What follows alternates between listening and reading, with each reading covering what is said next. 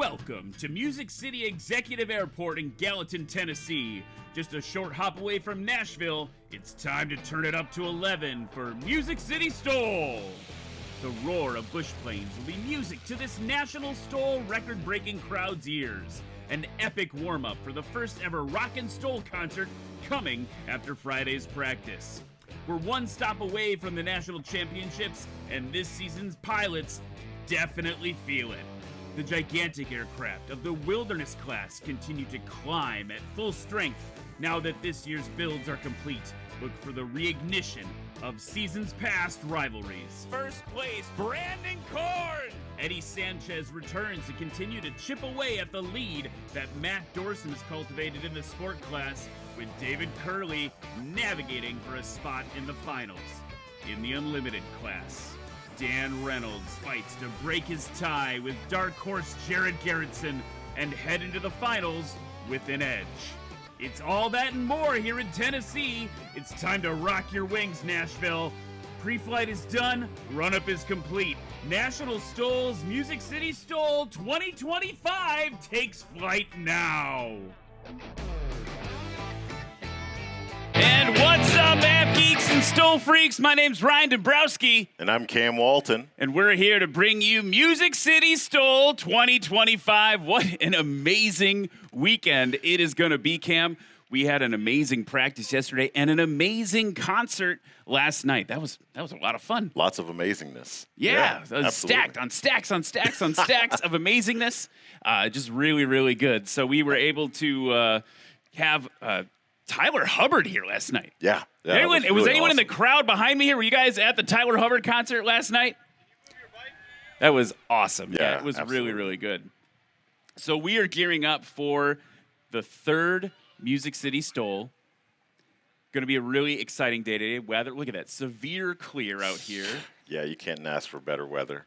Could use a little more wind, maybe? Yes. Wouldn't mind a little more wind on the nose of the airplanes, but we're getting ready for it there. If you're following along at home, we are at X-Ray, November X-Ray on your schedule. It's Music City Executive in Gallatin, Tennessee. And we've got a huge crowd forming up behind us right now. We're operating on this grass between the runway and the taxiway here. It's kind of an unofficial grass strip. Yeah, absolutely. But it's really beautifully cut down. Got a cool logo there, Brower, bringing us the field here. We really appreciate them. We're just down the road from Nashville, Tennessee. Absolutely. We're north of Nashville, so it's really cool. Up the road. Yeah, up the road. Yeah. It was a nice drive in for the trailer and everything. I had a good time. Made it safely. We got everything set up. We're here. It's happening. It's going to be really, really good today. We've got a lot of cool matchups that Cam and I will explain to you as we go through everything today. A couple other things we want to let you know. We're being simulcast on Live Air Show TV right now. That's really cool. Thank you to the Live Air Show TV family for letting us bring STOL to their air show audience. Also, all throughout the day, folks, nationalstol.com/vote. That's nationalstol.com/vote. You can vote for your favorite pilot. Yes. So unfortunately, can't be us. But can't be us. Yeah, we're not in there. You can't vote for us, but I know you would because you all love us so much. Cool matchups to watch for today. You got the Wilderness class, kind of the triumphant return of a lot of pilots after their airplanes have been built and manufactured this season. That's really cool. We're seeing that develop. We've got a huge matchup between 170s and Huskies in the Backcountry class, and sport class, adventure class, also really, really tight. And then, of course, at the end of the day, the unlimited class. Ooh, yeah. Woo, we got Jared Garrettson. He's like the dark horse showing up to unseat all the kind of legends of STOL. And Dan Reynolds is here to hold maybe the flag for the old guard, keep everything cooking there. So it's going to be a really exciting day.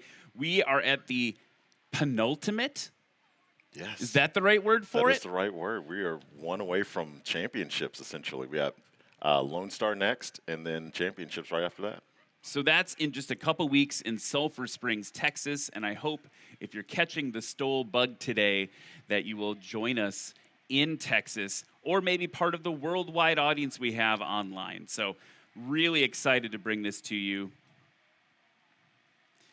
Want to give a big thanks to our friends Chad and LaShawna, the whole Music City STOL Planning Committee, and the City of Gallatin for bringing us back again this third year. And we had a great concert last night. They brought that all together. It takes a village to put something like this on, and we cannot thank you enough, Gallatin, for hosting us. It has been just a true pleasure, and we can't wait to be back next year for even more STOL action. Kids, you can go to the National STOL merch booth in a little bit and build a paper airplane for competition after the sport class. Okay. That's going to heat up, too. Yeah. So it's just going to be tons and tons of fun, exciting airplane things all day today. You can see we got the pilots for the first class already fired up. Folks, now, if you could please rise for a prayer and the national anthem.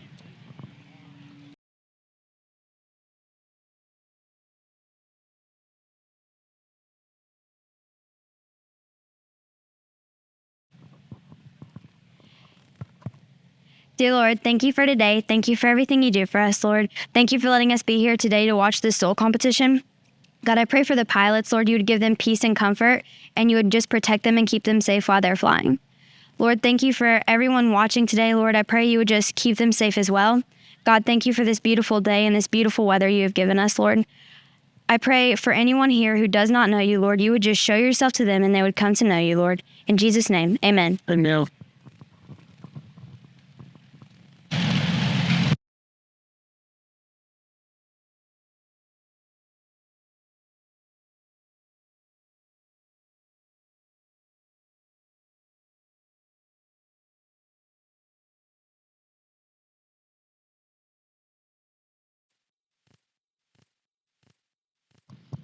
Please observe a moment of silence for those who have fallen and protected this great land.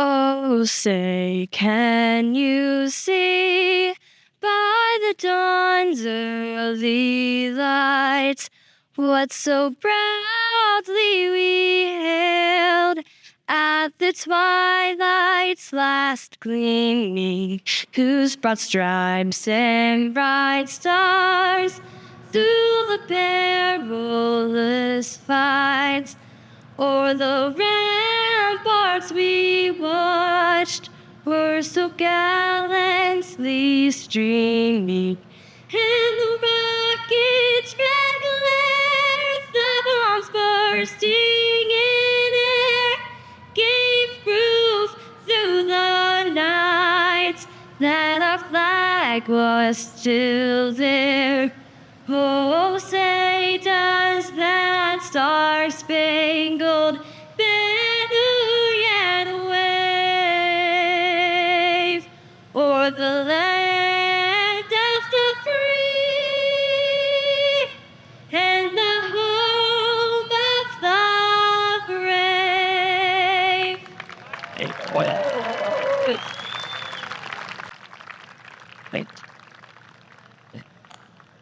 And now, folks, look to the sky to your right. Smoke on!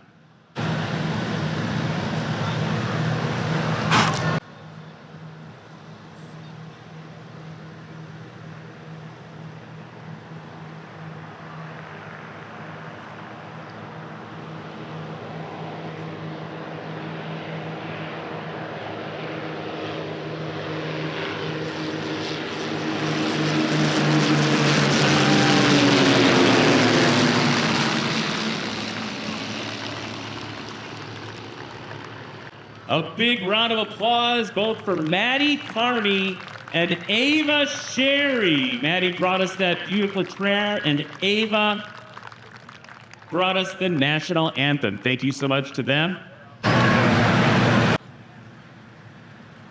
What a formation. Yeah, some Swifts and some RVs. That's tight. That was a tight formation. It's really nice. Some rare airplanes. So, folks, we're ready to gear up. We've got so much in store for you today here at Music City Executive.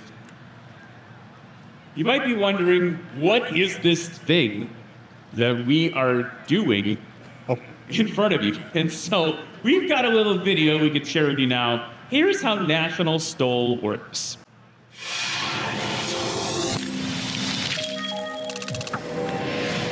Erickson. Takeoff and landing competitions are simple. We have the pilots here competing in separate classes to get the lowest score possible. As you see behind me, we have the start-finish line. So let's start with the takeoff. This runway is marked with a start-finish line. And as a competitor parks their main gear on the line, they apply power and position their aircraft to get off the ground as soon as possible.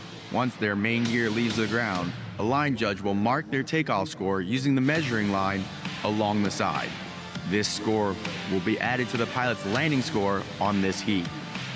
The landing is in two parts. It's either over the line and counted, or if the pilot's main gear touches down before the line, or even touches the line, this heat score is scratched and results on a landing disqualification, and the pilot will have to rely on another takeoff and landing score to get them on the podium. A quick look at our aircraft shows we have two types of landing gear: tricycle and tail draggers. On the tail dragger aircraft, the score is marked from the two main wheels toward the front of the airplane. And for tricycle landing gear, the score is marked by the two main gear in the rear of the aircraft. It's a fierce competition out here, but at the end of the day, it's all about building better and safer pilots in the skies. It's a great day for STOL competitions. Let's get it started.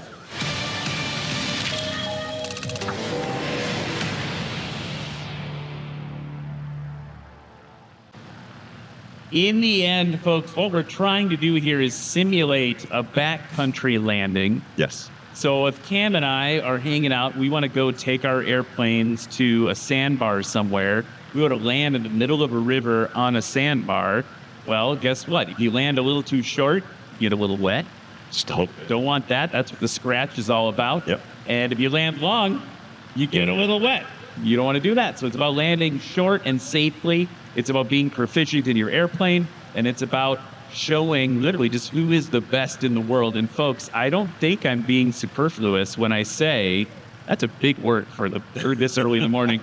I don't think I'm exaggerating when I say that you have some of the world's best STOL pilots flying for you here in Gallatin, Tennessee this weekend. And you're going to see some of them in this first class. We're going to start things up with the backcountry class. You're going to see some aircraft like the venerable Cessna 172. You're also going to see Huskies, Aviat Huskies. You're going to see right in the front there a Decathlon, an airplane that's normally made to be upside down, competing as well. I'm actually really excited to see that happen. So you're going to see a lot of it's not going to go upside down, but I'm excited to see what this airplane does flying in STOL. So that's going to be really good. So that's coming to you in just a second in the backcountry class. Wondering about, Cam, what do you think about these first matchups in the backcountry class? I think we're about to see some excitement. Like you said, the decathlon is not something that you're normally accustomed to seeing in the backcountry, and it's paired with two airplanes that are. And I mean, I am super excited to see what is about to happen. But the Husky is piloted by the one of the founders of this competition. So yeah, that's true. I mean, there might be a little extra in there for him. So check out this backcountry class. It's going to be spread over two heats.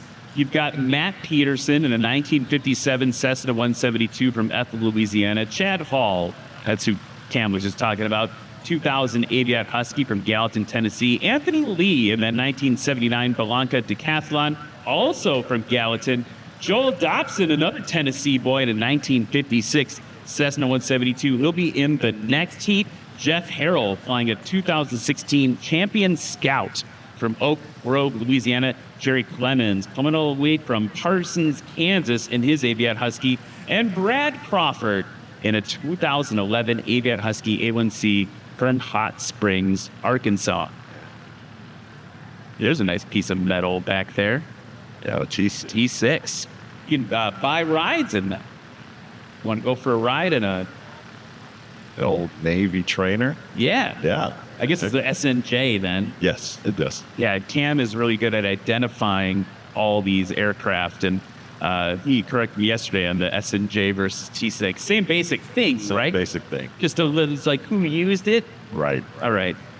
I'm working on my education over here on warbirds. Now, folks, it's time to introduce this first heat of the backcountry class to you.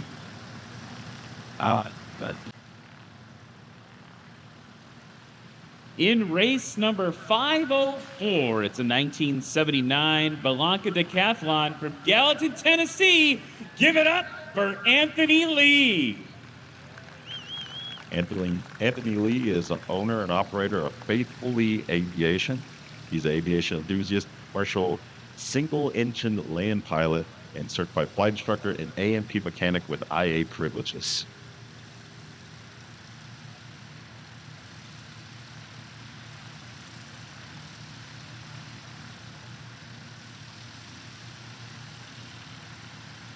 And Anthony Lee, we were talking about yesterday, flying a plane that's made to take loops and rolls, maybe not the best plane for STOL, but he's definitely using it. You're going to be really impressed with what he can do with it. Next up, race number 134, a 2000 Aviat Husky AYB from Gallatin, Tennessee, our host, Chad Hall. Chad Hall's an aviation enthusiast and father of three, married to his high school sweetheart, Lashana, co-owner of several small businesses and active in the GA and at General Aviation. He lives in Tennessee. And last in this heat, race number 42. It's a 1957 Cessna 172 from Ethel, Louisiana. Give it up for the Colonel, Matt Peterson. Matt Peterson is a retired Army colonel who lives his best life. He recently converted that 172 from a nose dragger to a tail dragger, and we were excited to see him here today. Second competition for Matt Peterson with the tail dragger configuration. Yeah, and engine as well. So he's got a lot more power than he did last season. He's got a new wheel configuration. That's a substantial enough switch, folks, that when you are flying an airplane that's got the little wheel in the front, like a traditional, they call it conventional gear when it's a tail wheel. Yep. But the tail wheel is when the little wheel is in the back, nose wheel is when the little wheel is in the front. When you switch from nose wheel to tail wheel, you actually have to go get additional training on aircraft control. And Matt Peterson's putting that training. Ooh, that's nice for style points there. Yeah.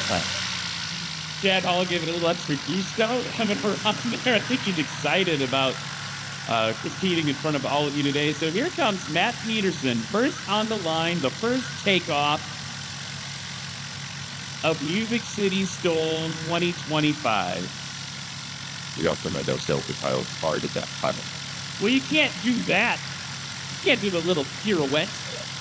Yes. Yeah, not none of those aircrafts.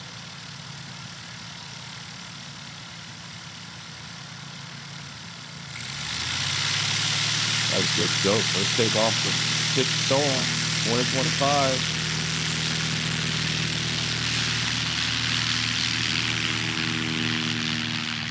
Full throttle there, building up some speed, and Matt Peterson is off. Notice he doesn't have a lot to work with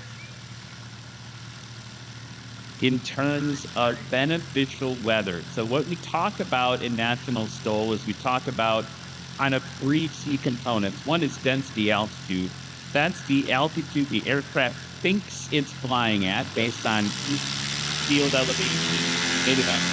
That's not as much what thankfully is. Altitude low. Here goes Chad Hall. Very well there for Chad Hall. Wow. That component of density altitude, not as much of a factor today. Wind, though. National STOL is almost always the story is wind, and our pilots would love to have a little bit more on the nose. Right now, if you look at the windsock, that orange cone-looking thing, off in the distance, it's actually showing a tiny bit of tailwind to these aircraft. So not helping them at all getting Definitely. He's going to have longer takeoff rolls for takeoff and landing. Longer rolls for takeoff and landing. It's going to be interesting. Even if it's a 5-knot tailwind, that's substantial. Yeah, it pushes you quite far down the runway. I've always been very surprised when I'm flying. If I have a little bit of a tailwind, I'll be like, I'm in a nose gear airplane. It's fine. And then you're like, well, I went a lot further than I normally do. There's a reason why you try to land into the wind, why aircraft carriers point their nose into the wind. Exactly. That's what we're really doing. We're simulating carrier landings today. They really are. Yeah, I mean, this is some very good naval landings here in Sound. Folks, as we gear up for competition today, make sure you visit the merch booth, the vendor booths, the food trucks, all those people that have come to Music City Executive to make sure that you have a great time. You want to make sure you're well fed, well hydrated. Throw on some sunscreen too. That's always a good idea. Here comes Matt Peterson now on the right, settling down for the first landing of competition today.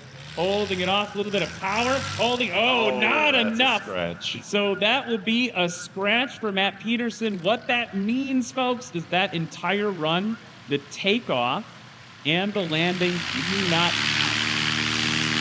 We had a 200 takeoff combined with a scratch. He's not yet on the board. To your right now, Chad Hall coming in with a 219-foot takeoff.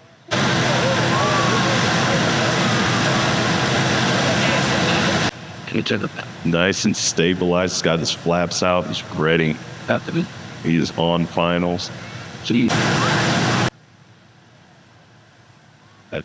that how his pitch up jump a little bit. Gonna modulate the throttle and get right over the line. Woo-wee! We're on the board here at Music City STOL. And what a great thing for Chad Hall. With his wife and his whole team brings this thing together for him to be the first one on the board. So that is going to be good. He's going to be in first place with a combined score of 445 feet. It's a good 19-foot takeoff and a 226-foot landing. Anthony Lee now. Woo! Accurate. Well done for Anthony Lee. He's got that stick full back, right in his lap, trying to keep that tail down. Just a little bit past 300 feet. That is an awesome landing for a decathlon. And it's a plane that has a symmetrical wing, so it's not really meant to land short like we've been talking about. So that is the first run, and heading into the second one, Chad Hall currently in first place with 445. Anthony Lee in second with 826. But after these three planes finish their three runs, the remaining four in backcountry class have to come out and play. And I don't want to spoil anything, but man, they've got their work cut out for them coming in. There's a lot of competition in this class. Heavy hitters coming up in the next team. Some well-known veterans in the sport. While they taxi back, folks, kids, if you want to build a paper airplane at the merch booth, go to the National STOL merch booth. There's a paper airplane competition after sport class a little bit later today. So go build a paper airplane. We want to see your best design.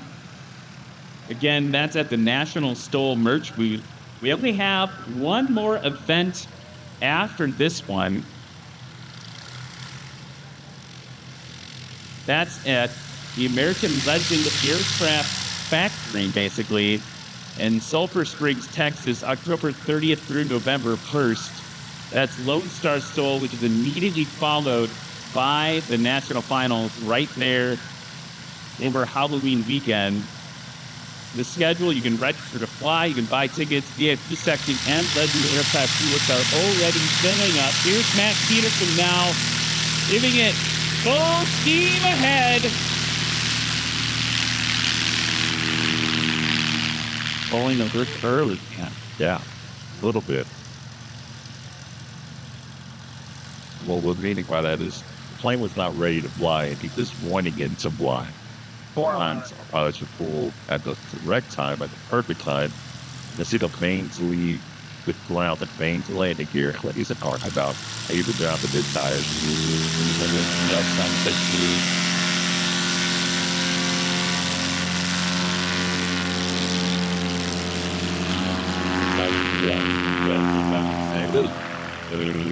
Yeah, I heard some applause in the crowd for that one. Absolutely well done by Chad Hall there. Next are aerobatic aircraft here to play STOL game. Which take note of his aircraft right now. Jeff Harrell is actually has a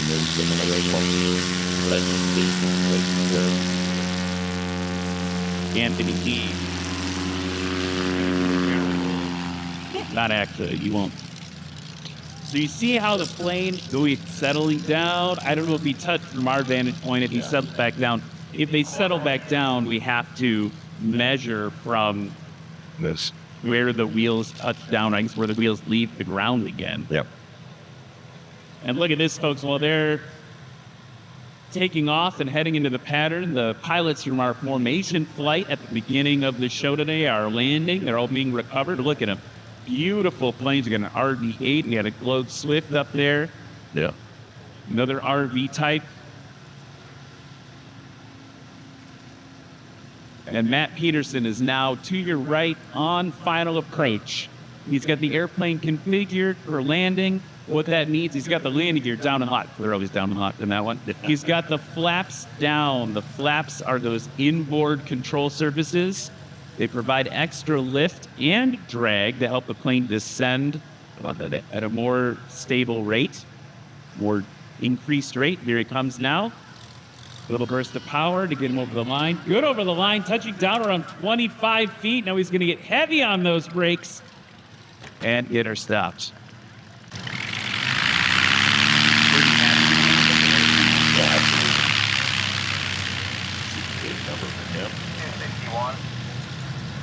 That's 261 on that landing for Matt Peterson, paired with a 411-foot takeoff.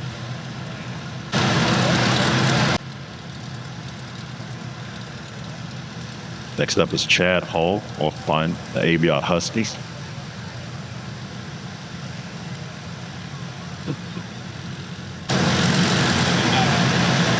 That is flaps down as well. The low power regime. Mike here, modulate the throttle just a little bit to get over the line. He's taking that low and slow approach. Yeah, short burst of power. Easy over the line. And look quite short there. Oh, yeah. It didn't stop. Yeah, I'm not really good. Little bouncy. Wakey there. Use the uppy down.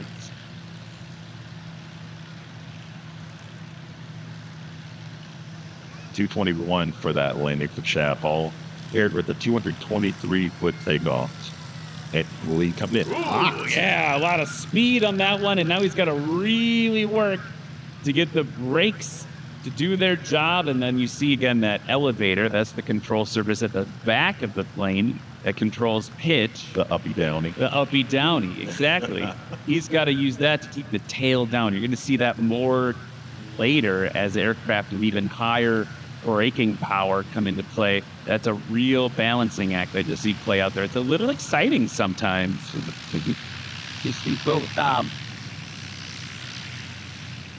So Anthony said that the Kaplan later on in the backcountry class, you're going to see Jeff Harrell in a American Champion Scout, which is essentially the same fuselage or fan wing, but it has the pulpit. I'm going to say the pulpit wing. It's not a symmetrical wing for aerobatics. It's a conventional wing that is a little bit longer as well. It's a little bit wider on both ends. So you'll see a purposely built Aronta or Volanta or American Champion, whatever you're going to say, aircraft later on in this class. Pat Peterson just rides a working runway right now. He's having a good time.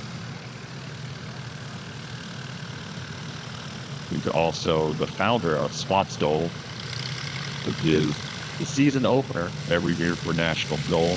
Put out the Phoenix League in Anna, and they'll have a blast out there. St. Luke, you speak for right now.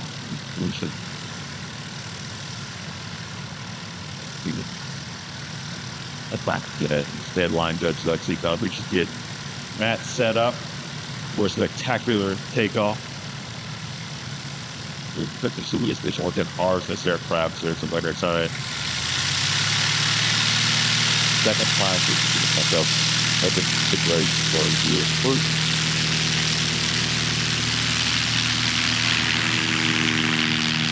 He does something. And I'm not really ready to fly. You saw him having to work a little directional control too there. Yeah. Almost, I don't know if it's actually that way from our vantage point, like a little lip. Yeah. It's actually, did a little ramp takeoff there at the end there. So that was going to be longer than maybe he would have liked. But again, second time out with a new aircraft configuration. And with the rear quarter tailwind, not to mistake, at 528 feet, Matt Peterson, the Chad Hall, right in ground effect. Get out of ground effect. This is cheap. Look correct speed with that. Of these three pilots, Matt Peterson is the only one on the board with 2025 season points. He's currently in 11th place overall this season. Decathlon, so good to get that little jump there. I don't know, maybe it is a little jump over there. Yeah, I think there might be a little elevation, a little ramp for them to use. I want to be clear, Matt Peterson being at 11th is actually totally normal when you spend most of the season wrenching on the plane. Yes. The engine was off, the tail wheel conversion. He's only had, I think, one event, right? Like one or two events this season. Yeah. He was at STOL at the beginning. Yep. And then Oklahoma. So this is his third event of the year. And so, no shade on Matt based on those points, just coming out only a handful of times this year while he's working on the plane. Speaking of that, he is on the right again, coming in for landing.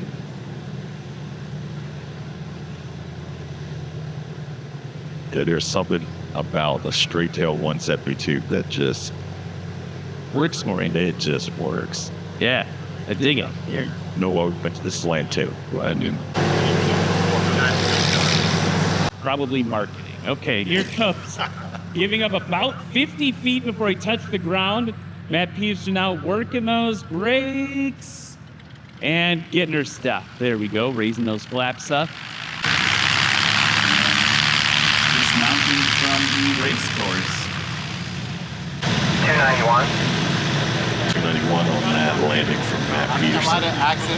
Compared to the 528-foot takeoff. Chad Hall based a final now. That's that corner of the traffic pattern where he goes from turning left in this case to left again, facing down the runway. He's getting nice and settled in as well, slowing that airplane down. Broke on it. So, like, I just pan out the back end. Where's the power to keep them up?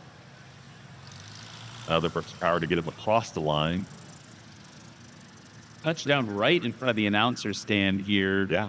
Maybe 47 feet, so his distance, his landing distance, imagine it's 47 feet on it. Yep. That's what he's working with from a skills perspective on getting the airplane stopped. He's just got to be a little more accurate with it. Right behind him now, our decathlon coming in.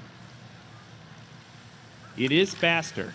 Right? You It's got to be. You mentioned it last or yesterday that his approach speed is His stall speed is Chad Hall's approach speed. okay. There we go. So what that means in the crowd is that if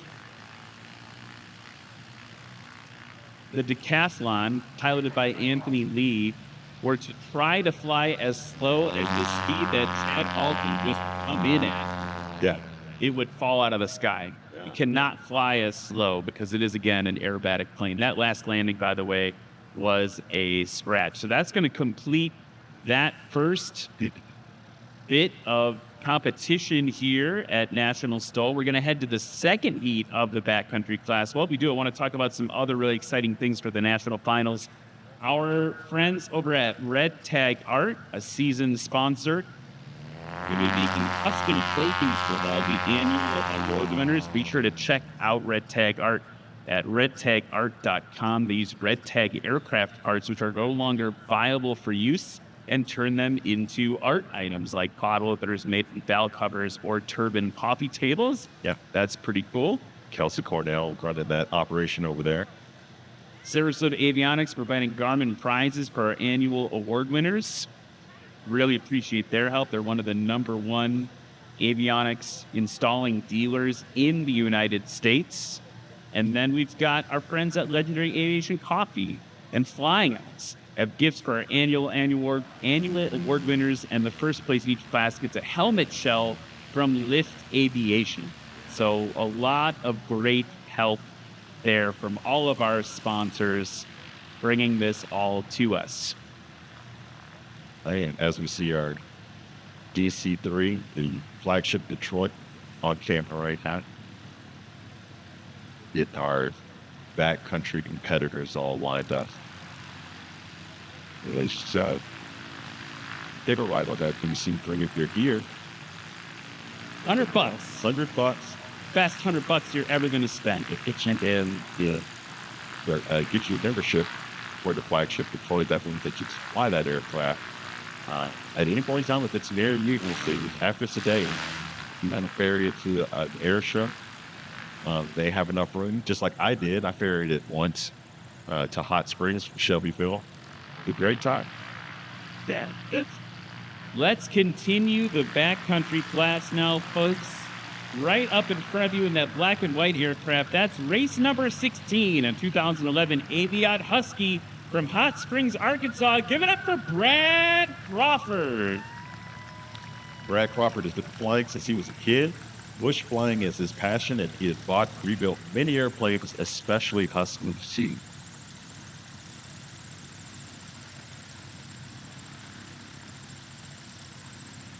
Brad had a really exciting practice session yesterday. Yes, We'll see if he keeps it exciting for us again today. Next up, folks, in race number 17 from Wichita, Kansas, a 2008 Aviat Husky A1C. Give it up for Jerry Clemens. Jerry flies a 2008 Husky A1C. The head number D. Showing off there, Jerry Clemens. Don't forget a reverse stick prop on that aircraft, but that aircraft is also known as Delta G. See by the N number on the side.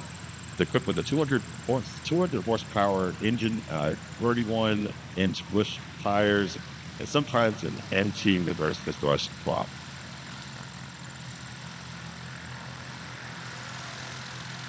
Next up, in race number 19, from Oak Grove, Louisiana, 2016 American Champion Scout. Give it up for Jeff Harrell. Jeff Harrell is 51 years old, flying an Air Tractor 802, gaining about 700 hours per season. The Air Tractor is an ag aircraft. He loves taking the Scout out and landing on the Mississippi River sandbars. It's his favorite place to fly down West Arkansas.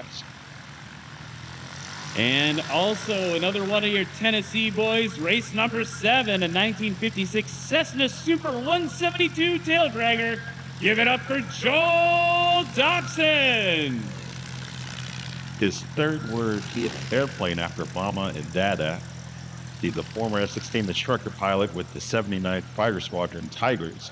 And he aggressive one.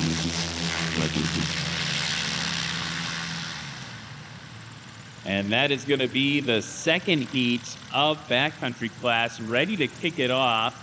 We have a very special guest, honored guest joining us in the booth right now. We interviewed you last time. We've got Mayor Page Brown here, I should say. We interviewed you last year. We're back again for another year. And then you and I got to hang out at the concert last night. How you enjoying your weekend, Mayor? Oh man, it is so much fun. And I'm not special. The people putting this on are special. You're special. The people that participated last night, the volunteers and the attendees. So glad that this is happening in Gallatin, and it's tremendous to see how it's grown over the years. Awesome. Thank you so much for having us. Yeah. Are you a pilot yourself? Heavens no. Heavens no. How do we fix that, Mayor? Yeah, you should come. Well, I'm not opposed. But I have a dear cousin who is a pilot and has been involved down here for a lot of years. I mean, decades. And know a lot of people that do love this airport. A lot of people that fly for a living and fly for fun. And I know how important that this airport is, not just to the people who appreciate, enjoy, and pursue education in aviation, but to our community too. It's tremendous. It really seems like it provides a lot of value. We've got jets flying in and out all the time. Yeah. We're just up the road from Nashville. Can you talk to me a little bit about what that economic impact is for the community? Well, this used to be just kind of an airport where a lot of hobbyists used it.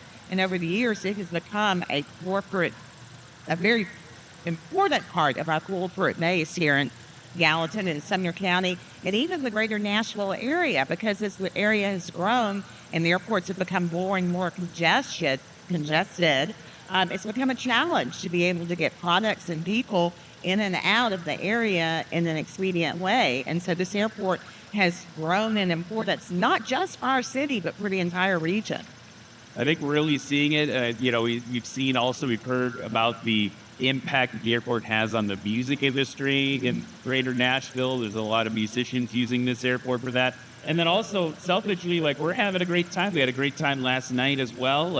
It's just a great focus for the community right here to have this resource. I was telling Karen, the lady who organizes the National STOL event, how much I love having this here and the people that it brings who are enthusiasts and expert flyers and really, really well-equipped pilots to kind of participate.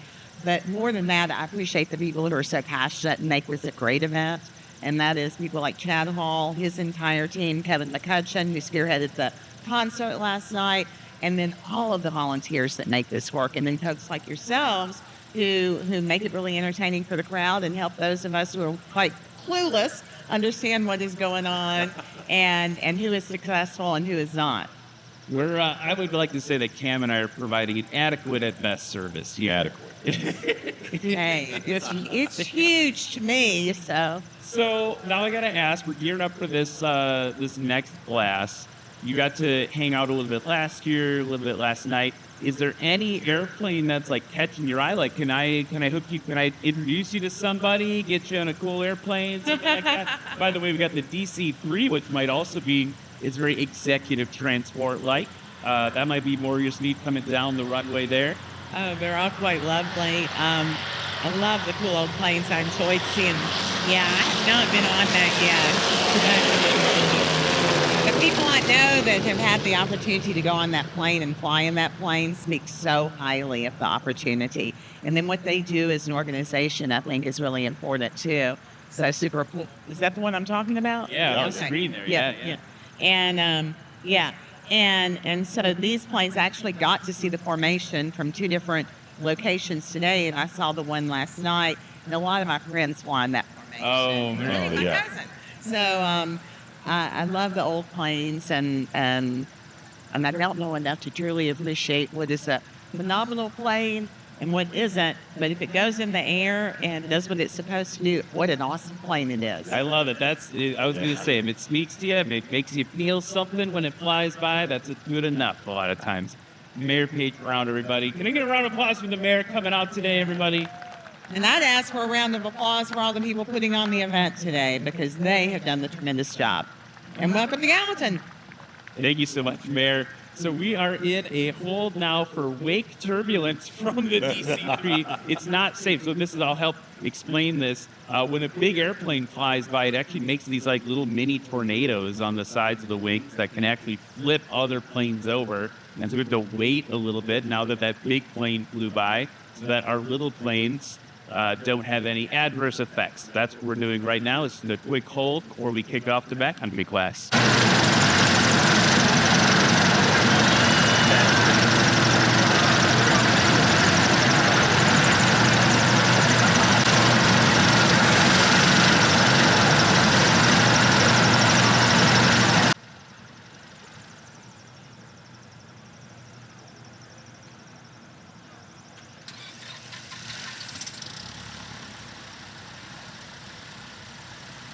And we've got our engines fired up again here in Gallatin. And I was just speaking to the mayor as she said goodbye. And obviously, don't forget to visit. If you're new to Gallatin, like we were a couple of years ago, great downtown, nice, cute little downtown square. Got a lot of folks that can bring in really nice things if you're new to this subject. So, Joel Dobson now, full throttle in the 172.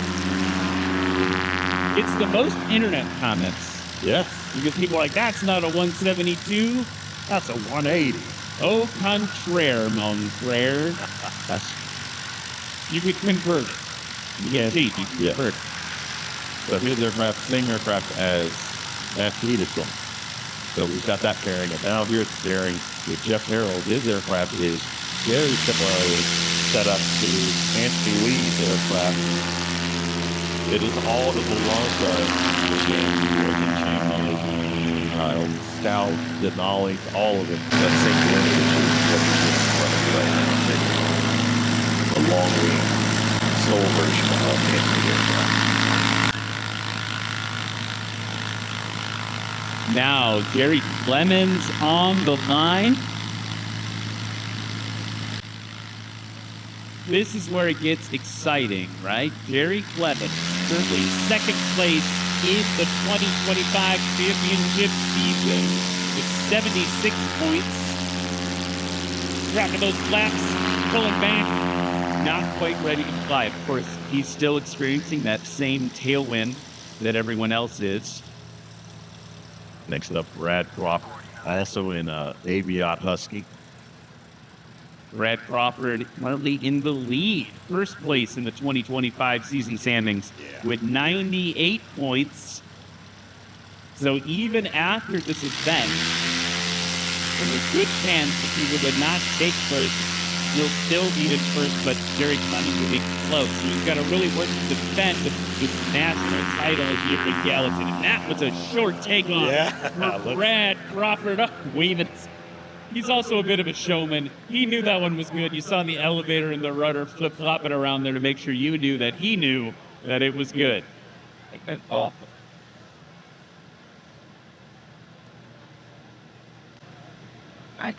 A win for a pilots to come back. You know, Jerry Clemens is the owner and operator of a certain sponsor of ours, right? That's true. Yeah. Clemens Insurance, the most affordable and best insurance coverage available, maintaining the highest standards of excellence. I'm a customer. Yeah. I mean, like, I have nothing to say but great things for Clemens Insurance. Bill Dobson holding it off there. Gave up about 25 feet. He's going to get it down and stopped. And that, you saw him fighting a little bit against, I think it's like against the lack of the headwind, right? Like, normally he wants a little wind pushing him into the air, and it wasn't there for him. And we saw him kind of like getting a little unstable, nothing he can't handle, but just it wasn't quite there for him the way the air normally is. Here comes Jeff Harrell now. Burst of power, trying to line it up on that line. Good over the line. Yeah.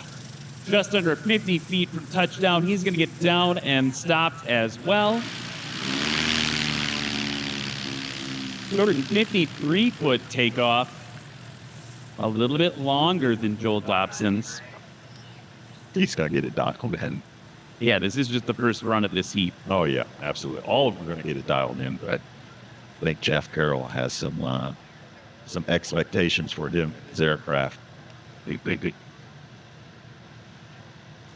Low to the right, see Jerry Clemens. Flaps deployed, no, it's high.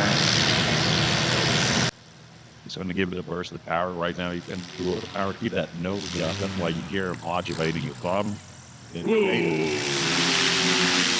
is short. Yeah. For Jerry Clemens, that was real close to the line, and then heavy on that reverse pitch propeller, pushing the air forward, braking just like an airliner. That was expertly done. All right, next up, Brad Crawford. That was, we just went to the replay there, real quick interjection. It looks like it's still, call still stands as good. Okay. The Arkansas boy, Hot Springs Arkansas, Brad Crawford, bringing it over the line.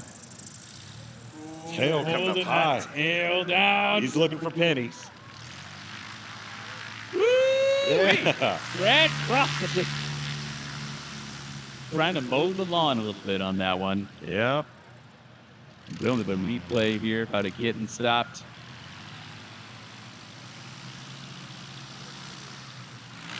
So where did we snail? We've got a bunch of snake-ups. Now that the second team's up, here comes Brad showing off a little bit. Yeah.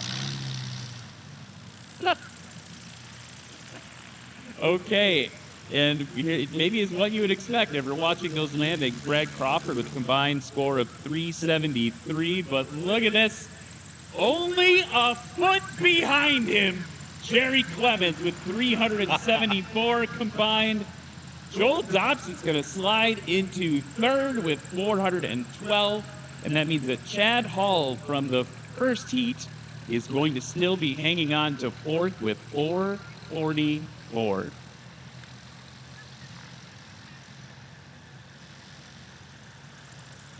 That is good.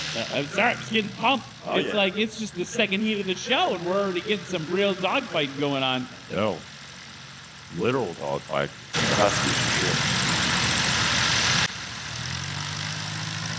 Joel Dobson also on the leaderboard nationally. He's in 8th place. I think that's a function of not making as many events there as some of the others. Jeff Harrell behind him, currently in 6th place in the national scene. Here comes Joel with Foxy. The awards giving High place showman awards at Oshkosh just for being there. It's a beautiful aircraft. Excellent. Here's the Gamebird, a G1 aircraft made in Northwest Arkansas. Well, that was cool. heck yeah.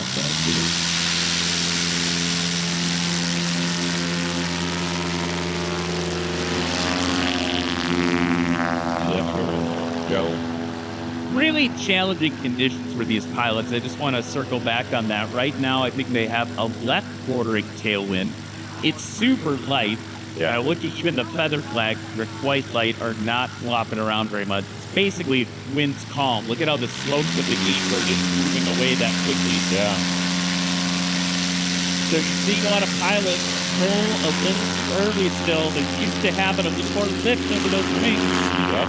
Even someone like Jerry Clemens, right? Like someone who's got a lot of time in that plane, competes almost every event, pulling a little too early, just not very favorable conditions for them.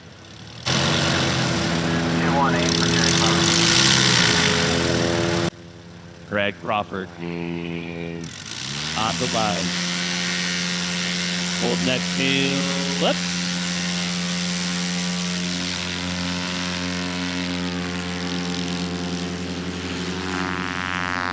Oh, yeah. You got the right.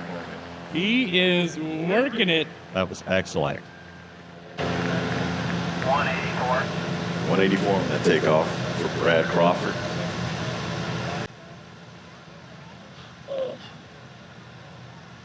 While Joel Dobson comes in, I want to thank our friends at ICOM Radios for the radios that our team is using and the shirts. You see all the yellow shirts the line judges wear to help increase safety.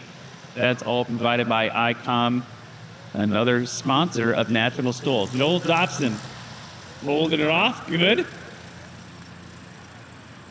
Good across the line. Good. Nice stop. Getting a little more aggressive with the mic. Yeah, a lot of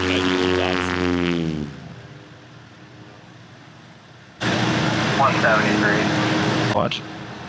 There's 173. Yes, sir. Yes, sir. Jeff Harrell next. And then the longest scout.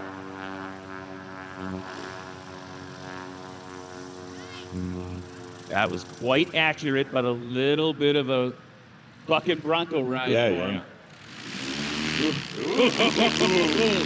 He was right on the edge there and used a little bit of burst of throttle. What that does is it gives a little wind over those tail controls, the elevator in particular, and makes it effective again. So you can actually kind of like affect physics yourself. Yeah, you can have some authority. Yeah. Jerry Clemens low and to your right.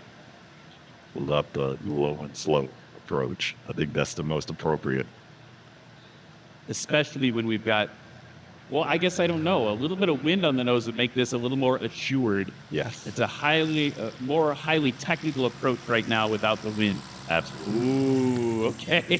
That was really cool. We're using the reverse thrust to get it stopped even shorter. See how the replay, singing. Yeah, he's careful line. And it's okay if the tail wheel touches early. Or touches first. That's not a problem. That is going to be a gauntlet dropped by Jerry Clemens. He is now in first place ahead of Brad Crawford with a combined score of 353. He's up by 20 feet. Here's the Elmer's power to get over the line. Ooh, fucking Bronco for real. That got a lot of attention from the crowd. He was really accurately placed. That tail high. He's a master of it. Coming in as a scratch on replay. So Brad Crawford, look at that right main there on the replay, touching down. Dang. So that does not count. So he is still going to be in second place behind Jerry Clemens by about 20 feet. Third place is going to be Joel Dobson with a combined score of 412. Jeff Harrell now up into fourth, by the way, with 443.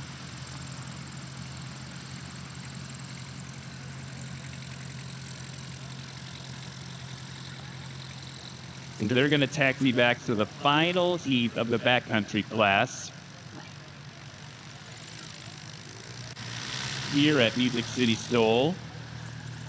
And just to give you a quick rundown again of those season standings, as of Oklahoma STOL, which was the last event we were at, Brad Crawford currently in first place with 98 points, Jerry Clemens in second with 76 points, and John Jughead Council tied with Austin Clemens with 50 points each. Wow. I think what we're going to see after today, we're going to see kind of the fourth through 14th section shake up a fair amount. We'll see if Jerry and Brad trade places or not. Bill Dobson holding on the line there. We've got a large aircraft taxiing down the hard surface. It looks like a King Air. I guess like a C9 King Air. The cool thing about how knowledgeable you are, Cam, is that you could say anything and I would believe it. You're like an encyclopedia of aeronautical knowledge. I mean, definitely. I said these things. I mean, I would have guessed a King Air. Oh, yeah. But I would have guessed a King Air like, yes. Oh, yeah. Oh, yeah, I got You need to get a little closer. But I guess as I think about it out loud, there's not a lot of twin engine turboprop planes. It's only a handful, right? So you're probably going to narrow it down soon. All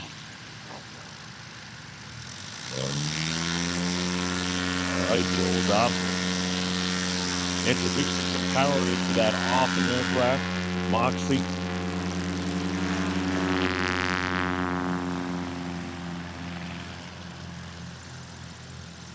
Settling down a little bit there, but lowering the nose. I think it's a little counterintuitive for folks. Yeah.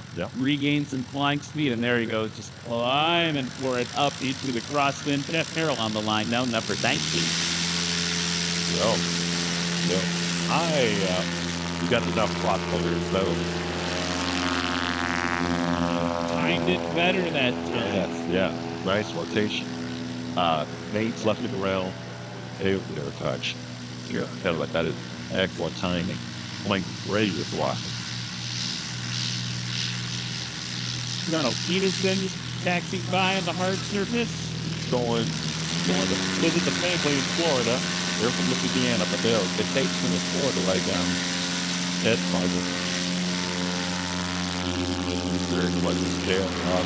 Look at how physical that was in the cockpit. And like he practically has his face in the instrument panel, and he's grabbing onto all the controls and yanking them back simultaneously to get into the sky.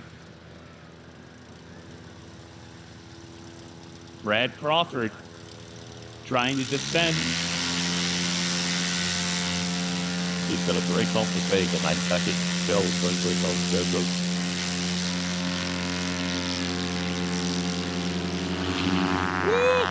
He's got those takeoffs figured out. I love the story of this. Brad Crawford kind of waltzed into, he's always been a national STOL competitor, but he waltzed into this season at Pinedale. It was like, hey, I decided I'm going to win. If it's looking like that might happen. Yeah, I love how you said he waltzed in, because he literally did. Joel Dobson good over the line. It's down the line.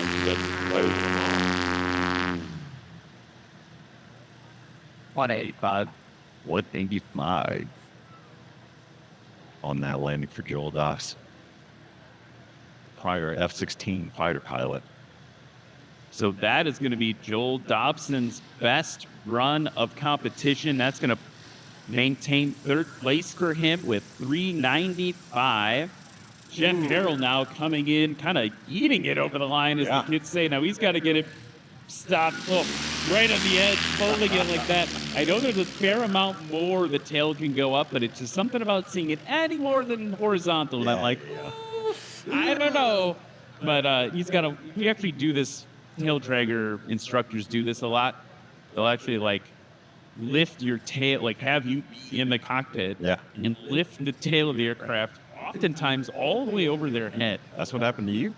And then you don't have the prop hitting the ground at all. Like that was spinning. You do this, and you're like, wow, I have a lot of room here. It definitely feels uncomfortable in the cockpit. Yeah, you're certainly trying to get that sight in here. That's you, the pilot. Go. Bursts of power to get him over the line. Reverse stitch to get him stopped. Oh, that was short. So what we're seeing right now is Brad Crawford is holding the line on the takeoffs, and Jerry Clemens is dropping it like it's hot on the landings. That was a combined score of 259 for Jerry Clemens. He is well out in front of Brad Crawford. Okay, yeah. Come on, Brad. Bring home the bacon. Bring it to Arkansas. Just like Arkansas is going to bring home a win today. Play at the Tennessee Bowl.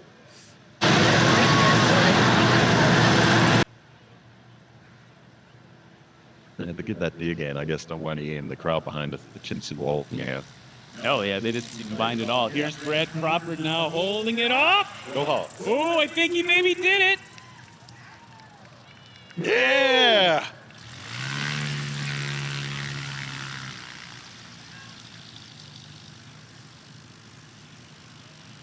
So we will wait for that score to come in, and we will reveal the dramatic conclusion of the backcountry class in just a few minutes. Hang on, folks. There's going to be even more STOL flying in just a few minutes.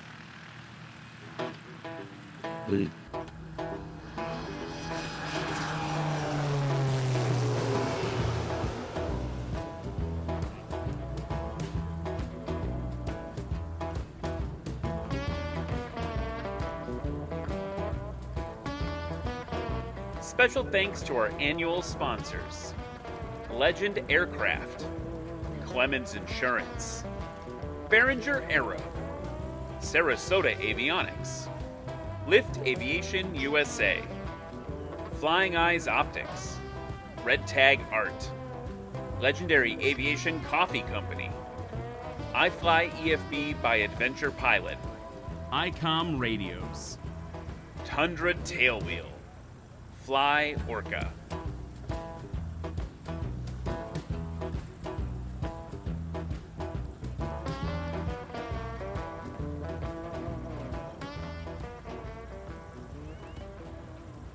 A special thanks to our local sponsors. Presenting sponsor, Volunteer State Bank. the city of Gallatin, Tennessee. Gallatin Economic Development. Destination Gallatin. Sumner County Tourism.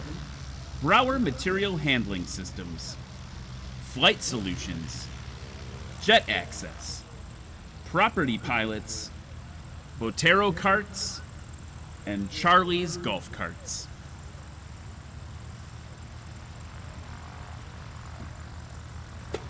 With a cup of coffee. What's Gallatin like? It's kind of like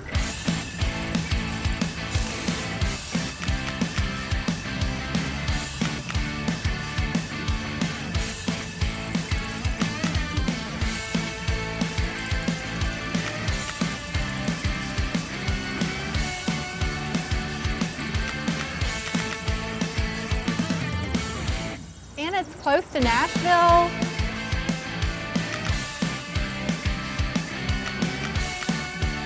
Yeah, but without all the and there's a ton of stuff to do.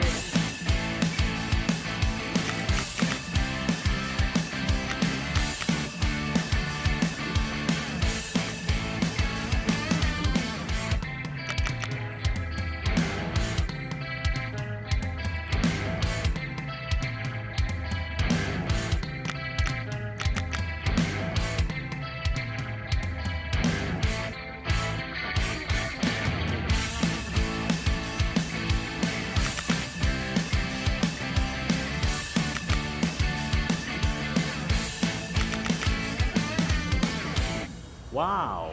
Yeah, you get it. And so does Gallatin.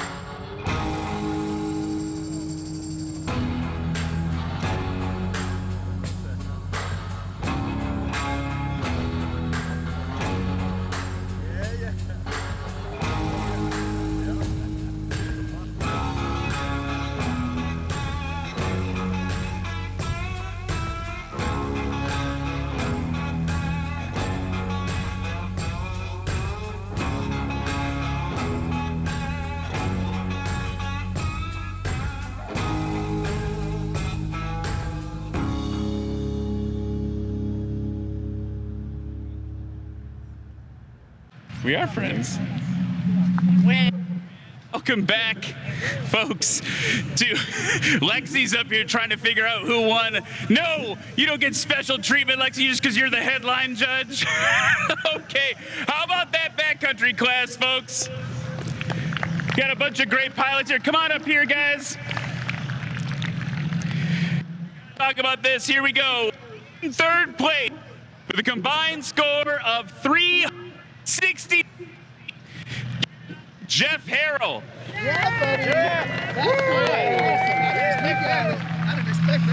With a combined score of 262 feet. Give it up for Brad Crawford.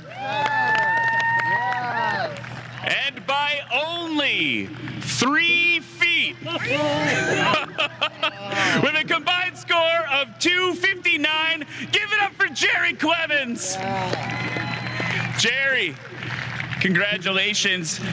I think you were saved on the second run by one of Brad's scratches and then you used it. You kind of dove in and got in there with a really solid one at the end. Did it feel really good as it looked? Well, we had a little headwind on the last one, which was really, really good. Just a little bit. And I was kind of upset with Lexi for scratching Brad on that one. Well, congratulations. Let's give it up for that backcountry class one more time. We'll be back with more STOL in just a minute.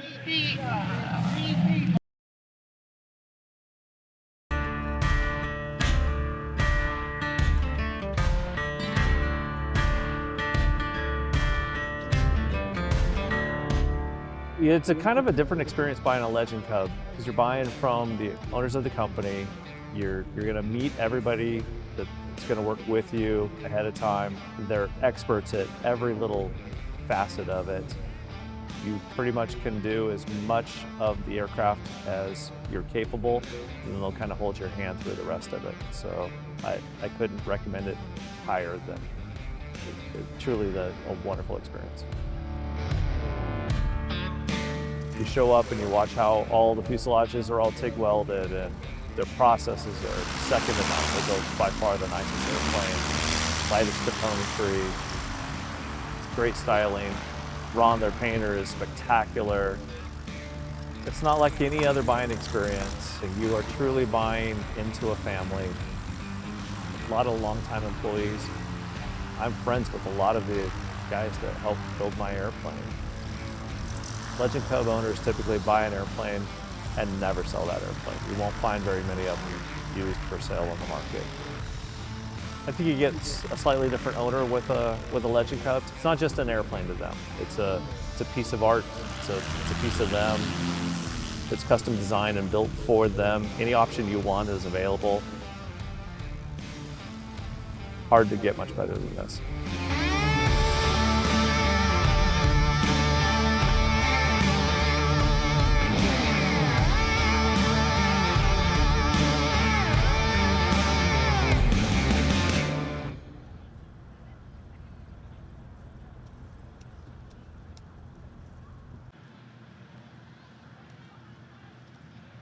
And welcome back to Gallatin, Tennessee at Music City STOL. We're about to get geared up for the rookie class and the vintage Cub class. Right now you're looking at Rand's S6 Coyote. Yeah, cool airplane. Very cool airplane. It's going to be exciting because a lot of these pilots, most of them have never competed with us before. That's why they are in the rookie class. Lift Aviation was so kind to donate a couple of helmets to us to allow the rookies to use. So maybe this is your first competition, or maybe you're in the crowd and you want to compete. So you get here, you compete, it might not be something for you.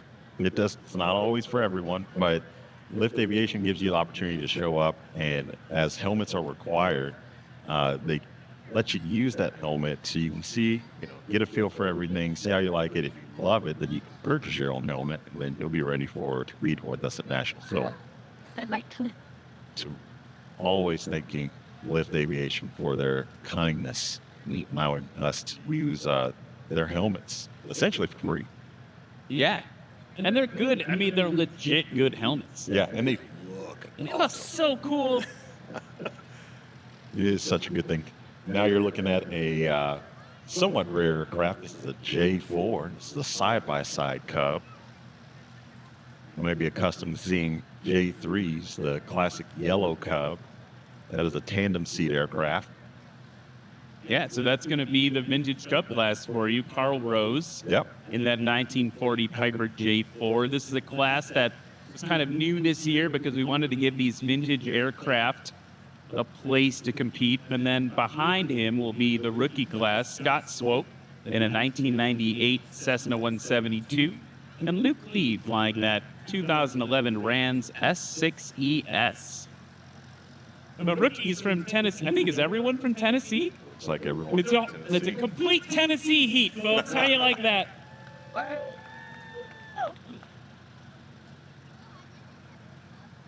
And what I love about this is you're going to see three very different airplanes flying together. So like Cam was talking about, you got the vintage Cub right in the front there. That's a really attainable aircraft. If you want to fly and just have fun, you can buy one of those for not a lot of dollar bucks. You can get into it for less than, or maybe the same as a nice SUV.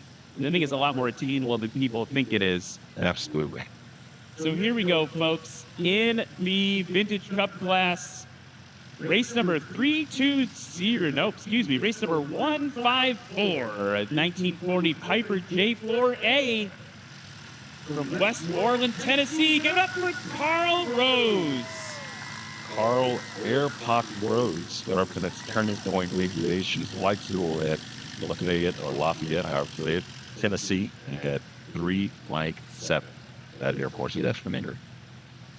Next up, race number 320, a 2011 Rans S6ES Coyote 2 from Jonesboro, Tennessee. Give it up for Luke Lee.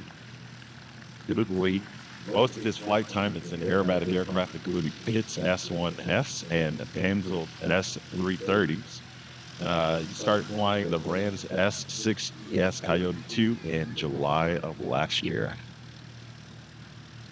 And in race number 124, a 1998 Cessna 172S from Gallatin, Tennessee. Give it up for Scott Swope. Scott Swope has a military background as a special missions aviator on an Ace-130J and the U.S. Air Force. It's a very awesome aircraft. And third, Bachelor of Science in Aviation, learning me first. And I love watching a Cessna 172 fly in National STOL. That's what I fly currently at home. And this is like the quintessential training aircraft. It's the kind of plane that if you go take flight lessons, you're probably going to learn in a Cessna 172, just like this one. And it's really cool to see that the humble 10,000 made, very common on sky cards, Cessna 172 can be used to fly in a STOL competition. And I think you're going to see it's more capable than you think it would be. Yep. It's going to be the more modernized version of what we saw with Matt Peterson and Bill Dopp. We talked about straight tails. Now you can see a slant tail, a modern tail, 172. Straight tail, that's it. You just like the aesthetics of it. So yeah, this is, yes. I mean, look at the differences over the years, right? Like now we've got it a little bit honkier, more modernized. There's a little swatter. It's got strobes on it. Yeah. It looks like the 90s. Yeah, I mean, for lack of a better way to describe it. Well, we got a nice logger, instrument panel in there, lots of glass. And here goes Scott. 180 horsepower, all full bore. And it does not want to fly yet. It does not want to fly yet. There we go, off the ramp. Yeah, it's a little ramp there. Like a ski ramp on an Indian aircraft. So now it feels like we do have a bit of a headwind. You look at that windsock over there. We've got a crosswind from the right for the pilots. Yep. But they do have some wind on the nose. One challenge to that 172, by the way, is that he's got electric flaps. Yes. He's got to, he's at the mercy of the electric motor, bringing them up and down at a certain speed. Here is Luke Lee in that Rand at 6.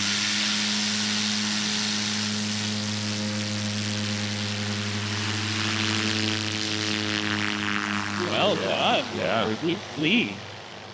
With a crosswind. Right. So Scott Swope is going to be 528 feet for his takeoff. Least number. It's going to be a second. 253 feet on that takeoff for his lead. And that's Carl Rhodes. Take 4. Get up to the line. Big difference here. We're now at about 85 horsepower. Yeah. And look at how much shorter it's going to take off. Yeah. Well done for Carl Rose.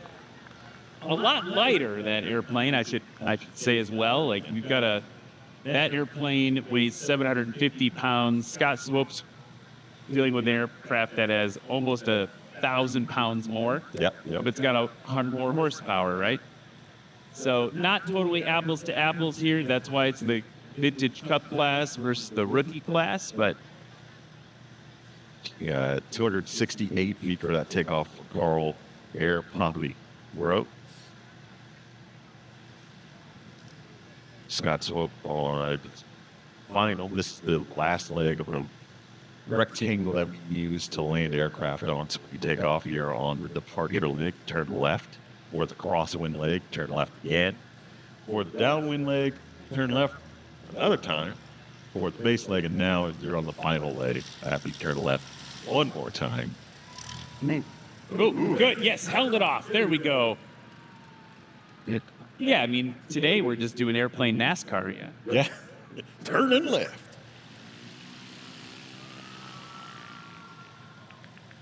See what the score comes in there for Scott Swope.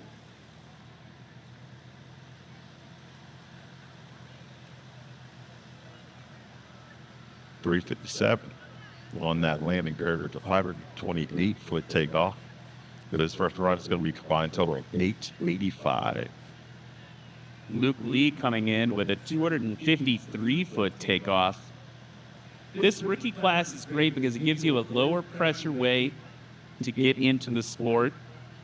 The only real rule from a season standings point is once you win the rookie class, you cannot compete in it anymore. Nope. Giving up about 125 feet, maybe a little bit more there for Luke Lee.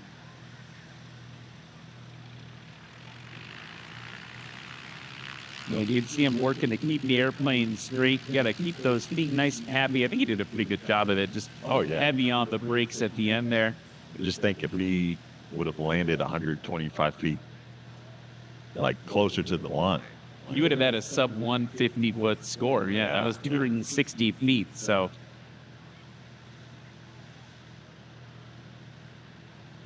Carl Williams. Take a look at the wind on the screen there, folks. You can see that the wind is almost coming right down the runway now. It's exactly what we need. And now we just need a little bit more of it. See Carl working that rudder right now. Since he's in a low speed regime, there's not a lot of air going over the ailerons in order to control the roll of the aircraft. He's going to scratch. Oh, man. Too short. So it's a delicate dance. Well, in final like that, like the higher you want to pitch the nose up, the more power you need to introduce to get off the ground. So it's kind of counterintuitive when you normally come in, just have enough power to get down to the runway. And now we're specialized in doing a spot landing competition, essentially gear landing, trying to get on the line. And the higher the nose goes at a lower speed, the more power it's going to have to introduce. So he might not have had enough power, so he scales whatever it's going to come on final like that. But over the years, a little bit more power. Or you'll see some of the pilots that are too high, they're going to just need a little bit of burst of power to keep them high enough to get over the line.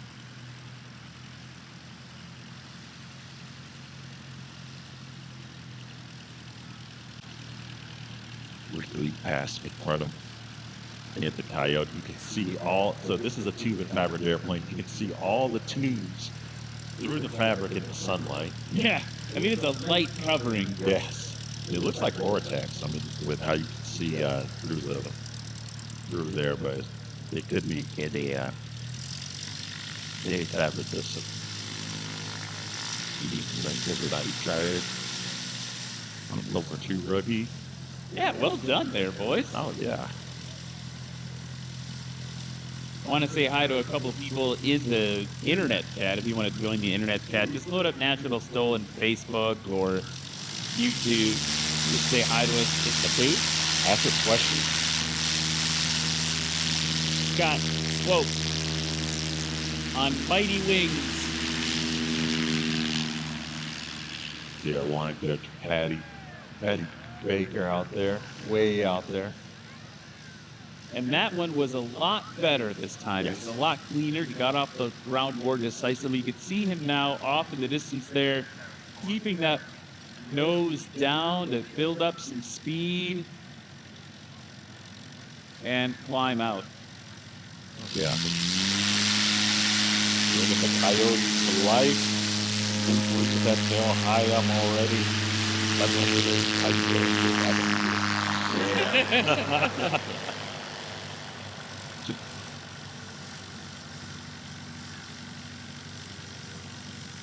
And our beautiful little tub.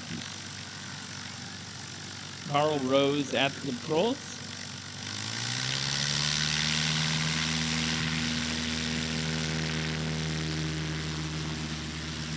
I love that it's a side-by-side, but it adds a stick. That was nice. Yes. Well done there. But it's got a stick at the controls. A lot of the side-by-side vintage airplanes switch over to yokes. Yeah. So in the chat, we got some people we got to say hi to. Sandy Trevino is here. Good morning, Sandy. Nice to have you in the chat. Hello. Katrina, one of our worldwide fans, is in the chat. An STOL pilot. She's here. And she's even been an STOL announcer with you. That's great. Yeah. So Katrina, so great to see you there, advocating for a chonker class, like ultra heavies, in the chat here. Also got Duncan Brady is in the chat saying, "How did I miss the announcement this was happening?" I guess he must be from Tennessee and wishing he was here in person. Other folks, Jason Harper's in the chat, LBR is in the chat. Hello to both you. Victor is here from Poland. Victor Wasser. It's great to see you again, sir. Very active chat right now. Yeah, the STOL community is keeping the chat alive a lot of times. What? Don't make Scott on the final leg on a plane heat.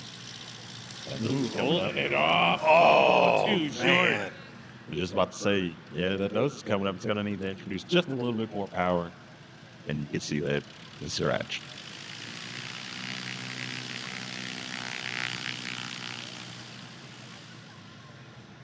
Next up, we'll run. The final leg, turning that corner. Good lead. An airplane you can almost see through. I love it. I mean, absolutely. The S6, I mean, it's super cool, right? This is like part of the pedigree of bush planes, experimental bush planes, as Brands had this ultralight aircraft. They needed a trainer. They built the S6. People were like, whoa, this thing's awesome for the backcountry. Can I sit behind the person instead of next to them? S7. Yeah. Here's the S6 now. Luke Lee gave up about 75 feet. Keeping that tail down. Nice.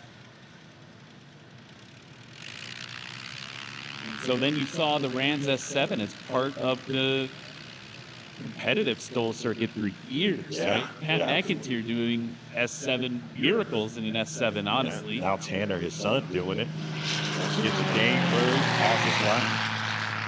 I feel like they're giving rides. Are they giving rides to prospective gamer buyers or something? Give me a ride. I need a ride in the game bird, please. Look at that. That's like a fighter plane ascent there. Okay, here we go. Here comes Carl.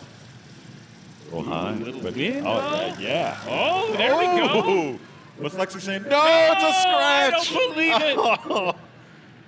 I thought it made it. Oh, yeah, it was beautiful. Oh, heartbreak for me personally. Let's go to the replay.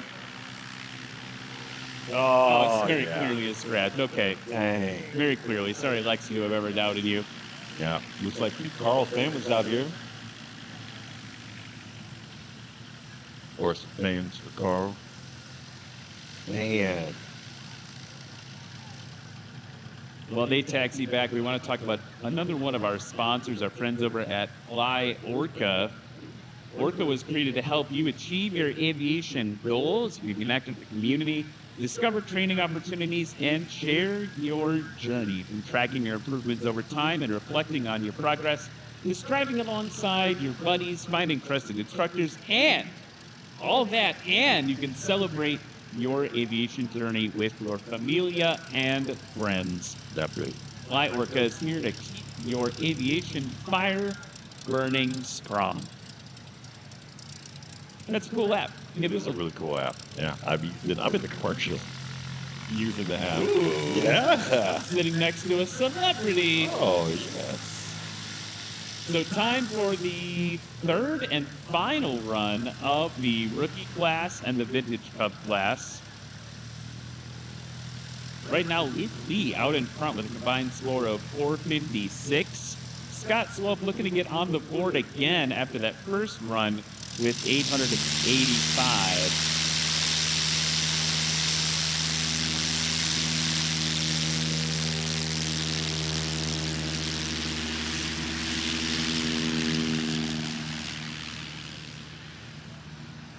The other ones that use regular fly It's going to keep it in ground effect. And so what Cam's talking about there with ground effect is that the airplane can actually make a little bit more lift closer to the ground. And so what you do is you pop the airplane off the ground and then stay there while you build up to your actual flying speed. Yep. And then climb out into like the normal air. Yeah. For lack of a better term. And so that's what we're describing when I say that. Here goes Lucy now.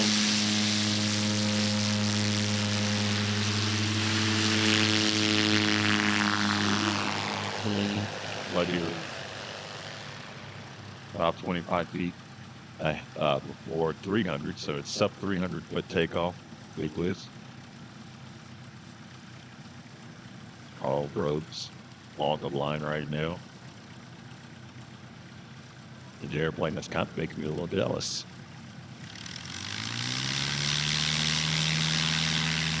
There we go. Tail lock. Not quite ready to fly just yet, but he's going to get off before 300 feet.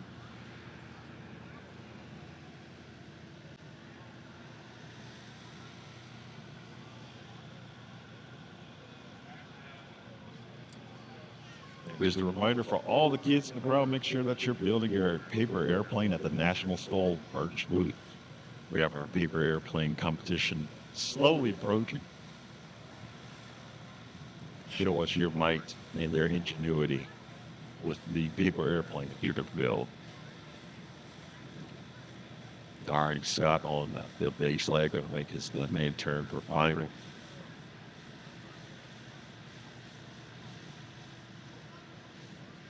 So I think we'll low approach in the 172, the trainer aircraft that you would probably fly if you were to sign up for a discovery flight.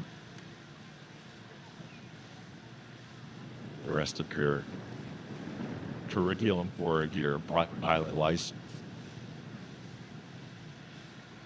Battling some wind right now. We've got a crosswind right now, so it's gonna have to put in those controls for that. Ooh! Oh no, it's a scratch. Oh man, that was- especially with all that wind coming down the pipe there for him. Yeah. I mean, yeah, he worked hard for it too. You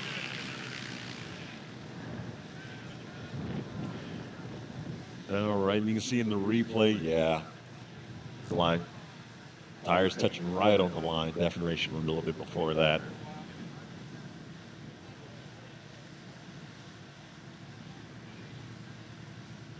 And all right, up next, Blue Boy.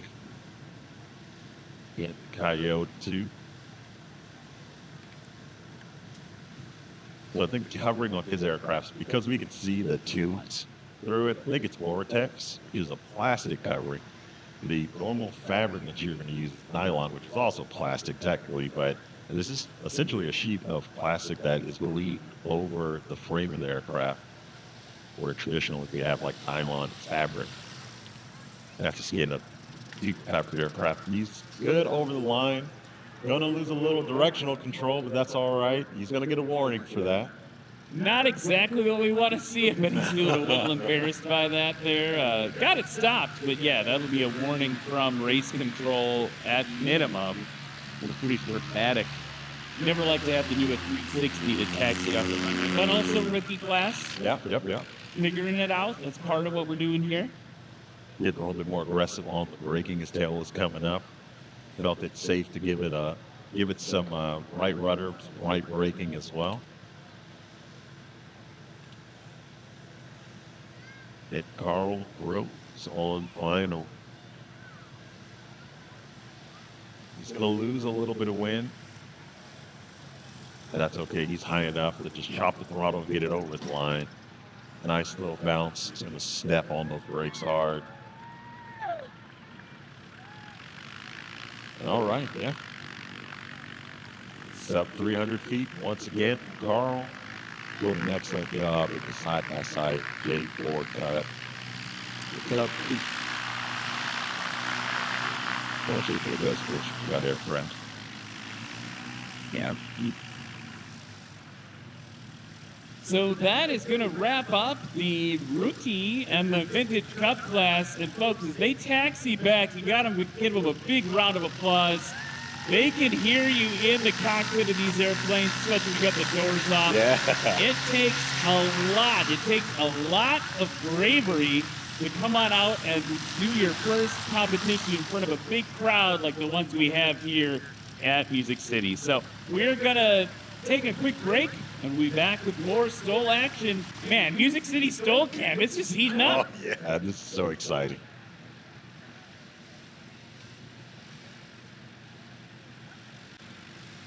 Sarasota was created actually back in the 70s, but we and Bert and Vince, my two partners, they've sold their business to Ryan and Sean, which is my two other partners now. We started around in 1999, 2000.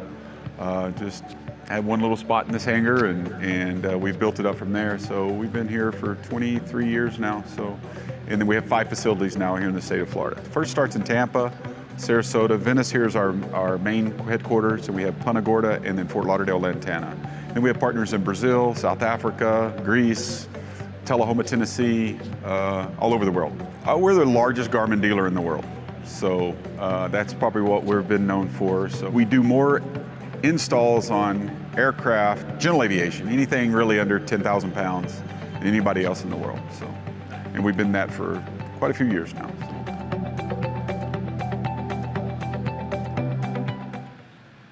We've had it in all of our airplanes. Ever since we started with the Piper Saratoga in the early 2000s, we did the pulse oximeter and CO detector in there. We've upgraded to there. Now we have a Cessna 340 that I was talking to him in Germany last year, and he was like, oh, you got to put the cabin altitude thing in the plane. I said, well, send it to me. So we put it in there, and it actually is really nice. This aircraft flies above 18,000, 10,000 feet, so up to 23,000 feet. The other day, the cabin altitude light comes on the manufacturer's panel, and boom, the CO Guardian comes on and says, all right, you're above 10,000, your cabin altitude is above 10,000 feet. So watch out. So it's kind of nice to have that redundancy in the plane. So for a pressurized aircraft, that is so important for me. I get that oxygen mask ready, make sure my oxygen is good.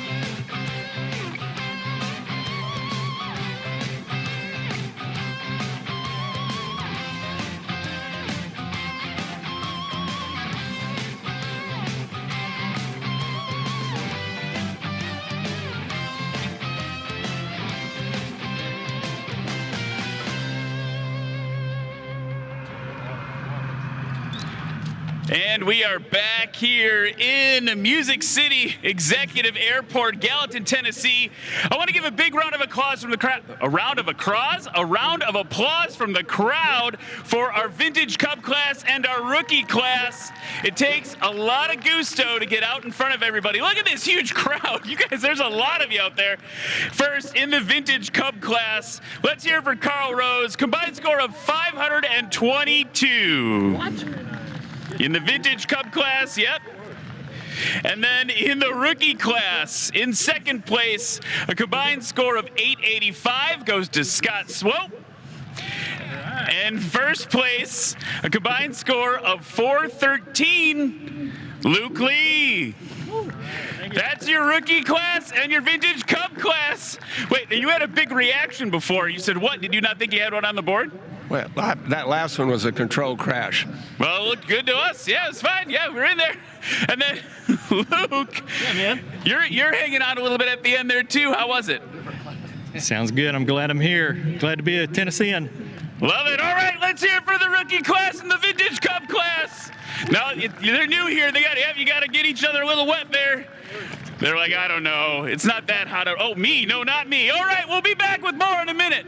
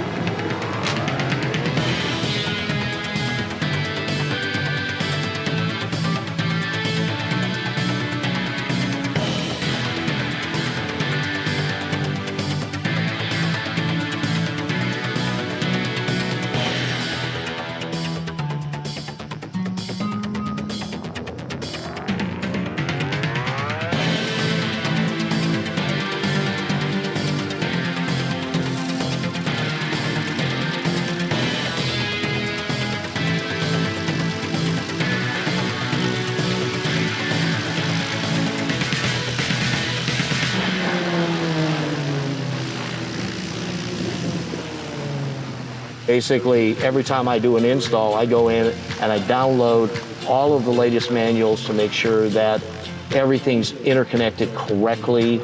We don't miss anything. We don't miss any on-off switches, any warning lights.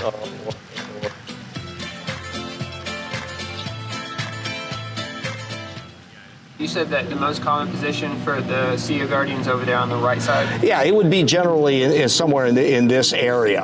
And, you know, if you went into the panel, and obviously you can't go into the panel, and with this particular one I showed you the panel, he's basically got a 275. His ELT is going to be here. You've got USB charging port and programming port, which will be tied into these, is going to be here. Then you've got Bose, these two audio jacks here, and this particular prop de-ice one is going to end up in this here. You can build something off of this flange, which you could put the CEO Guardian here. You could mount it to the top or the bottom of the glove box. Or if you're going to do a panel mount, you've got the mount holes, and I think there's 7-9 holes that you actually go through the panel, and basically I would cut those.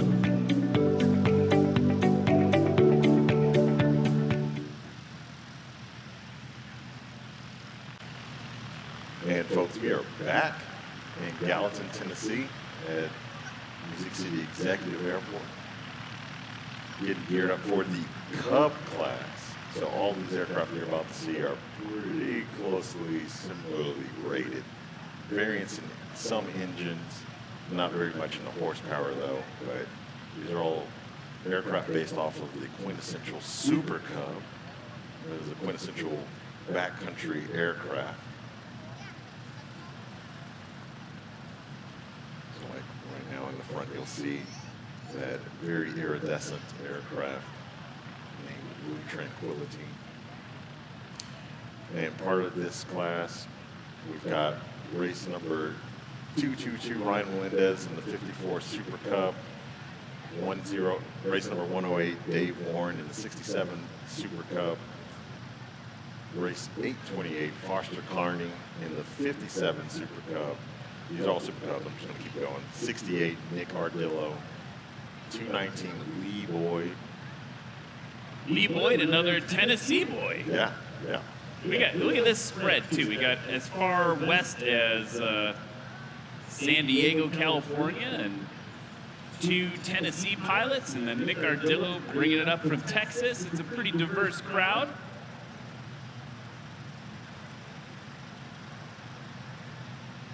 Absolutely.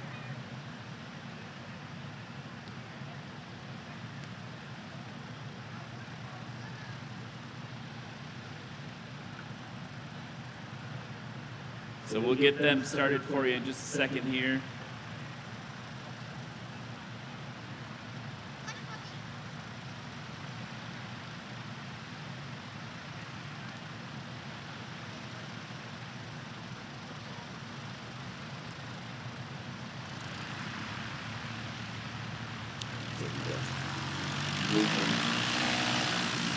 Lee Boyd.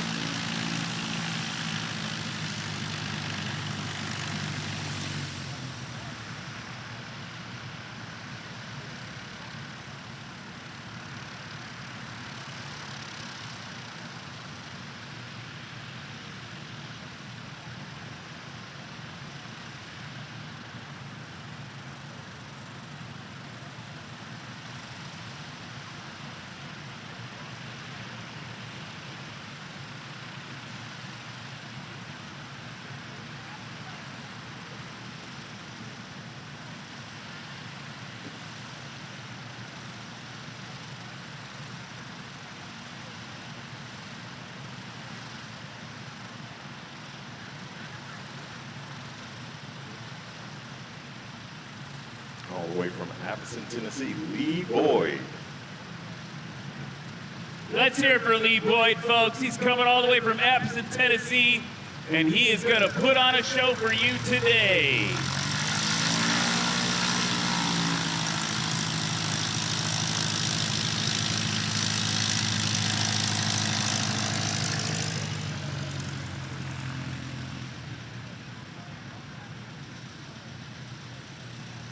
Next up, race number 68 from Dallas, Texas, Nick Ardillo.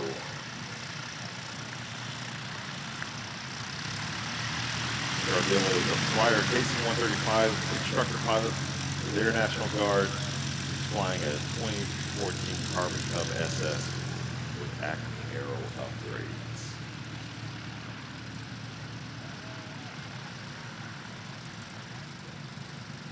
And from Gallatin, Tennessee, a hometown hero, 828 Foster Carney.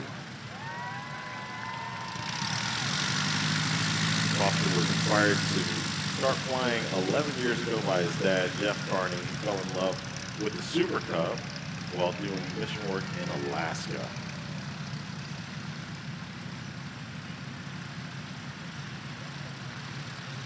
Race number 67. Mr. David Warren, all the way from Mobile, Alabama. 6-7, I think is what the kids say, right? Yep, something like that. That's a traditional Super Cub. Not modded at all, as we found out yesterday. No mods. And from San Diego, California, race number 222, Ryan Melendez. Ryan is a full-time airport bum and a part-time airline pilot. His aviation journey began at 17 after being hospitalized with septic shock and later diagnosed with leukemia. Now he is the founder of Warriors with Wings.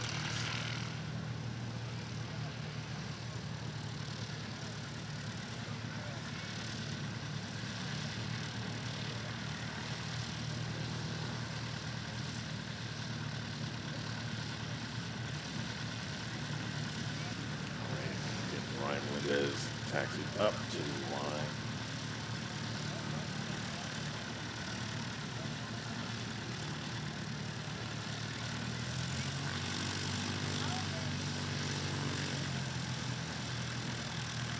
The name of his aircraft is Goldie. He's done very, very well on our West Coast tour and into the mountains and into Wyoming. Gonna apply the power and that tail's gonna come up.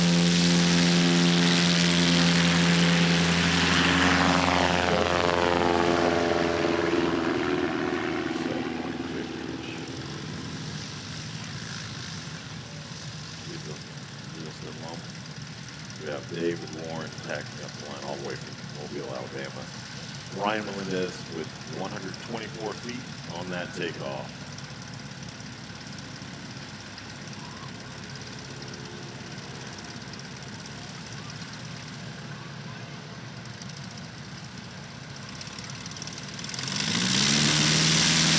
Give it full beat, as Ryan would say.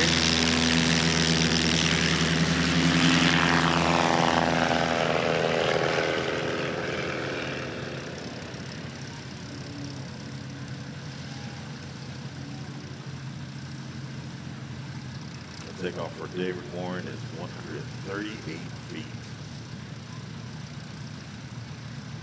I love this paint job on Foster Carney's aircraft. Yeah, and he did it so clean. Yeah, it's very reminiscent of an aerobatic aircraft paint job.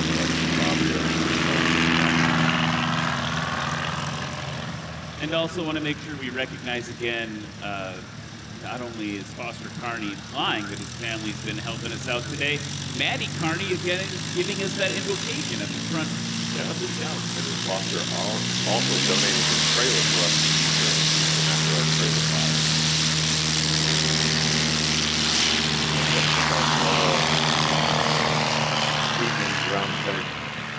Perfect exhibition of short field operations. That's essentially what you're watching with all of these takeoffs. Everyone's using short field operations, which what you would normally learn to get your private pilot. This takeoff is going to be 130 feet. Well done. Some big boy, big tranquility. That was awesome. Definitely. It's looking somewhere around the sub 100 area. It's going to be our shortest takeoff for sure in the Cup class. 69 feet for Lee Boyd. So we have Ryan Melendez high and to your right on final. He's got his flaps deployed and he's in the slow flight regime. He's got those peak STOL and slotted flaps to which give him an extra boost of slowness, if you will.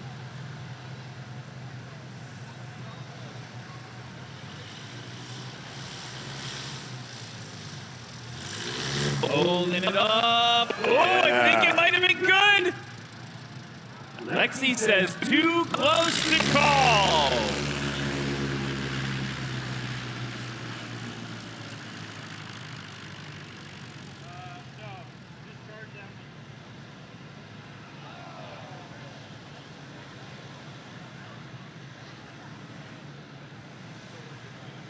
Already looking like Ryan Melendez's landing was 99 feet. And a scratch. Oh! Yes, heartbreak for Ryan Melendez on that first one. Here comes Dave Warren in race 67. He's going to get down right around 150 feet. And that is going to be called a scratch as well. They finally have wind on the nose cam. Yeah. And we're scratching it up. Scratch City. See if Foster Carney's going to do the same. Have good faith in him. Hovering it in there, low and to the right. Ooh, almost tickling the grass. Oh, no! Another scratch in the Cup class. This is the scratch class. I don't think they want to be known as that, though. Too bad. One better. Whoa, Camp coming out strong. Too bad for four better. Nick Ardillo on short final.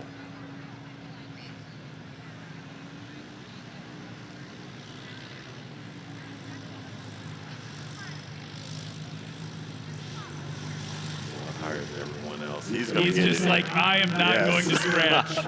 Here's the thing, you know he's on.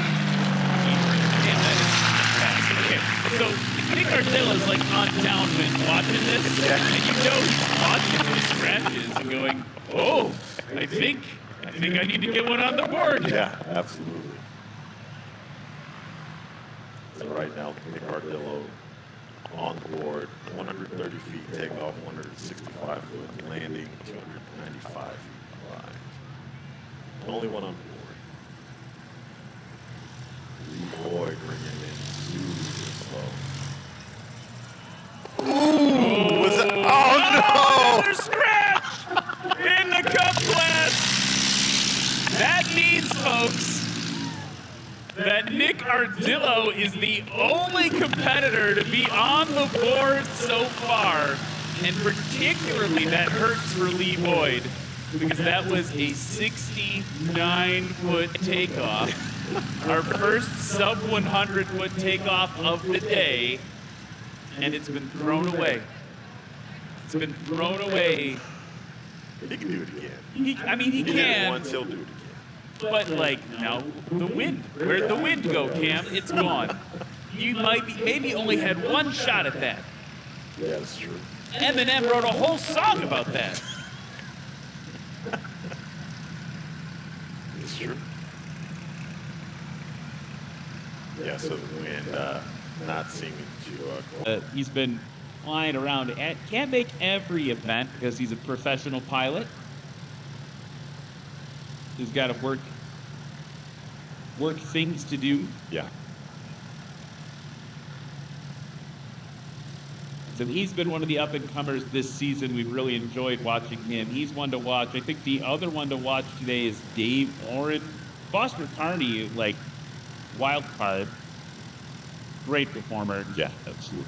Nick Ardillo, like, kind of like a constant in the series. Yeah, well, seasoned veteran, better years.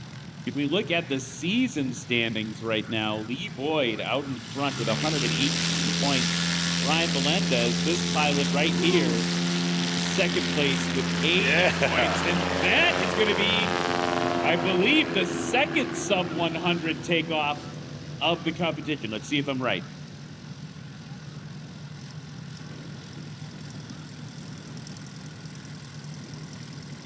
Yeah, you can see the precision in Ryan's flying as that tail comes up, it snaps, stop, like horizontal perfect.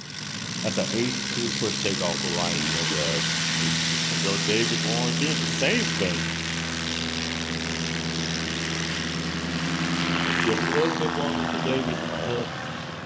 A little bit of a disadvantage with horsepower. His plane is both stock dry. Ryan Melendez's takeoff was the second sub-100-foot takeoff of the day with 82 feet. Dave Warren's takeoff that he just did right there, 168 feet. Watch this hot in him. Comes through. Slow down that tail up. But not wanting to fly that he gets it off the ground well before 302.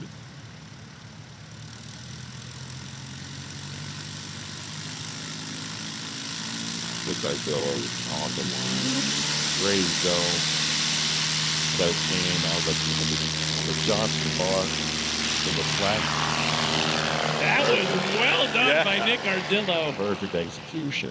When pilots do what Nick Ardillo just did, where they pop the flaps, right? On takeoff, we talked before about how flaps do add drag, but they also add lift. So if you yank on that control briskly, you'll pop the flap. It'll reverse the lift to pop off the ground. Look, oh, Lee Boyd went aggressive with that one. He was physically working in the cockpit that time. I don't know if it worked out for him the way he hoped. Not a lot of wind.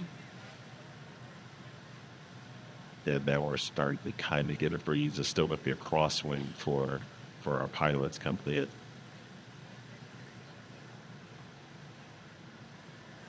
Waiting on Lee Boyd's number to come in here. That was 114 feet, and that goes back to what I said, Cam. Yeah. You said he could do it again. Well, true. But can the plane, can the weather, together? Forever. Here comes Ryan Melendez now. Little bit of power to get him over the line there, and he's going to get that. That looked almost too unremarkable. It might be one of those things like Navy SEALs, slow is smooth and smooth is fast. Yeah, absolutely. Maybe we had a little bit of that going on just now. Those buttery smooth. I like my butter golden. Yes. Goldie. Yeah, that's what I was trying to do right there. Okay, here comes Goldie. Here comes Dave Warren now. Good over the line, going to give up about 40 feet. Coming.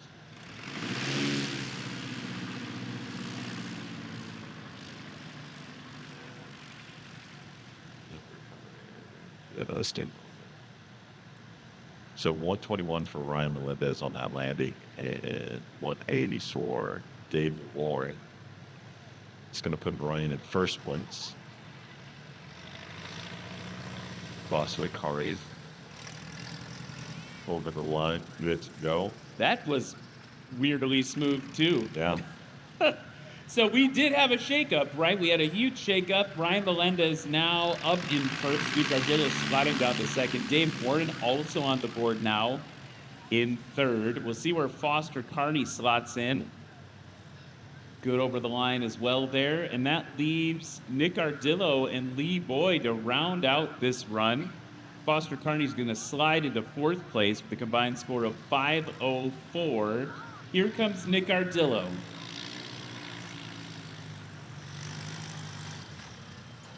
Ooh, you heard the stall warning horn going off, and he's going to have a little bit of Luke Lee action. Yeah, a little direct control loss. It's okay. He just up with warrants for us. Can't do that over and over again. They are going to measure from the wheel that's furthest from the line. So it really is no advantage for the pilots to do that for a distance or numbers perspective. Nick Ardillo holding on to 2nd place for that one. Nice and flip landing. Ooh, popping it in. Lee Boyd says, I want to be on the board, please. And we're going to see what that score is. He had a 114-foot takeoff. Nick Ardillo still holding on to 2nd for now, but Lee Boyd with the 2nd shortest takeoff of that run. And he is going to push Nick Ardillo down into 3rd. So now our top 3, Ryan Melendez currently holding 1st with a combined score of 203. Lee Boyd with a combined score of 253. And Nick Ardillo in 3rd with a combined score of 334. So now we can kind of see where everyone's going to hang out. And it's all about this 3rd and final run. And if you're Lee Boyd, I feel like you're really upset about that first scratch, but you're also looking for a weakness in Ryan Melendez this next run. You know, that looks like our DC period is about to depart. West flagship Detroit. And if we go over to the season standings, we do have a fight between these two there as well. Lee Boyd currently in 1st place with 118 points. Ryan Melendez with 80 points. And Dave Warren, weirdly enough, in 3rd with 67 points. Race 67 with 67 points. 6-7, huh? Yeah. Huh. That's weird. Some kids need to tell us what that actually means. All right. So those are the top 3. They're duking it out right now in the Cup class here at Music City STOL. Nick Ardillo currently in 5th place overall for this season with 30 points. So he's going to move up at least into 4th after this competition. I hear the sound of ground. DC3, what do you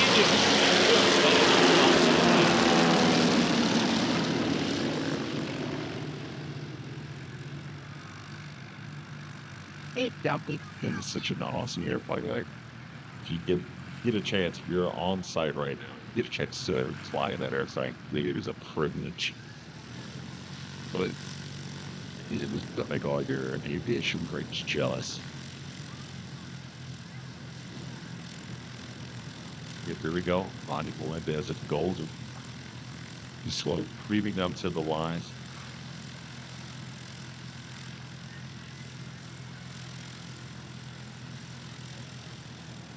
Let's get that. He has some time from his vortices from the DC-3 that will subside. Although right now it's perfect for the wind.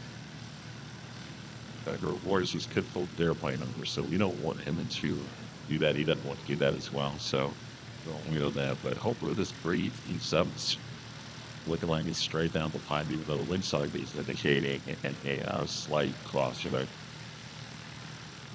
Enjoy direct crosswinds, and you'll see peace. He's been under these conditions before out west, had some powerful windy events. It is exactly what to do.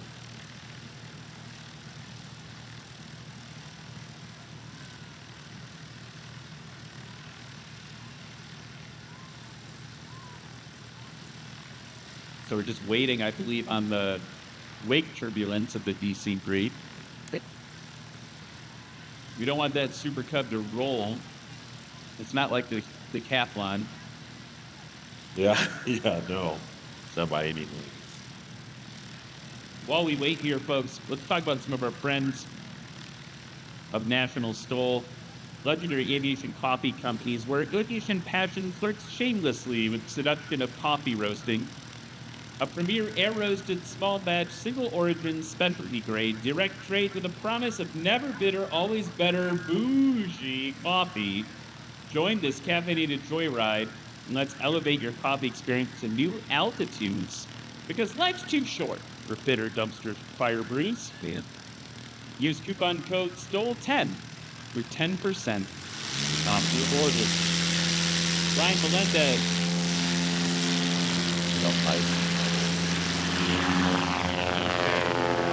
So if you're Ryan right now, it's really kind of all on you, right? You're in first, somewhat healthily. Good. Lee Boyd is at the back of the pack, and you know he's gunning for you. Yeah. Ryan's got a lot of pressure right now to put down a really short combined score to ward off whatever Lee Boyd can do. Grade 67 now. Stick off the base horn, had his nose into the west for a little bit added advantage aerodynamically. Foster Carney on the line. One of my favorite pit stops, if that's any consolation. Love the way that thing looks. Okay, he's all ponies, the whole stable. Really good keepability there. What good. Not again, the wind just being such a cruel mistress this weekend.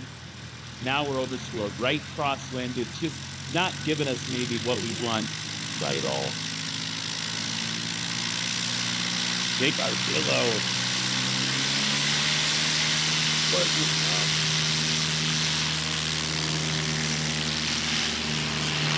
Oh, nice one by Nick Arcillo. He's going to climb out now safely and securely. That number 122 for him. That's a foot off of Ryan Melendez's takeoff at 121.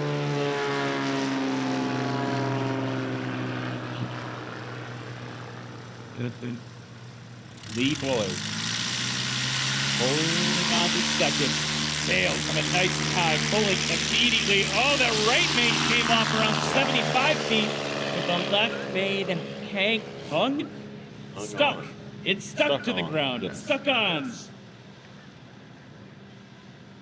Which reminds me, for some reason, of when we were kids. You remember that head-on headache medicine? And the ads were just head-on. Apply directly to the forehead. Oh, yeah. That's a deep cut. Thanks a lot. Wow, what's going on in my brain today? Okay. Focus up, Dombrowski. Ryan Melendez on the right. Look at that approach. That's an airline pilot approach. That's fun.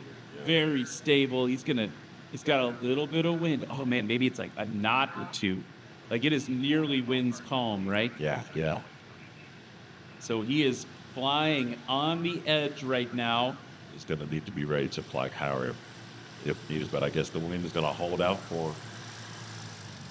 Whoa! Yeah. Goosed it. All Got right. it over the line. Okay. Get a solid one to defend against Lee. That's the one, right? Yeah, absolutely.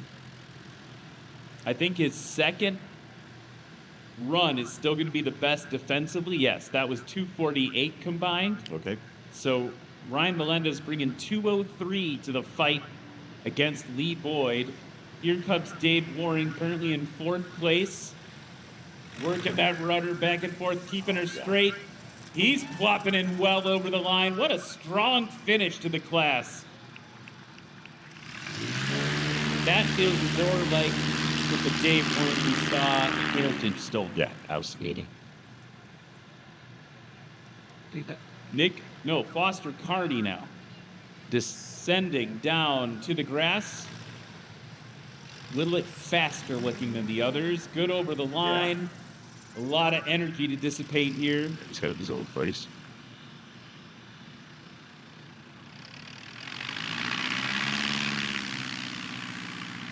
to see if that can move him around out of fifth at all. Nick Ardillo, midway up the sky, those beautiful Tennessee clouds behind him. This big wag of lights, nice stabilized approach. Another airline pilot.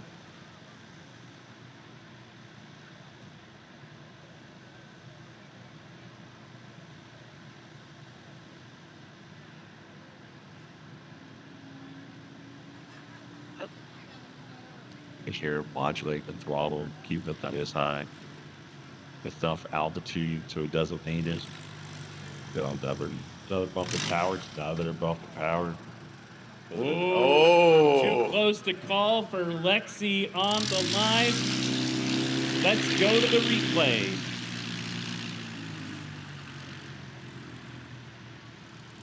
Oh. That is going to be a scratch. No. Such a good stabilized approach, too. Just a bit too short for Nick Ardillo. Yeah, and it used to not be a rule, right? Before last year, you could touch the line. Everything was okay. This one felt like it was down even before it. But yes, that is a rule change. I mean, we could fight about it. Yeah, yeah. You want to fight? No, okay, I we love can fight. Too much. No. Here comes Lee Boyd, trying to grab it from Ryan. Ooh. Going over the line a little bit faster than we're normally seeing him. Woo, okay. Yeah, he blocked it in. We've got some math to do, folks, but while we do it, we're going to take a short break. Look at this replay here, Cam. Holy moly. Flopping down. That is flying at its best. With those acme shots, dude, good work. Sure. Oh, I cannot wait to see how this one wraps up, folks. We'll be back right after the Cup class, going over to the Sport class and the Exhibition class right after this.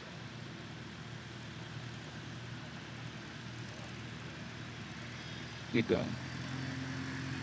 Good. Good.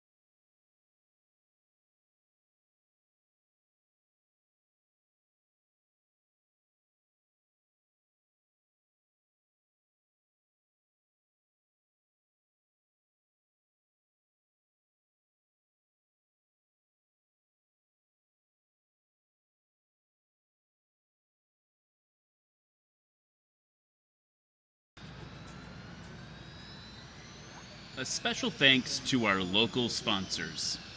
Presenting sponsor, Volunteer State Bank. The City of Gallatin, Tennessee.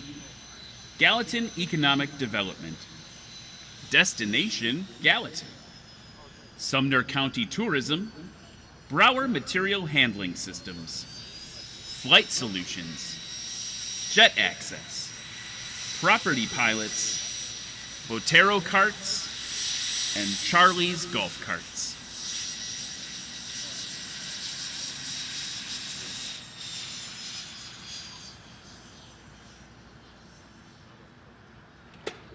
with a cup of coffee. What's Gallatin like? It's kind of like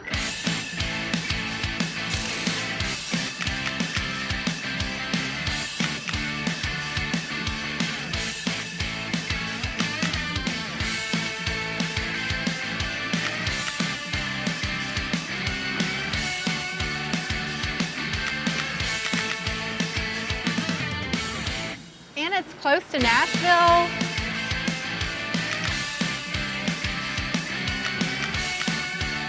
Yeah, but without all the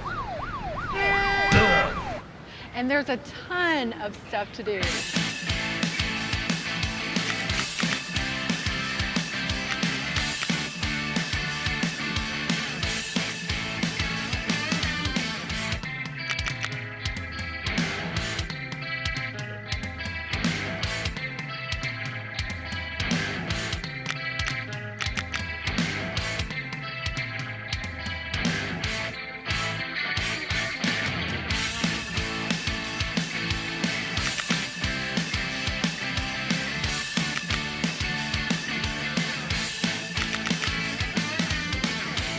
Wow. Yeah, you get it.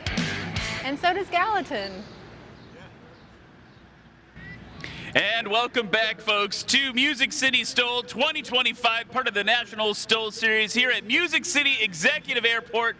And man, what a beautiful day, what a beautiful crowd, and what a beautiful group of competitors right here next to me in the Cub class. This is what you think of if you spent any time in aviation about backcountry aviation. It's probably one of these airplanes. Now, oh, you guys were scratching it up in the beginning. I don't know if they know we're doing like a whole competition down here. That was a little rude. All right, here we go. We got some scores to give you. In third place, with a combined score of 259 feet, give it up for Dave Warren. In second place, with a combined score of 212 feet, give it up for Lee Boyd. And in first place, with a combined score of 203 feet, let's hear it for Ryan Melendez. Ryan, how was it out there today? It was the exact conditions I wanted. I think out of all these guys, me being from California, we don't get any wind. So I think that gave me a little advantage today. And the timing seems to have worked out because we've got a little wind right now. But you did say that yesterday. What is it about the California weather, for those that don't know? Just not gusty out there? I mean, we try to be real bush pilots out there, but we just don't get the wind to have fun in it. And so I think my whole approach to it's just a little different than out here with having a little more headwind. So it worked out today. Rock on. Well, congratulations. Let's hear it again for Ryan and the rest of the Cub class. And it's time to celebrate. We got a little squirt gun tradition here. We'll see who they're taking aim at. Nick and Foster back there. All right, folks, we're going to be back with sport class. Kids, don't forget, time to build that paper airplane. We'll see you soon. Back in a minute. Montgomery Tower, Warrior Flight 1, we're holding short of 2 right for a straight up departure. Warrior Flight 1 will be the first ones out. You excited? Yeah. So now we're just waiting for the tower to release us for takeoff. Hey. My name is Dylan Cavender. I'm 17 years old. I'm Kai Matavolo and I'm 14. My name is Meyer Turchin. I'm 14. I was diagnosed with leukemia, AML. I was 5 when I was diagnosed with leukemia. I was diagnosed with leukemia. My name is Ryan Melendez, and I'm the founder of Warriors with Wings. When I was 17 years old, I was diagnosed with acute lymphoblastic leukemia. So when Ryan took me for the first time, I thought it was just gonna be like chill, like we're just gonna fly, like nothing crazy, but it turned out to be something way crazier and so much fun. Flying's sick, so I got to fly most of the way back until we got close to the runway.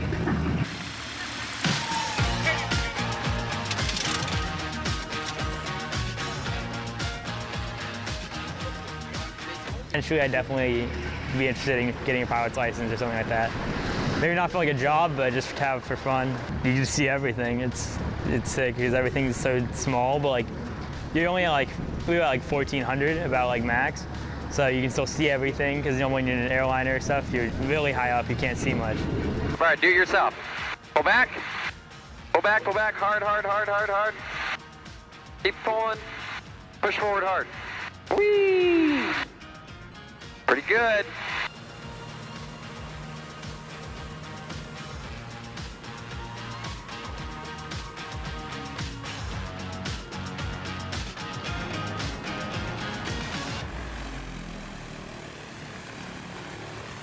He was super excited to come and be a part of this wonderful day. I was having a blast being out here flying today. I don't think he ever really thought about flying or what that meant before. I think like the closest he came to really being in like a small plane or helicopter was on his Make-A-Wish trip, and he fell asleep in the helicopter.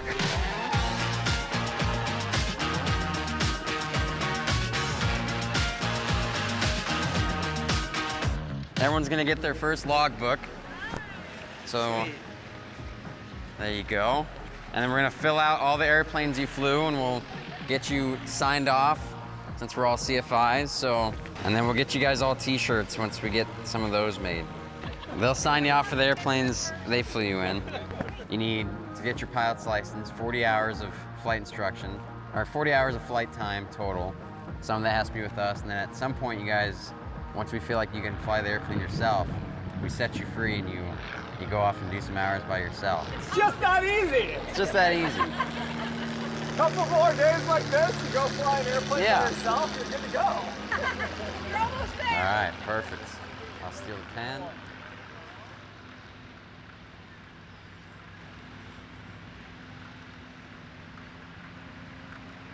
And we're back in Gallatin, Tennessee. Did I say that weird? Feels fine. Oh, yeah, maybe.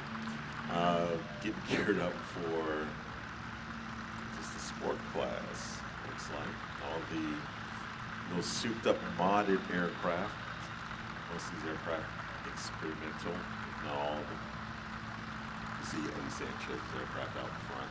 It's got the Yamaha 998T snowmobile engine on it. Behind him, David Curley in Grasshopper. It has a 9 and 12 on it, but supercharged. So in this class, in the sport class, we have race number 95, Matt Dorsman, the 95 Kit Fox from Lancaster, Kansas. Race number 918, Scott Tyree in the 1990 Kit Fox 4 from Princeton, Texas. Number 11, David Curley in the 2017 Just Highlander from Spicewood, Texas. And 48, Eddie Sanchez in 2023 Just Highlander from Willis, Texas. And that is going to be the sport class. And there's another airplane hanging out just behind them, and that is going to be an exhibition for us today in the exhibition class. Yeah, the Lockwood Air Camp. The race number 377, Abe Gaskin, flying a Lockwood Air Camp twin engine aircraft, so there's not a lot of room for that competitively. Right. If Abe can get 4 of his other best friends together, we can start a class, the Air Camp class. Anyway, let's kick things off. Here we go, race number 48. It's a 2023 Just Aircraft Highlander from Willis, Texas. Let's hear it for Eddie Sanchez. Eddie Sanchez is a wide-body captain for United. He lives in his hangar home with his partner, Sherry Sanchez. Good friend of mine. From Spicewood, Texas, race 11. A 2016 Just Aircraft Highlander. Let's hear it for David Curley. David Curley came into flying late in life, or later in life. He was quickly hooked by the capabilities of bush planes. He loved exploring untracked and uncrowded parts of the world. From Princeton, Texas, race 918. It's a 1998 Kit Fox 4 flown by Scott Tyree. Around aviation most of his life, started his pilot certification in January of 2020. Passed the check ride in May of 2021 after the hardest 12 hours of his life for the written exam. And then from Lancaster, Kansas, race number 95 in 1995, Kid Fox 4. Let's hear from Matt Dorsum. Matt Dorsum from Lancaster, Kansas. He runs heavy equipment for a living. He bought a Kid Fox halfway through his flight training, got his private pilot license, and has been hooked ever since. And that's going to round out the sport class. And then flying exhibition in the big Jolly Green Giant back there from Gallatin, Tennessee. It's race 377, a Lockwood Air Cam. Let's hear it up for Abe Gaskin. Flies for a passion and not for a living. It has a lot of altitude attitude. Just purchased an Air Cam on floats and plans on flying it into his backyard with his lake access. Awesome flex. I'm a little jealous. Yeah, I'm pretty jealous myself. Air Cam is a pretty awesome airplane. Just noticed the DC-3 came rolled out and then just did a 180 and is taxiing back. Maybe they're intimidated by the Air Cam, but the only other twin-engine airplane out here. Yeah, that aircraft was purposely built for the National Geographic Society for Research and Photography. Did that for the Congo Basin. Built to fly low and slow and provide a wide, unobstructed view. Well, I think you can see why. I mean, it's basically a sky chair. Yeah. That thing is cool. I think sometimes people think they are ultralights when they see just pictures of them. Mm-hmm. But if you look at Abe is like a normal sized human being. That airplane is quite large around him. Yes, it is. A little bit of wind coming down the pipe for him too right now. Yeah. It's funny, look at how far his body sits over the line. Because we measure from the main wheels and the way the air cam is balanced, his body is at least 2 or 3 feet in front of the line. Full throttle, look at the torque on that thing. Whoa! Okay. And that is why we keep that exhibition, because that would not be a fair fight. What a cool thing. Yeah, that's so cool. Next up on the line, Matt Dorsum in this 1995 Kid Fox 4. Matt has been making a big push in the season points. He's the current season point leader. Hit up all those East Coast competitions. Yep. I think it was the furthest east he'd ever been. Yeah, absolutely. That's what he told us. He is off very short. That is what the sport class is all about. Somewhere around 75 feet for Matt Dorsum on that. We'll get the official score in a moment. These aircraft are getting higher and higher horsepower and lower weights. Yeah. Power to weight ratio, there is, what do they say? There's no excuse. Yeah. For thrust. Exactly. In thrust. We trust. Here we go. Just floating off. Very gracefully done there. Yeah, so Matt Dorsum's take off 79 feet. I think we're going to see a lot of sub-100s. Oh, yeah. I wonder if we will see a sub-50 during the sport class. Yeah, and the wind's picking up right now. Straight down the pipe, too. Mail order wind. Yes. Delivered on time for the sport class. Here we go. James Curley holding that tail off. Whoa, we might be sub-75 on that one. These aircraft powered by a supercharged Rotax 912. 150 horsepower plus fuel injection by edge performance. 73 feet, that's sub-75, sir. Okay. Yeah. We did have a sub-70-foot takeoff by Lee Boyd in the last class. Here's Eddie Sanchez roaring into the sky. That felt sub-75 to me as well. We'll see what the judges point. See Brian Steck out there. You're going to see him fly in the adventure class. It's like they're doing trigonometry out there. Like drawing complex equations in the sky. So that is going to be a 76-foot takeoff for Eddie Sanchez. That means Dave Curley with the shortest takeoff so far of the class at 73 feet. All right, let's go. Folks, don't forget nationalstol.com/vote. That's nationalstol.com/vote to vote for your favorite pilot. Here comes Abe in the air cam, holding it off, lands around the 50-foot mark, tail staying firmly down. Yesterday during practice, Abe was doing a takeoff and had a little bit too much gusto on the stick, and the nose impacted the grass, and he had to end up repairing his pitot tube, because the pitot tube comes out of the nose there in the air cam. It's not like in the wing. You don't need to be. Why run it all that length? You got it right in front of you. Yeah.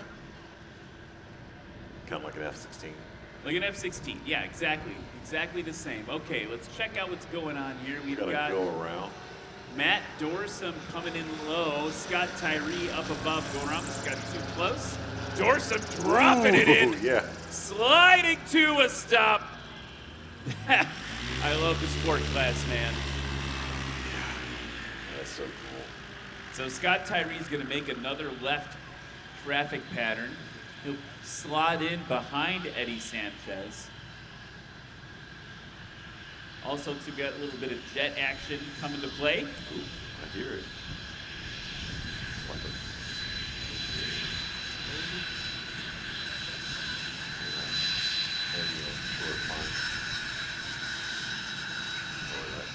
Dave Curley with Eddie behind him. Here comes Dave Curley now.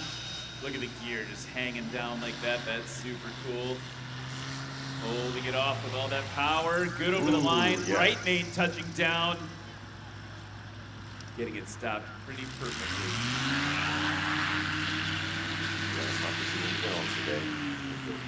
Brakes and wheels on them. Combined score for Abe Gaskins, if you're keeping track, 436. Over in the sport class right now, Dave Curley currently in first with 187. 3 feet behind him, Matt Dorsum. Eddie Sanchez now descending down into the pocket. Look at that, balancing it on all that power. Tail drag. Nope.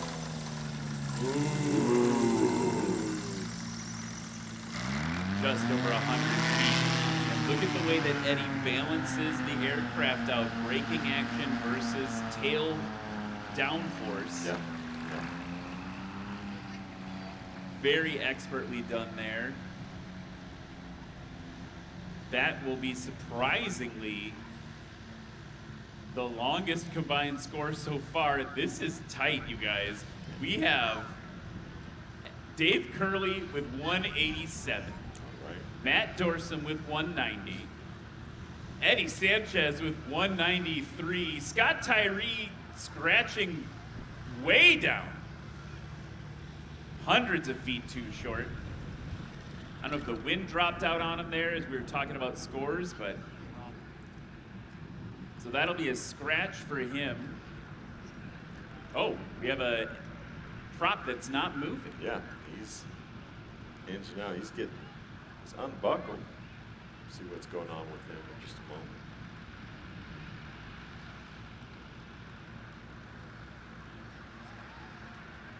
Looks like we've got a little bit of an engine issue there, so they're gonna push him off the runway. Teamwork makes the dream work. After this, he's okay. yeah, he's fine. Yeah, let's give a round of applause for Yeah, Scott Tyree there. He's taking a bow. After this sport class, any kids for the paper airplane competition can gather back near the merchandise tent where you've built your airplanes, kids. Go to that same tent and we will escort you out to the runway for the paper airplane competition. Do not run out here without an escort. So we are standing by for you there. Go meet at that merchandise tent where you built your airplanes. after this class. So they're gonna push Scott Tyree off to the pits there, and back. Jets flying overhead, what a day.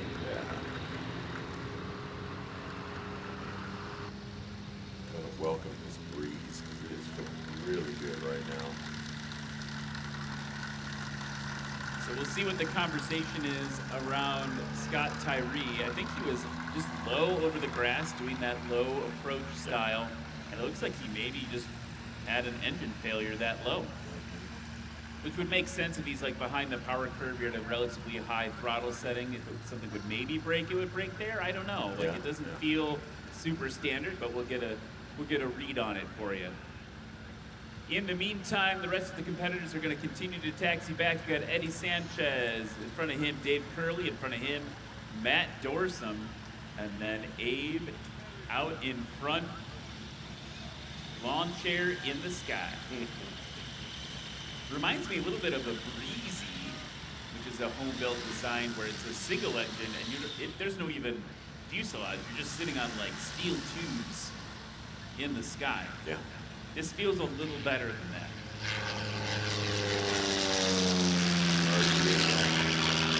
Bolting out of here, as one does.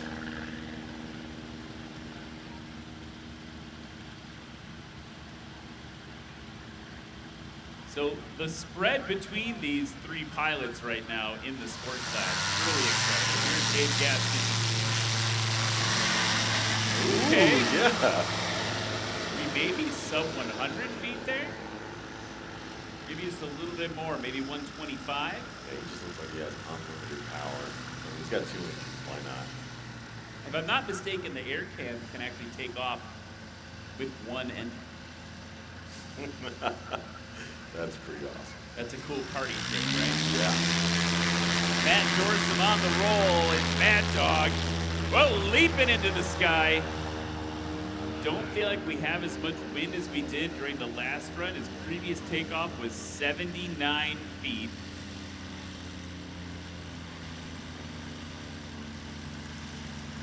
Dave Curley taxiing up into position. Yep. Supercharged. Grasshopper. Super Bowl jumping in there on the Calvin. And the LED lights on the front.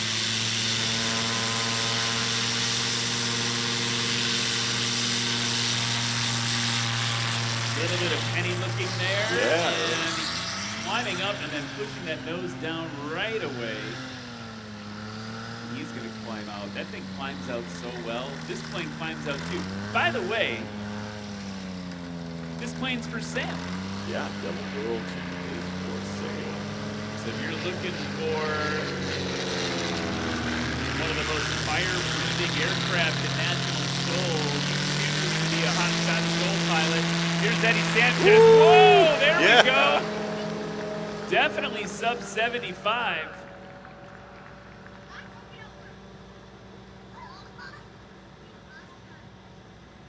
So David Curley's last takeoff, 87 feet. Matt Dorsum, 110. Eddie Sanchez, definitely sub 75. 270 horsepower on the front of that thing. Yamaha 998T Sidewinder turbo. Yeah. 67 feet for Eddie Sanchez. Woo! Yeah. Very short. So right now, they are all separated by 6 feet in the sport class. I can't remember the last time it was that tight. Here comes Abe Gaskins. Air cam. Well done. Yeah. I was talking to Chad Hall last night about Abe's flying, and he said he is just like a really good stick. This is like, sometimes people, they really can just kind of feel the air. And that's what Chad was explaining, is that Abe's just one of those guys that just knows. A virtuoso of the sky. It's a very nice talent to have. Look at Matt Dorsum now coming in on the right.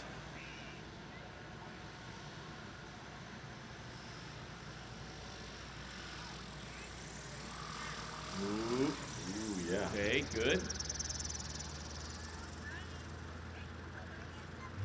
And it's interesting to watch Matt be so competitive in this aircraft, right? He's got 160 horsepower. That's a lot more than a Kit Fox 4 would have. But the other thing is that Kit Fox 4 is not renowned for its like chunky, lifty wing. Yeah, not at all. Shorter wing, tends to go a little bit faster than like the Kit Fox 7 or the Rand's designs we were talking about. Yeah. So the fact that he can be this competitive with an airplane that is less lifty, very impressive. Dave Curley now, kind of flopping it over. Oh, hold that tail down. There we go, Dave Curley. Well done. He wanted it. Yeah, he wanted it all day. But Matt Dorsum has some modifications on that aircraft. It's not a stock Kit Fox. Oh, that's true, yeah. He's definitely got a longer cord line on the wing than the traditional Kit Fox. It's got the piggyback STOL kit. Correct. Yeah. So that does give it a little more lift over the wing. Here comes Eddie Sanchez. Just flexing all that muscle. Oh, right on the line. Very good. Nice one for Eddie Sanchez. That is what you came to see, Music City.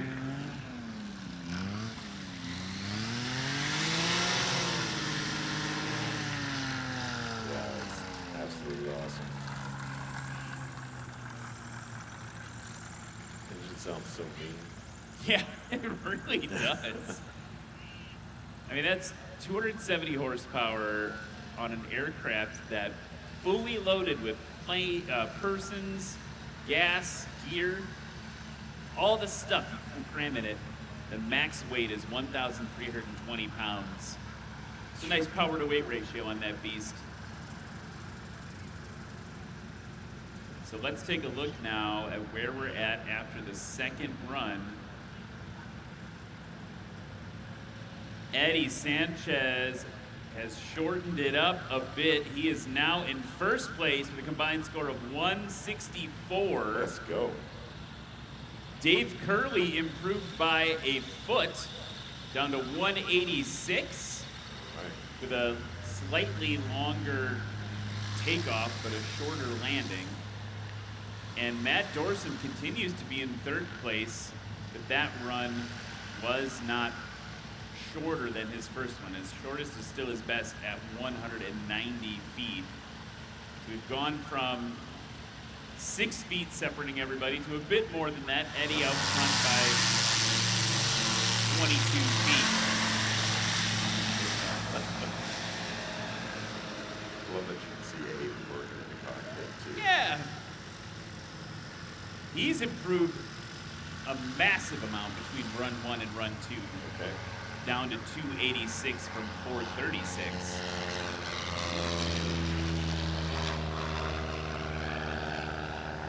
Now it's back over to the sport class.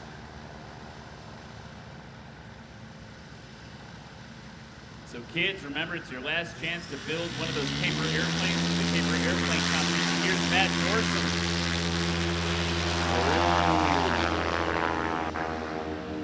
There's a lot of discussion on the line about that, about where that one landed. It happened so quick I didn't even see it.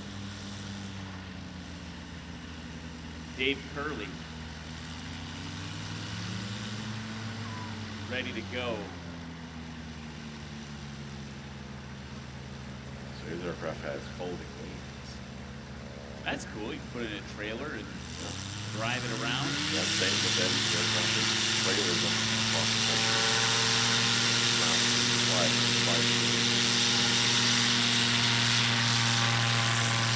Oh, just too early of a pull there. Yeah. For Dave Curley. He's currently, by the way, in 6th place in the national standings. This pilot here, Eddie Sanchez, currently in 2nd place with 75 points. Matt Dorsum in that Kit Fox in first with 105. Here's Eddie Sanchez now. Woo. Just no wind for him. Yeah. We're just no wind, nothing to work with there for him. Super short takeoff. No, it's incredible, but just like it would be even more incredible if they had a little wind on the nose. Yeah. That was a 78-foot takeoff for Eddie Sanchez, 113 for Dave Curley, and 78 for Dorsum. So what's interesting is Dorsum's the only one who improved on his takeoff score. And if he can get a short landing in, he could take it. Yeah, he'd be right there. Here comes Abe, working both throttles. Nice and smooth over the line.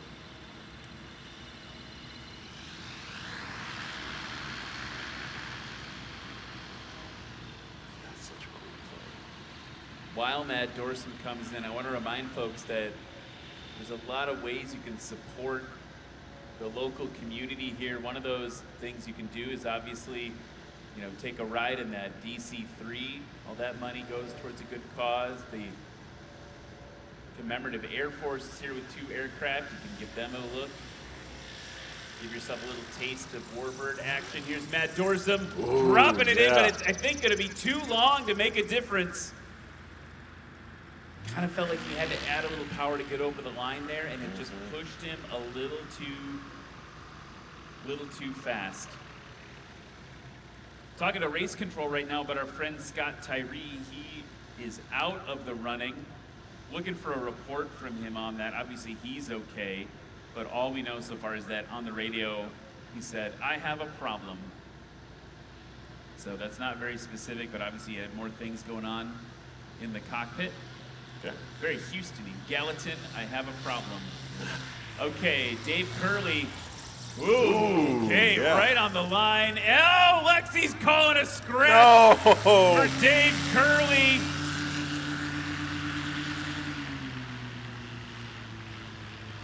Disappointment. And looking at the review right now, frame by frame, you can clearly see that he landed too short.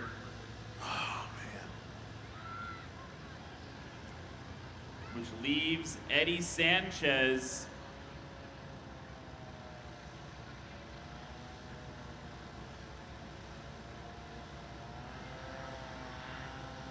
I kind of just want to see the old Sanchez tail drag. Yeah, me too. Ooh, caught a gust. Okay, all right. He's going around. Yeah, not a lot of wind there to work with. You can see it getting a little squirrely when you're hanging on the back end of the power curve like that, and he definitely got it under control by doing what you got to do, just add even more power and do a go-around. Now, I believe they're going to call that a scratch because he did touch down. Yeah, absolutely. So that will be a scratch for Eddie Sanchez on that run, but we'll get him around the traffic pattern and recovered.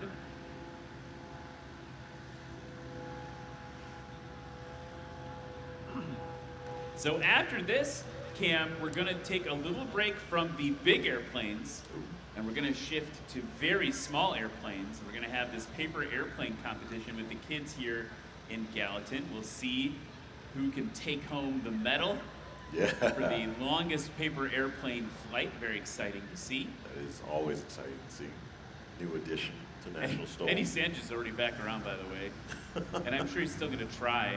Oh, maybe not. He's going to put it down. He knows it was a scratch. He's going to slide it right into its parking spot.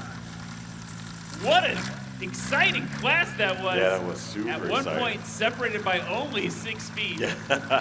That is something else, folks. We are going to take a quick break, and Cam and Ryan will be back with more in just a few minutes.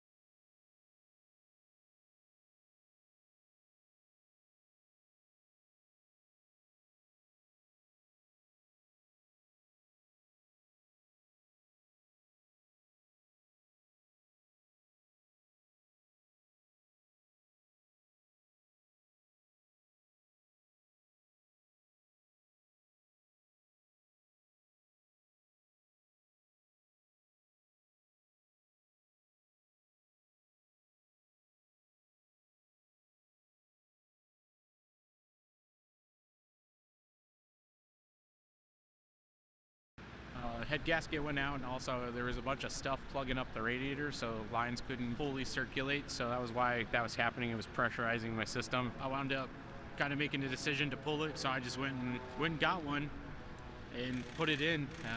Took about a day to put in, a day to test. Figured out the radiator issue, pulled the radiator, and there was a core line in the radiator. It was kind of dark black, which means that it was hot. There wasn't anything getting through it, so we figured it out. Part of it, we're out here running these machines at 6,000 RPM. The unfortunate part is when you're not cooling them correctly, like what was happening to mine, it'll get hot below the head gasket. It's been awesome to fly it up the East Coast for the last 4 or 5 days, 9,000 mile motor. Got super lucky to find it, put it in. Hello and welcome back to Music City STOL 2025 here at Gallatin, Tennessee's Music City Executive Airport. And man, what a cool time. Can I get a round of applause for these pilots here? We've got the sport class and the exhibition class. Abe, we gotta talk later. That's a cool airplane. So in the exhibition class, Abe, raise your hand. There we go. Combined score of 286 in the air cam. Round of applause for Abe, everybody. Putting out a little bit of a show for us and that cool thing. You don't see that every day, that type of airplane. Now, over to the sport class. Gentlemen, at one point, there was only 6 feet separating all 3 of you. Tight competition today. In 3rd place, with a combined score of 190 feet, Matt Dorsum. Just out in front with a combined score of 186 feet, 2nd place goes to Dave Curley. And bringing it home in the end with a combined score of 164 on that 2nd run, 1st place goes to Eddie Sanchez. Eddie, you might need to come to me. Oh, I got a little bit of rope. All right, here we go. Just tell me a little bit about what's going on there. That last run, a little squirrely for you. Yeah, on takeoff, there was no wind, and I was fully expecting no wind when I came back in. And then I caught a little gust out there a little further out, and then as I got closer, I got that last gust, and I had this mindset of, yes, this is what I want. There's wind, so make it happen. This is the landing to do it. Really, I should have went around in hindsight, but it worked out okay. But I wanted that headwind for that landing, but oh well, it worked out all right. Yeah, it definitely worked out all right. Now, any advice for the remaining classes? You guys were talking about how it's been real squirrely, real challenging today. It is. I mean, we've had the wind. I watched that windsock moving left to right and 0, and then the last time. So my advice is keep an eye on the winds and just do your best. Awesome. Round of applause for the sport class. All 3 of these pilots, all 4 of these exhibition class 2, Abe in front, putting on an absolute clinic for you today in these challenging conditions.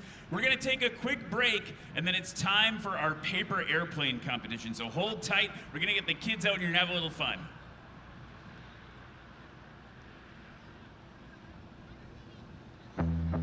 What's up, Av Geeks and STOL Freaks? Welcome to Lone Star STOL here in beautiful Sulphur Springs, Texas. It's Luke Spohr, everybody, 2019 American Legend Aircraft MOAC.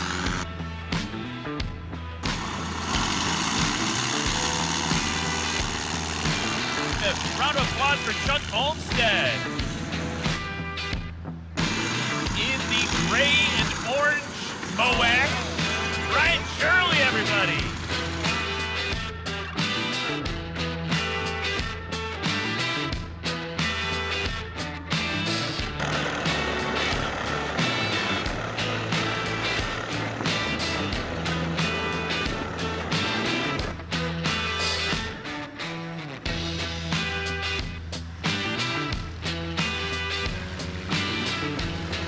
Give a round of applause for Brian Steck.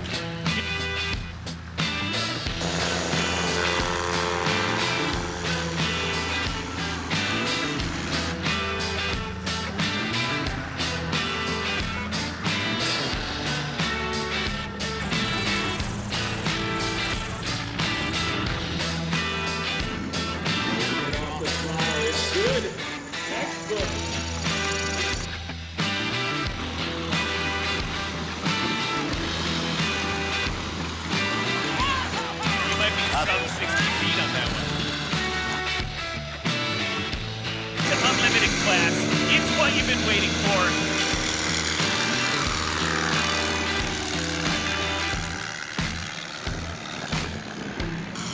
That's right, the beast mode coax, Colin Kaniva.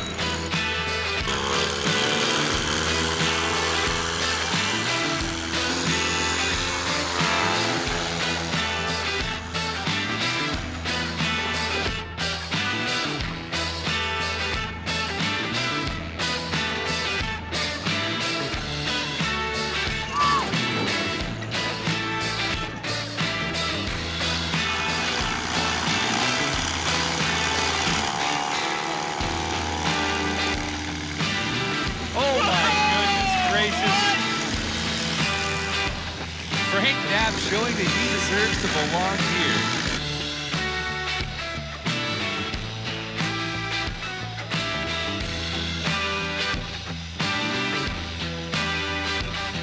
Whoa, that was legendary.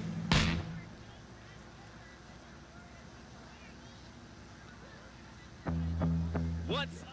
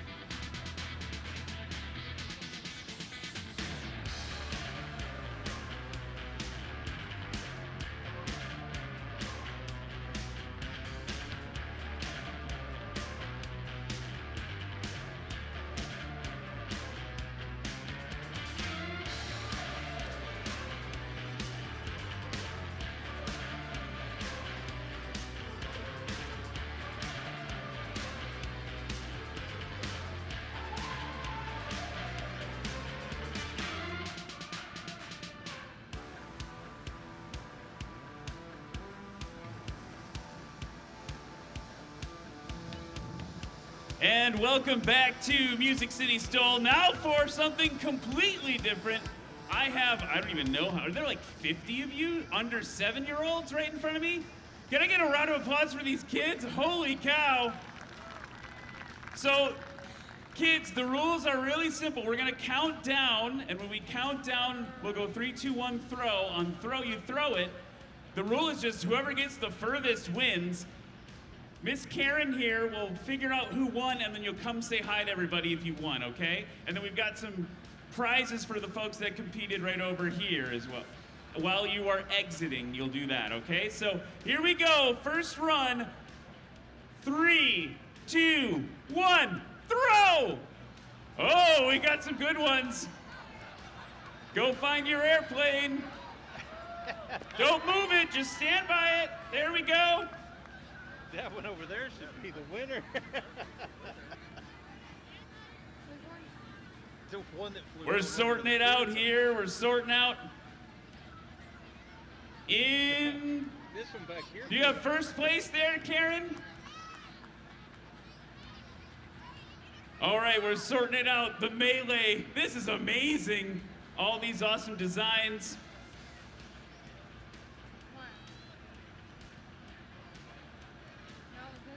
I think we got our 1, 2, 3. We're sorting it out.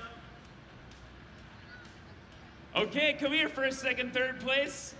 Who's my first place? Hi, what's your name? Chuck? Wait, where's our camera? Here, turn this way, okay? Chuck, tell me about your airplane. Is it cool? Is it fun to make?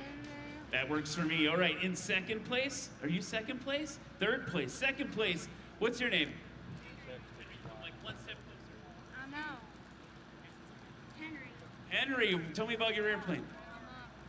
It's a cool, like purpley pink. Any special design things with it? No, just threw it real hard. Love it, all right. And in third place, what do you got right here? What's your name? Jet. Jet, nice job in third place. I love the duct tape on your plane right here. High five. Nice, all right, let's hear it for our first, second, third in the 7 and under. All right, guys. Nice work. They are going to make their way up. Now we're going to 8 and older. They're going to make a line right here. I hear some confidence in the crowd. Like, I'm ready to win. Oh, we got a couple people ready to win. All right, Karen, are you ready?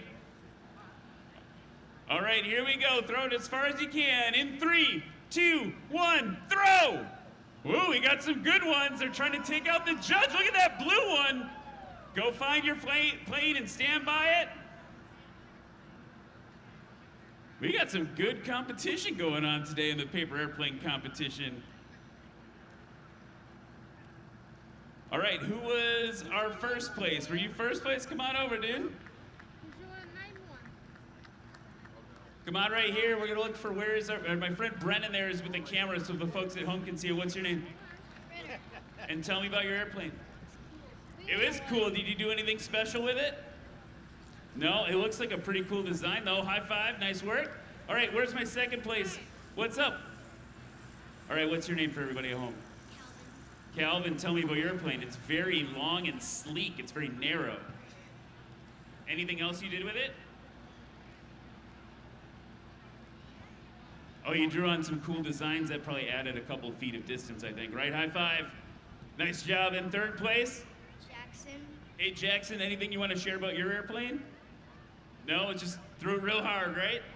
All right, high five. Nice work, everybody. Let's give it up for the kids, everybody.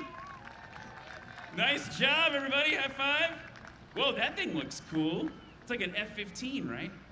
It is an F-15. Holy cow. All right, we're going to take a quick break and nerd out about these airplanes, and we'll be back right after this.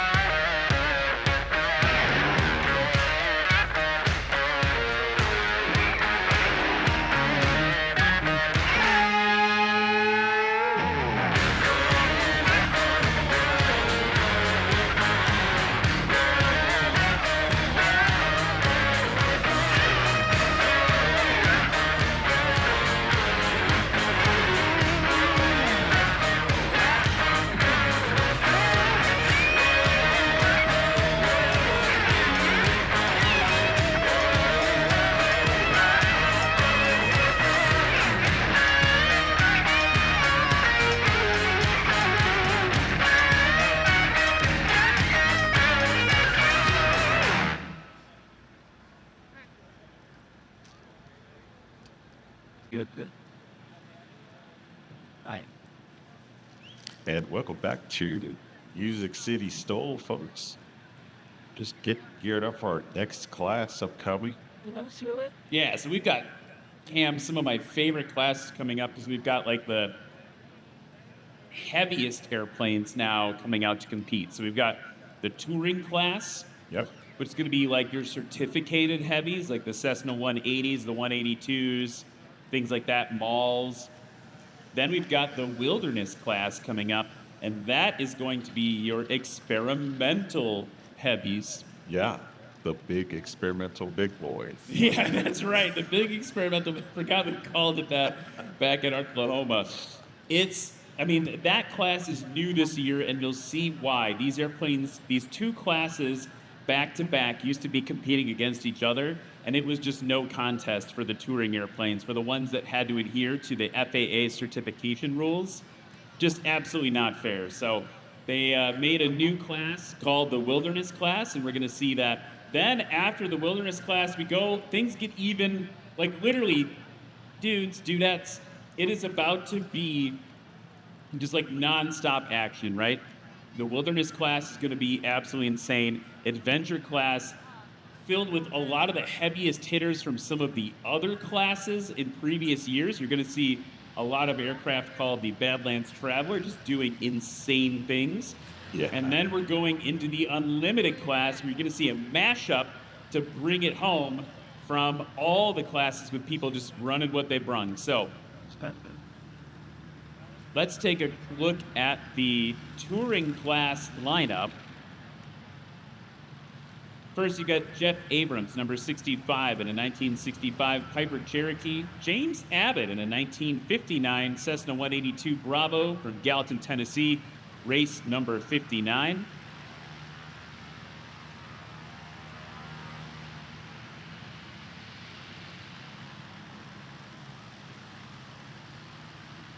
Then we've got James Cartwright in a 1978 Cessna 185. Rick Holman in the 1991 Maul MXT-7. Garrett Hine in the 1994 Maul MX-7. Derek Holman will be flying a 1991 Maul MX-7. It's a lot of Mauls. Yeah. All stacks on stacks of Mauls in the touring class. And then you're going to see this plane flying. It's going to be in the wilderness class. Just seeing it a little bit ahead of schedule because two pilots are going to be flying that same aircraft. So a couple there, but you're awesome. Yeah. Dorn is a devil.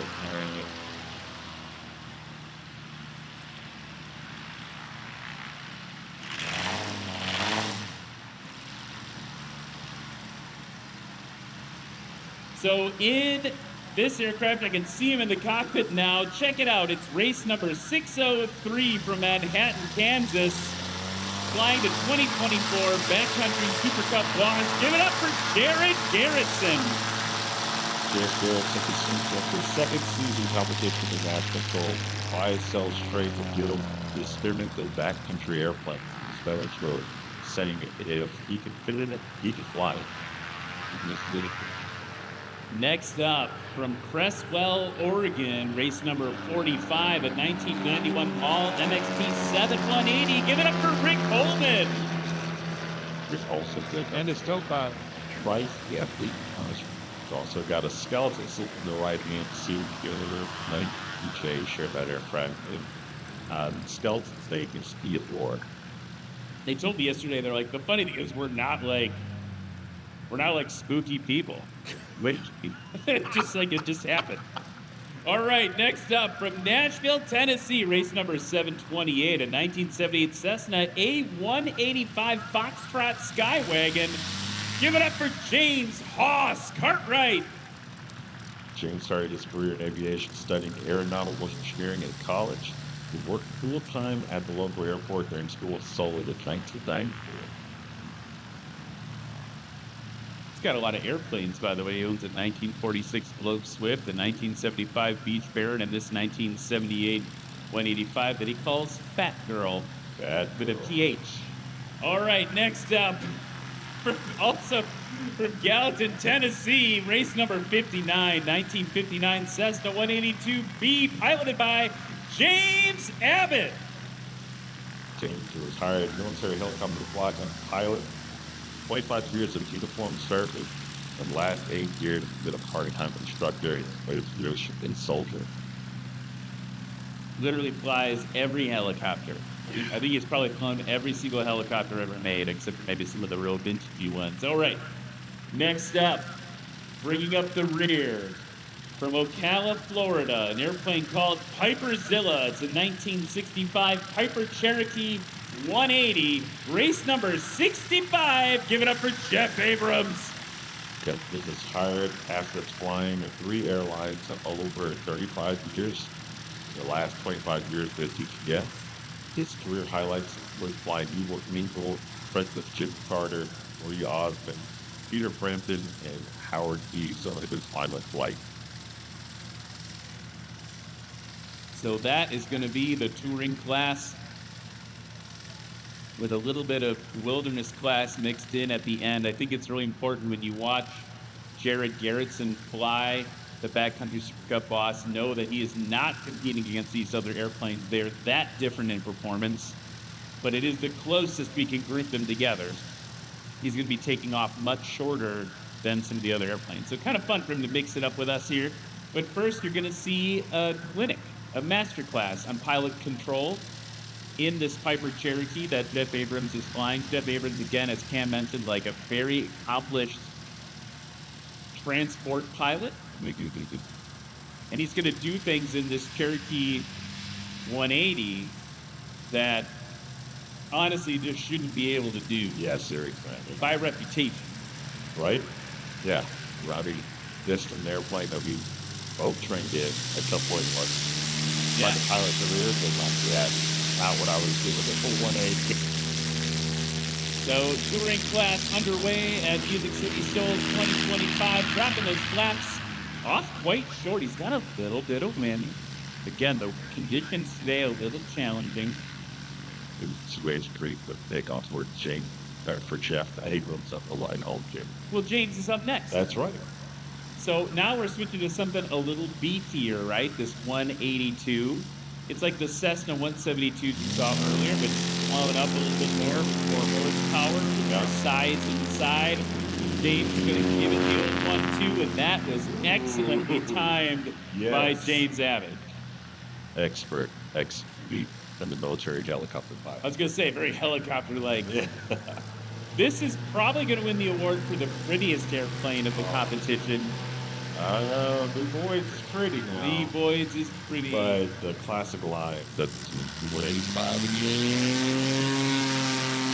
Listen to him roar. Flaps working in action. And that was interesting. It's like he was modulating them trying to find the best place to put them. That's very cool as a big airplane. So that is a chonky boy. Chonky chonk. Now, over to the mall, Rick Holman, one of 2 pilots you'll see flying this aircraft today.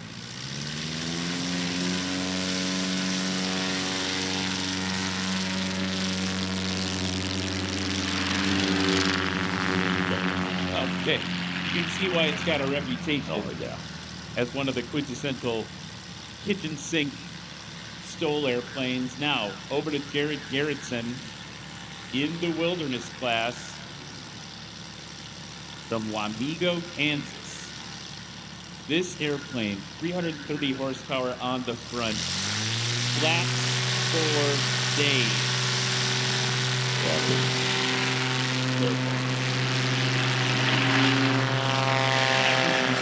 That airplane, I want to look it up because I don't want to get it wrong. That's right, empty. It weighs 1,780 pounds and fully loaded, what we call the gross weight. So the airplane plus all the stuff you can safely put in at 3,600 pounds. Jeff Abrams soaring in kind of fast there in the Cherokee. Now, that's another one of those airplanes we were talking yesterday during practice about airplanes that could use those little dose of wind. Yes. And I think Jeff Abrams qualifies there in the Cherokee. A little bit of wind on the nose goes a long way for him. And I don't want to, nobody take this the wrong way. But the Cherokee, when I was doing my pilot training, was like the plane I flew begrudgingly. Yes. And so the fact that Jeff gets such good performance out of it is awesome. Down, absolutely. James Abbott. giving up about 50 feet. Stopping on his brakes. See the wheel shimmy. The aircraft to get stopped like that. So his takeoff was 220 feet. His landing is 288 feet for chain 7. That's wild. So he's running 265 horsepower. The next airplane is kind of like the big brother. Yeah, really.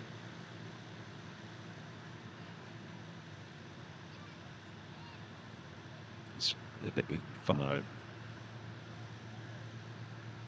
Let's see what the Giants go to you. Holding it off. Good over the line, touching down at about 48 feet. He's got to get heavy on those brakes. It's a lot of weight to slow down. Ooh, he's got to slow before that rim for sure. We don't have the empty weight of this particular 185 listed here, but its gross weight is very similar to the Backcountry Boss that we saw take off earlier. So it is by far the heaviest airplane in the touring class. Here comes the Maul now.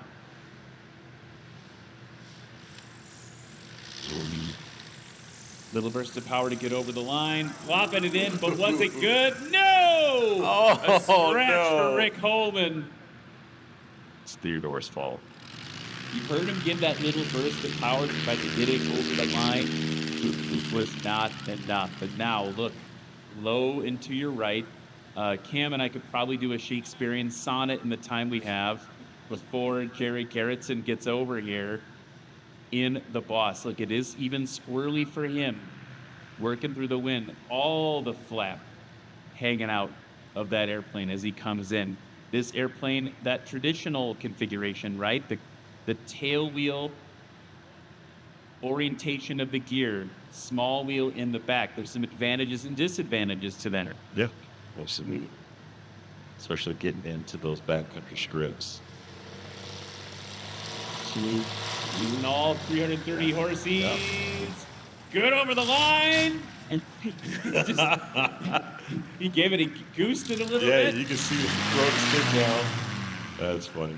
So, like, when he was descending there at the very end of that dramatic finish to his approach, you heard him kind of go like, vroom, vroom with the engine, just trying to get a little bit of thrust to cushion the landing so it's not a total crusher on the gear. Right. Just trying to arrest that descent, right? So, I mean, what do you think, Cam, right? So we got, like, planes like this, like the Maul and Piperzilla, and what James flying, that 182 that had the nose wheel. What are the pros and cons of a nose wheel aircraft in STOL comps? I would say the biggest deal is the heavy braking. I mean, you can stop on those brakes, and as long as you have the prop clearance, you aren't going to nose over the airplane. So, I mean, there's no prop strike. There's a possibility that something catastrophic happens to the nose gear and it goes off on you. But as long as the airplane maintains the tailwheel, then it should be okay. But I would say that's the biggest one. Just the ability to brake super heavy. Oh, yeah. Because, I mean, all of these aircraft are heavier. So, I mean, you're going to have to apply heavy braking to them to get them stopped. And they have higher stall speeds. So, I mean, you're going to be coming in a little bit hotter than a lot of other tailwheel aircraft. And I guess then the disadvantage of the nose gear is that you've got a lot, no pun intended, riding on that individual wheel and tire and nose gear assembly out front. Yeah. You can taxi a tailwheel airplane without a tailwheel. Right. Certainly, like we saw Brad Crawford today, put the tail up, turn around, you can do that function. It's like a functional reach the track that you need your tail wheel to get around in the airplane. Here's Jeff Abrams now in Piperzilla. Settling back down, touching again, and he's going to go off that ramp. Where have that ramp? Yeah. dab it, force into flight, control surf speed. Diver, move it up and down. Wait, it's turn, baby. Go.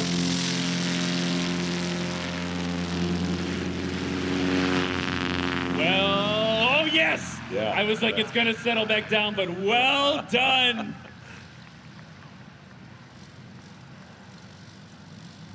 Very well done. Now, so then we talk about it again with the tail wheel.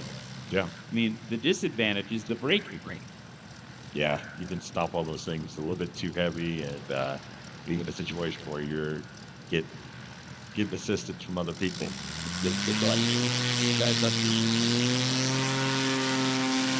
a beautiful 185. Here we go.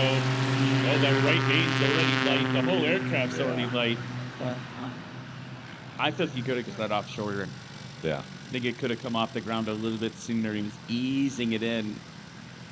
Rick Holman. I should have made Gerald.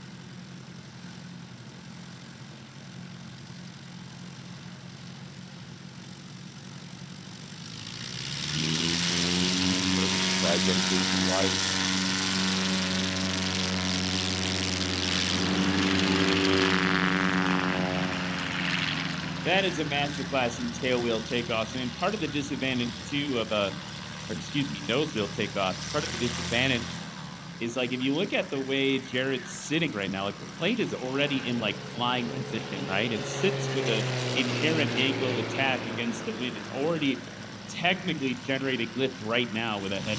Yeah. And the Maul is not as much, right? Yep. A lot of guys.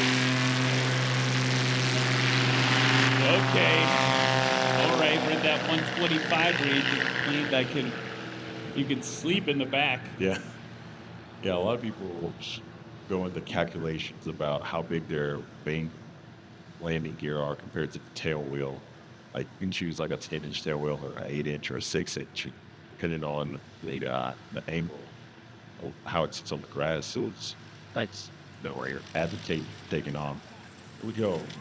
The Jeff Abrams. Scratch for Jeff Abrams on that one.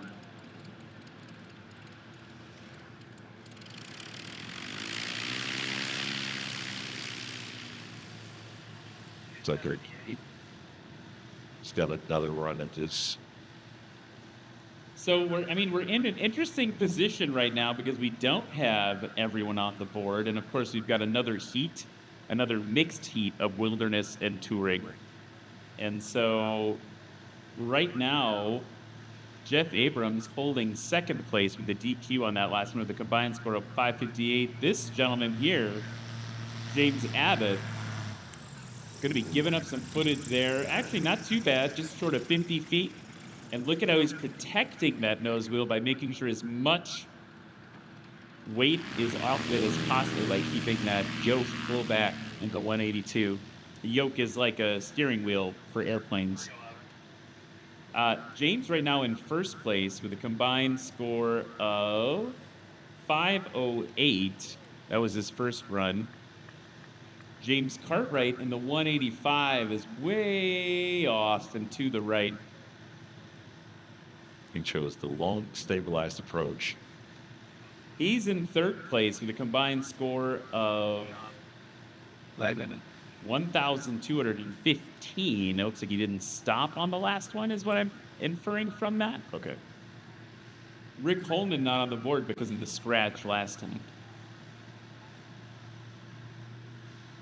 So we're going to see a big improvement, I feel, from James on this one. Still carrying. Play for the power.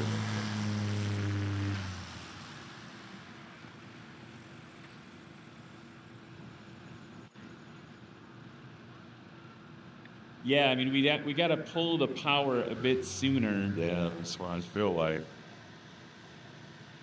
I mean, that is still an impressively short landing. Like, that is still a competent backcountry landing. Most trips that you're going to go to, like, what did someone say to me last night? Well, you can go most places that have a name. I think that was Levi Nogues yesterday. He's like, yeah, they're playing like that. You can go most places that have a name. It's a place that don't have the name that you can't do a landing like that. Yeah, absolutely.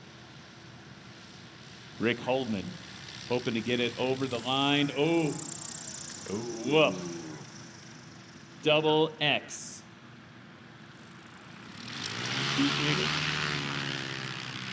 So that is going to be a second scratch for Rick Holman. He's maybe making it a little bit easier for his son to beat him this time.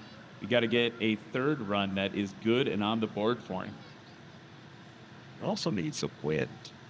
Wind would be fine. I'd be fine with a little bit of wind. Yeah. It's interesting because we know we have, like, look at the feather flags versus the windsock right now. Like, the Legend aircraft flag is showing a tailwind, but the windsock is showing a right quartering headwind. Now maybe it's a pure headwind. That's very interesting. What is weather? Is the wind real? Is it windy? Maybe the wind's just not real. Okay. Now over to the wilderness class. Gary Garrettson, best score so far, 276. 123 foot takeoff. Whoa, power! Yeah. Man, that is what we call pitch, power, and glory. That's that crazy dance. Keeping with nose high and applying enough power to stay aloft just to cross the line. Is he happy with it? He's just waving. Oh, he's happy with it. There Yeah. we go. Yeah, he's cheering about it. Yeah, that's going to be a big improvement. That's just over 50 feet dropped off his score down to 223. Challenging for him to be the first person in the class all by himself, right? Like, he doesn't have anything to gauge it against. He's not competing against other wilderness planes right now. So he's just literally got to be aggressive the whole time to get the best possible scores. Now, here's the thing you're going to learn about Jared if you're new around these parts. This guy doesn't know how not to be competitive. He's humble, he's kind, but he's aggressive on the stick. Yes, he's just, he knows his talent, he knows his skill for sure.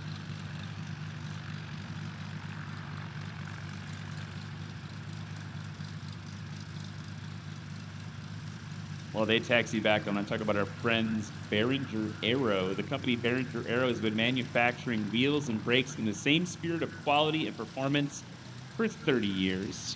Since 2002, Behringer Aero makes wheels and brakes for a wide range of aircraft, from the ultralight airplanes all the way to certificated aircraft like the Pilatus PC-6, the Cirrus SR-22, and the Vision Jet, and others. You got to check them out. Good friends of the series. You can look for a red wheel. They make them in other colors too, but look for a red wheel. We've got competitors all throughout the series that are flying Behringer wheels and brakes. Just look for the red wheels on the airplane, and you'll have a good hint about who's flying. Okay, Piper Zilla.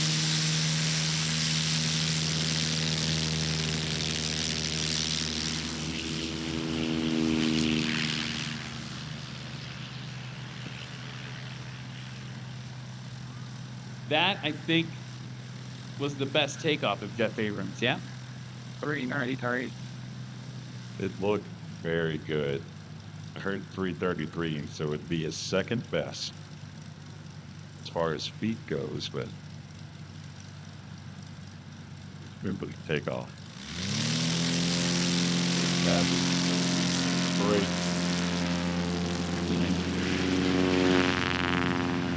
Okay. Yeah. He's still hanging on to it. Yeah. Looks like he's got, I'm guessing he's got electric flaps as well, that aircraft. That feels like the right assessment. So what we talk about, folks, is like if you look at a lot of these planes, there's a handle you can pull on, or a bar that you pull on to lower or raise your flaps. Late model Cessnas have switched over to electric flaps with benefits that are very consistent. Like the application of the control is very slow and consistent, but the disadvantage is slow. You're at the mercy of an engine, like a motorized or steel at the pilot. Here we go now, James Cartwright. Oh, there we go, like popping off. Yeah. I'm very much enjoying watching James fly that airplane. Okay, almost. Not yet on the board. Dragging that tail to the grass. Just a little early. He's so good at managing that edge of where lift begins and ends on the takeoffs. Yeah, very well too. I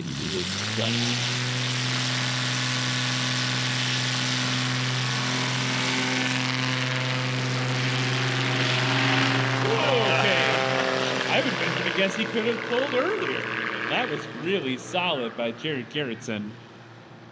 His best takeoff so far, 123. Drum roll, please. That was 133, so a little bit longer. Still. No, I mean, that's an insane distance. And Piperzilla, hello. Sorry. Just standing on my brakes. It's still right, crosswind controls as well. It's a sign of an expert pilot. It's going to be 300 feet. So Jeff Abrams and Piperzilla. That bandit. Which coincidentally is shorter than a football field. Just to put it in perspective, here's James Abbott.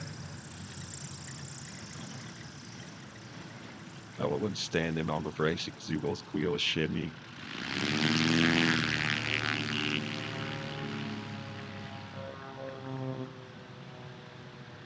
I mean, that's bonkers, right? Like, think about a Piper Cherokee. The first time you flew a Piper Cherokee, did you think that it would be possible to land a Piper Cherokee on a football field? Not at all. Yeah. Yeah, that's not real. That's a lie. No, it's what the internet says. Yeah, that's true. Yeah, it's crazy. I would never have thought that in my time in the church. James Abbott's landing is 277. Whoa. For leading. Love it. Yeah. He wants to win. He's one of the hometown boys, right? So gotta be rooting for him.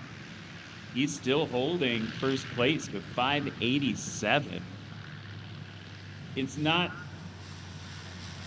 assured, but it's close. Oh, that right main was close to the line. Lexi's saying it was good. Ooh.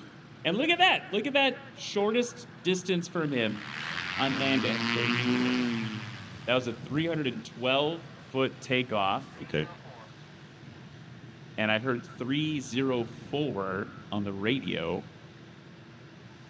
That's going to put him at 616. So he's still solidly in third place right now, but he over halved his distance, his combined score between the second and the third run. Yeah. Now, we have to talk about Rick Holman, because he is going for the scratch hat trick. We got to get him over the line here. He's got to get on the board. He's got plenty of wind down the pipe right now, it looks like, or it feels like. Yeah, he's over the line. Landing assured. I was going to say, he kind of was safe on that one, then he definitely, heated it in. Definitely came in aggressively.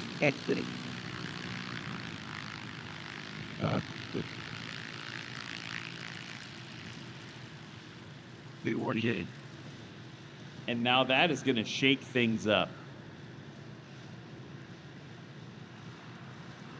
Ooh, that's going to shake things up dramatically. So now, Rick Holman, after 2 scratches, gets things pulled together and is ascending up into first place.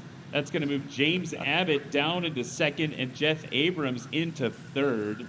Now, there's still 2 more pilots in touring that have yet to fly.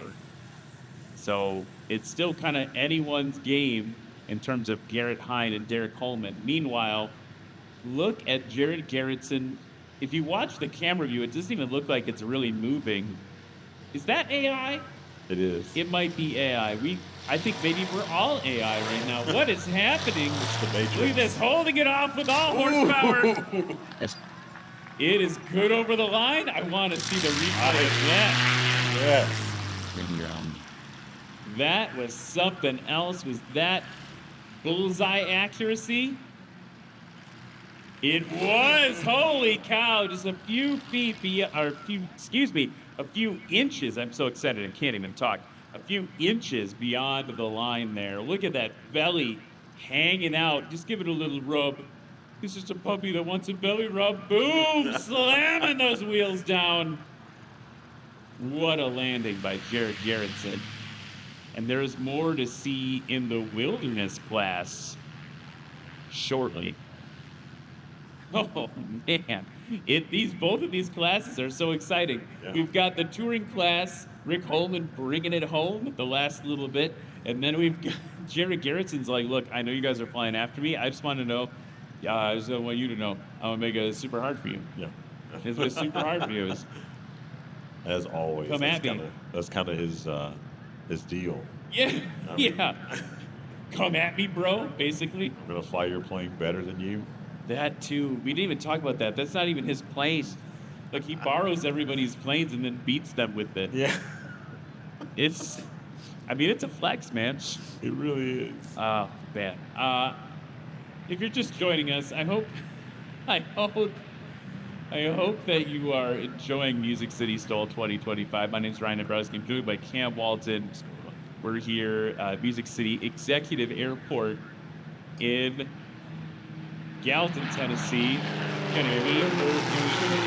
Fast plane fix right there. We are in the middle of kind of a combo set of heats. So we've got the touring class and the wilderness class competing together, but still separated from a scoring perspective. So we just saw the first kind of 2/3 of touring class with Jared Garrettson doing things in the Super Cup Boss, Backcountry Super Cup Boss. And then we're going to kind of switch and lean more weighted wilderness class with the heavy experimental big boys, yes, as Cam and I have decided to call them.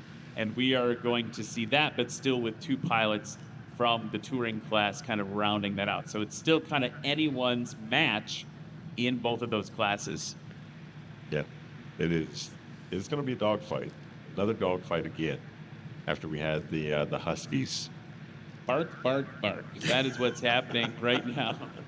So that's really cool, folks. Don't forget, you're seeing some great performances right now. Go to nationalstol.com/vote. That's nationalstol.com/vote to vote for your favorite pilot. We're going to pop over now to get ready for the next class. Let's see who's competing in that wilderness class. We've got John McCardle in a 2025 Bearhawk 5. Luke Strandlund, race 260 in a 2009 Murphy Super Rebel. He's all the way from Mora, Minnesota. Brandon Korn from Hearn, Texas, 2024 Backcountry Boss. We find that same airplane that Jared just flew. And of course, Jared in the Backcountry Boss as well. You just saw him put on a bit of a clinic with that. Pressure's on for Brandon. Pressure's on for John. Pressure's on for Luke. So it's going to be a fun one. And then joining them will be Derek Holman and Garrett Hine from the touring class. And so Derek, you're going to see fly that same trike, that same ball with the nose gear that his dad was flying. And Garrett is also going to be flying a maul, but with a tailwheel configuration. That's really cool. We're going to get to see that nose wheel versus tail wheel action happening, suit differences and performance, if any. Yeah, I mean, is it going to be more than tomato? I think it might be. Now there is a difference in the horsepower between the two balls. I think the Holman is a 180, height is a 160, so it's 20 horsepower difference. But you got that extra weight of the nose wheel, and we don't know. We know Derek as a bit of a known entity in National STOL. We don't know Garrett Hine. particularly well in the series. Flies a lot of STOL. Does not fly a lot of national STOL. He's got 500 hours log, put most of that in the mall, compared to Derek, who's 19 and has about 100 hours of flight time. So just a difference. There's some differences there between the two of them. So we got the DC-3 hanging out over there. That PT-19 from Ryan.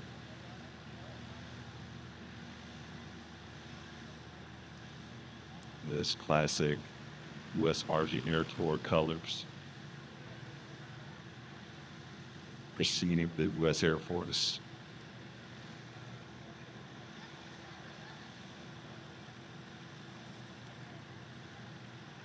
It's a real classic aircraft. I'd like to take a spin at one. See, it makes me a very medical at Ryan and Orion? Yeah. What if it was nighttime and I was looking at the constellations and it was Ryan and Orion looking at Orion? This flying. Ryan. Flying and Orion. Looking at Orion.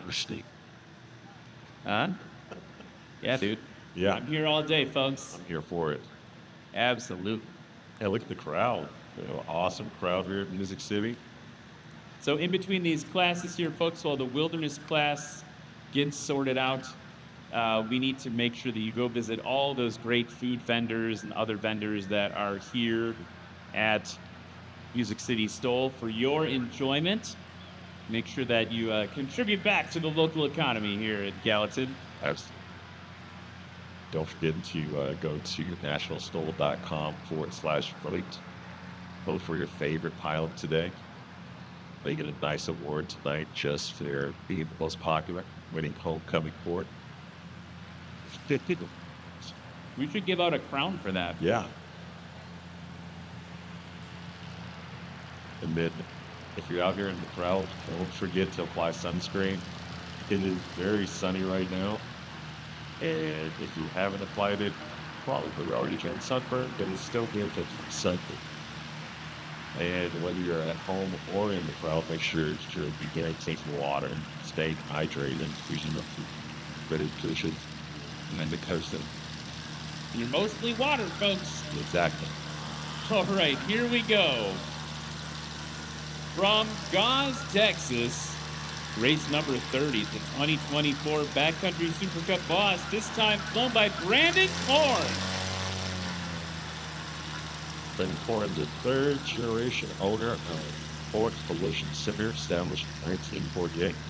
The former Lake Spring car racer who founded Blue Passion. Used to fly a Cessna 205. Big old beast of an airplane. Now he's flying a different big old beast of an airplane. Next up, from Mora, Minnesota, race number 260, 2009 Murphy Super Rebel. Give it up for Luke Strandlin. Luke Strandlin's again flying with 24-7 ever since.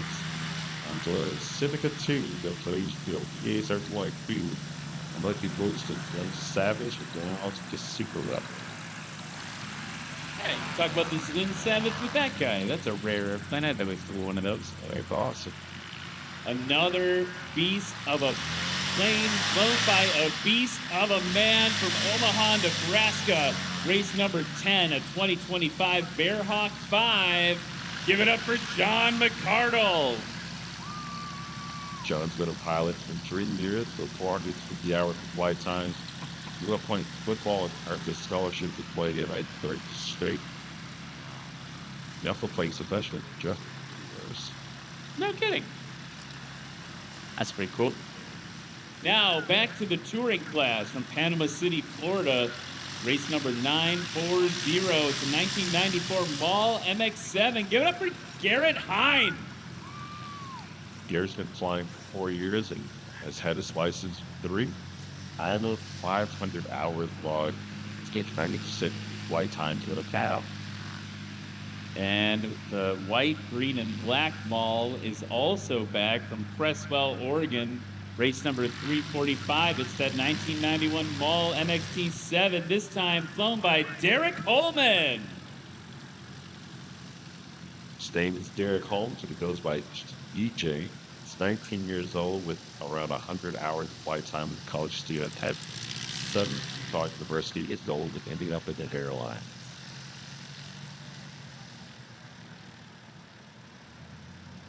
So we're going to see a little bit more touring and then a little bit more wilderness all mashed together in one melting pot of aviation fun. Things to watch for here. Now that you've seen the Backcountry Boss, you can kind of see what it can do. The other two giant wilderness class airplanes, like Luke Stramlin and the Super Rebel, the white and red one over there. Yeah. Race number 26. That's an airplane that has an IO 540 engine on the front, but it's liquid cooled and twin turbo. And every time that it's come out, it has a little bit. Speaking of horsepower, 100 gallons of gas an hour coming out of that DC-3. A lot of dinosaurs. Lots of dinosaurs. So Luke Stradlin's got all this power. He thinks maybe upwards of 600 horsepower when he's done with it. That's the claim. We'll see if he can back it up, maybe with some sort of dyno test or something. But meanwhile, John McCardle, right next to him, little wheelies back there. John McCardle is running 400 horsepower on his aircraft. And those aircraft, while McCardle's is a fair amount lighter, they end up having the same gross weight, which is interesting to me. So, yeah, it's the Bearhawk, because it's not made of metal, skins, I think is a bit lighter than the Super Rebel. And then you've got the Backcountry Boss, right? 330 horsepower. So weirdly, the lowest horsepower of the Wilderness bunch that you're seeing. And just insane what it can do with that power. So it's not always just horsepower. It's all the things combined. And I think the other interesting thing to talk about with folks, Brandon Korn and John McCardle have had a years-long rivalry.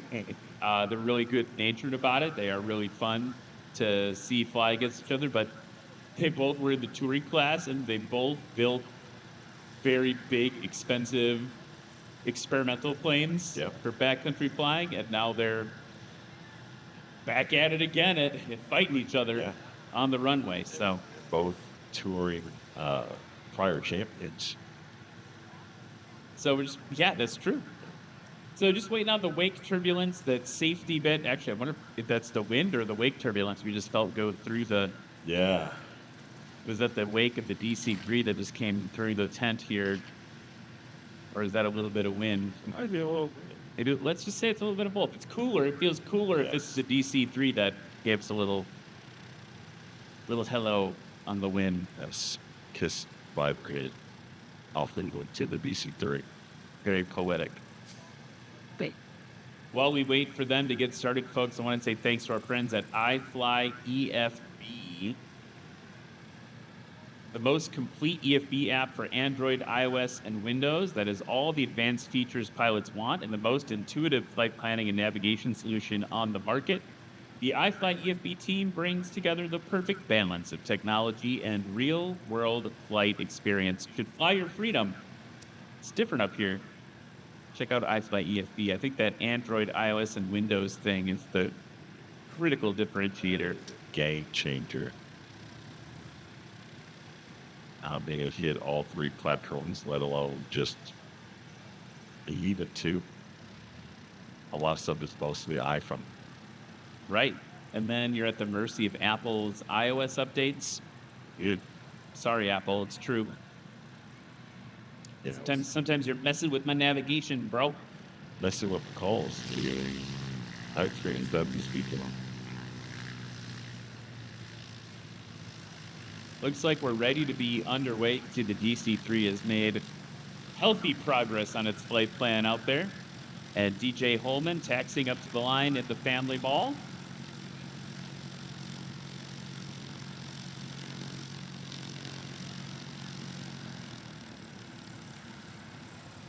It's also got Theodore sitting right seat, telling secrets.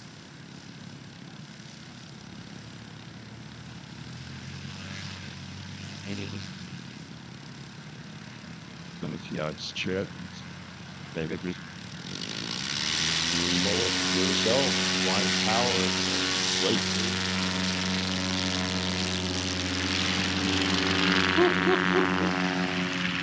Oh, that's nice in the performance from DJ. And then grabbing into a crosswind there at the end. Oh, yeah. The way he was working the elevator, too, like really on the edge there. Now it's time for our newcomer to the series. Garrett Hine did a little bit of practice yesterday.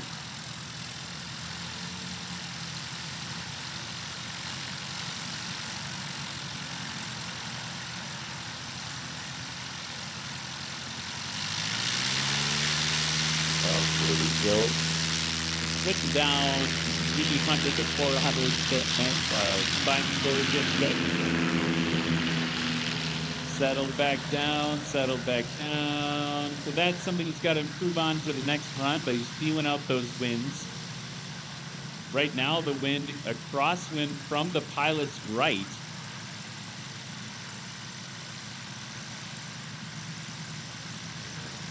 Flags with the data gun tails. Oh, that's a lot of power. Woo! Awfully good on the first run of the second heat of Wilderness class. John McCardle at the controls. Tested. There at 5. Thanks to Rich Grandway. I wonder if this one is going to hurt as much as it did at Oklahoma STOL. It's very loud, a bit of a specific noise. It might be an ear plugger. Sensitive to loud things. Yep. Something about the tone. It gave me goosebumps again. Oh, wow. Look at that takeoff. It made me feel weird. Because he was vibrating very much so, more so than Arsenal. We're a lot closer than you were ever dude. Oh. All right. Over to Brandon Ford now, flying the Backcountry Super Cup boss. Cooling up all 230 stallions. He's hanging on to it right off the front of the pilot flaps. He's got flaps for days. Like enough flaps for ever go to the house. This will break me through flaps. Where are we going? Where are we going with this one?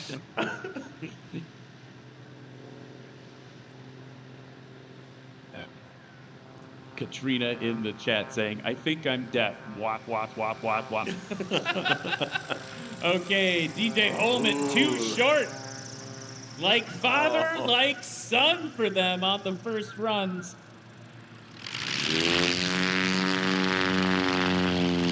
Victor in the chat saying that Bearhawk is fire.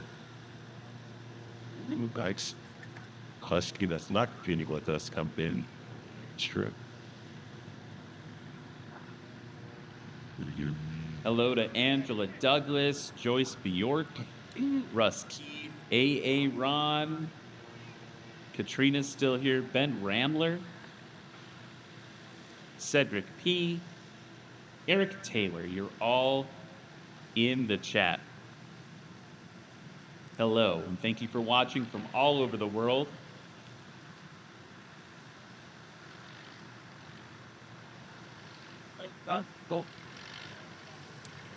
Garrett Conley. There we'll fall in. Ooh, that's a scratch. Another scratch on the board for the touring class.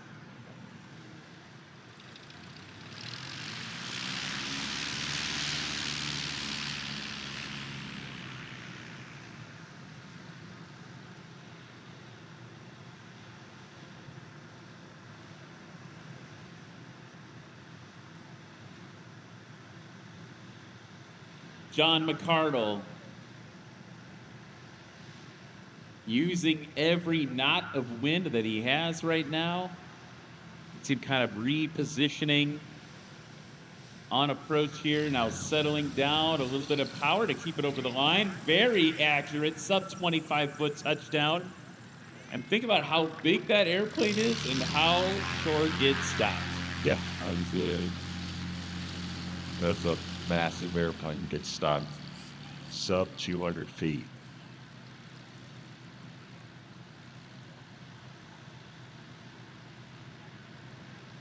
And look at that. Look at Luke Strandlin. He is not afraid to get the nose high up at altitude. He's got so much power on tap. And look at how his angle of attack is quite high, up high, and now he's going to start settling down. Settling it in. A little bit of power. Good over the line. Bouncing, reverse, pitch, propeller. Helping him get stopped in another case. A quite dramatic fashion. Going to the replay on that. Look at this. Bam. Second bounce. And he's already, there you go. Look at off the front of the plane there. Whipping up a tornado of dust. Love that. Hashtag loves it. Okay, other people to say hi in the chat. I see Brandon Fontana saying, hey, Ryan. What's up, Brandon? Nice to see you in the chat. John Douglas saying, hello, Ryan and Cam. What's up, hey, John? Douglas from Pinedale, Wyoming. Wish you were here.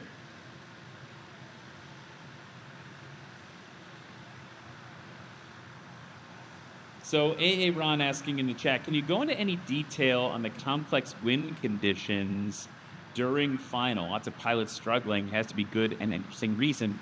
I think if I were to summarize, it's that it is light and variable. Like we're seeing portions of approach that are windy, and even in just answering this question, it has gotten slightly windy and then winds calm. It's like, I don't want to use the word gusty. I guess technically it's gusting, but it's gusting so infrequently and so lightly. I think it's just challenging. Well done for Brandon Korn on that one. So to elaborate, Ron, I think we have read on the nose. Obviously, that's a good thing, right? And so like you're seeing the windsock point right down the runway right now. It's exactly what we should do. And we'll have, like I might describe it, like nearing the wind that's in right now would be like wind for a second or two, then nothing. Then maybe a slightly stronger gust for a second or two, then purely winds calm. And then maybe winds calm for like 30 seconds or 40 seconds. So it's that thing where like when we talk about flying, I would say like my worst flying performance are days when it's winds calm, as it's light and variable. It's just like really hard to get yourself calibrated. It's easier actually to have like a 15 knot wind straight down the runway than it is to be light and variable. You know what you're dealing with, or even like a 15 knot wind from a set direction. And Chris Williams in the chat saying currently they're reporting variable 3 gusting 11. Yeah. I guess it's kind of what I'm describing, right? Like Absolutely accurate. 3 knots, a little bit of wind, gusting a lot, and then nothing, right? Not very favorable conditions for a pilot going flying. But we do have like severe clear conditions today. We've got great visibility, not particularly hot out today, at least out of the sun. And that part of the equation not really hurting us the way the wind is. And as this day has heated up, we've had more wind. We had even less earlier in the day. And so that was even harder. But you saw Eddie Sanchez wheel level. Pretty good. DJ Holmes.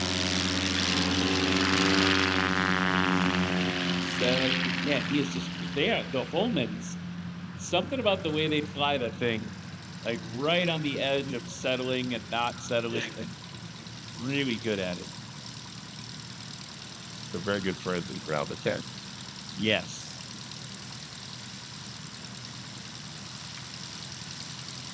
Now over to Garrett Hine.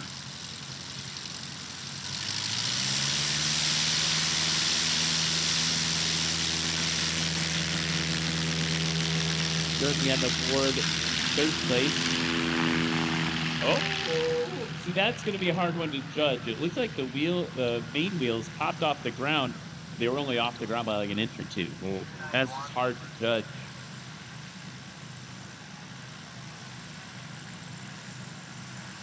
And if he's dead at the still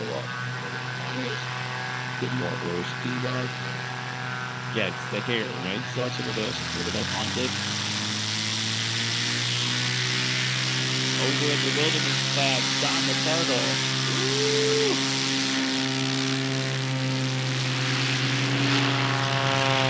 400 horsepower. Not bad at all.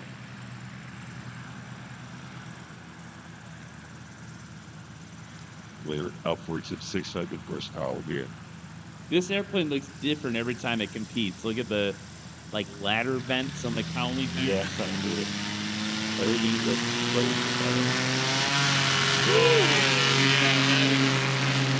That is the noise. Oh, Luke, what are you doing to me, man? Wow.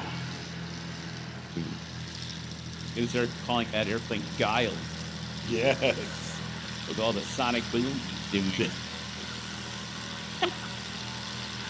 Oh, that's a joke just for millennials. What's keep by winning them? So I'll pick up this airplane. Randy Corn, ready to go in the boss. Leading out.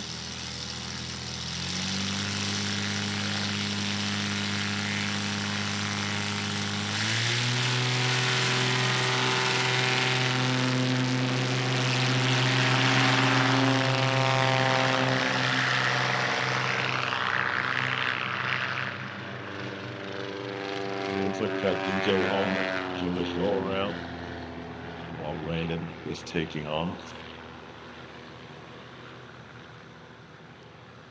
And let's look at the wilderness class standings. Well, Brandon climbs out there right now. Jared Garrettson still clinging to first place with a combined score of 223. The rest of the pack is behind him. And I feel like they've had better wind. Am I making that up? They maybe have had a little bit more wind. Second place goes to John McCardle right now with a combined score of 266.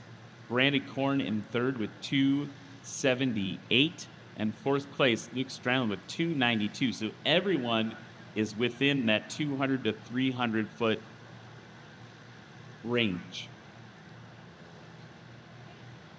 Garrett Hine now descending down. I do like fat tires on them all. They do look very much appropriate. Ooh, little backfire. Yeah. That's all right. Here we go. Compressing down, too, onto those gear under braking. That was kind of squatted down really dramatically. That was good.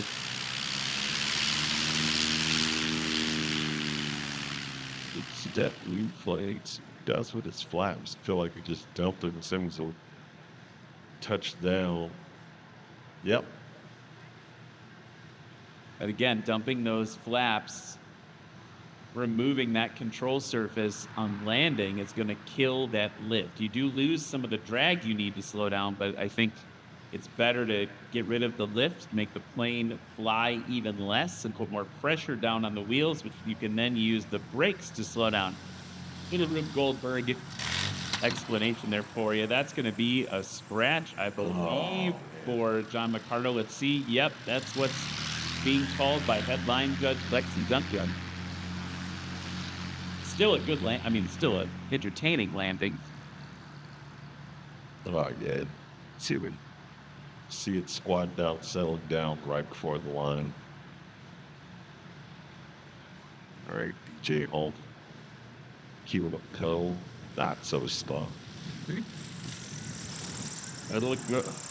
Dude, it's like the opposite of what he wanted now. He was all prepped for no wind, and we have one of these gusts coming through. And the airplane's like, sorry, dude, I'm going to keep flying. I like this. I got all this wind now. I'm going to keep flying. He's like, no, I don't want to fly. I want to land. And they're like, no, it's... Anyway, you saw it. You don't need me to reenact it. Oh, man. I don't know if anyone's ever had a gust that was as disadvantageous as that one. He will be on the board now, though, so we'll see a little reshuffling of the standings.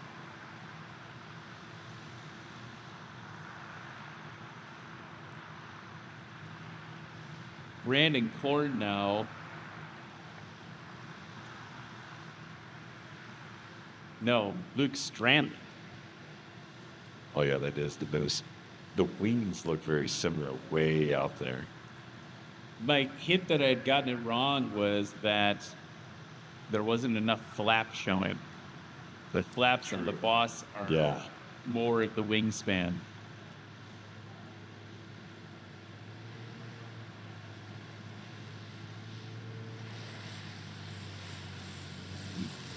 Here he comes, holding it off.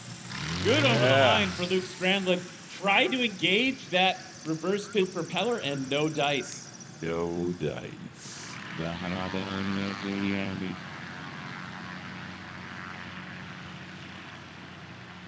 Had that one.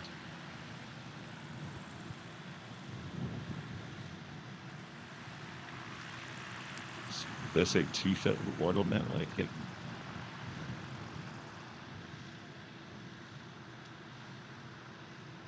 .271 confirmed on that landing. That's going to keep Luke Strandland in 4th place. Okay, oh, I wanted it too.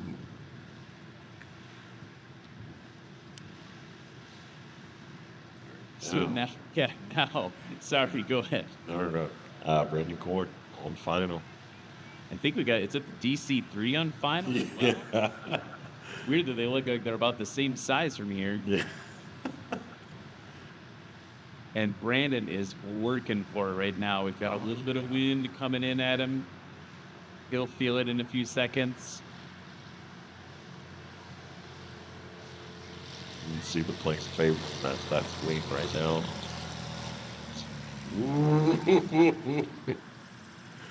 That was excellent over the line. He gave up about 75. He's got 52. Like, very smooth utility software. I feel like the boss does that every time. Like, it just really has it calibrated the shots well, is what it appeared like to me. Yes. So they are going to taxi back. The DC-3 is going to do its rollout. Look at that. That's a short landing. That is a very short landing.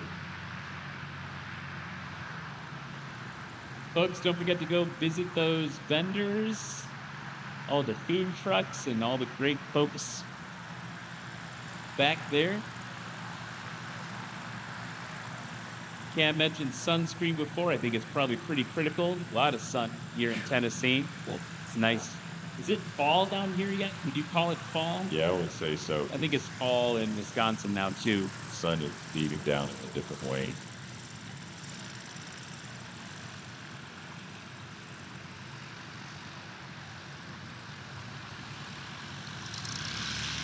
So, one more run of the touring and wilderness class, and then we're going to head over to the kind of the hottest classes of the season.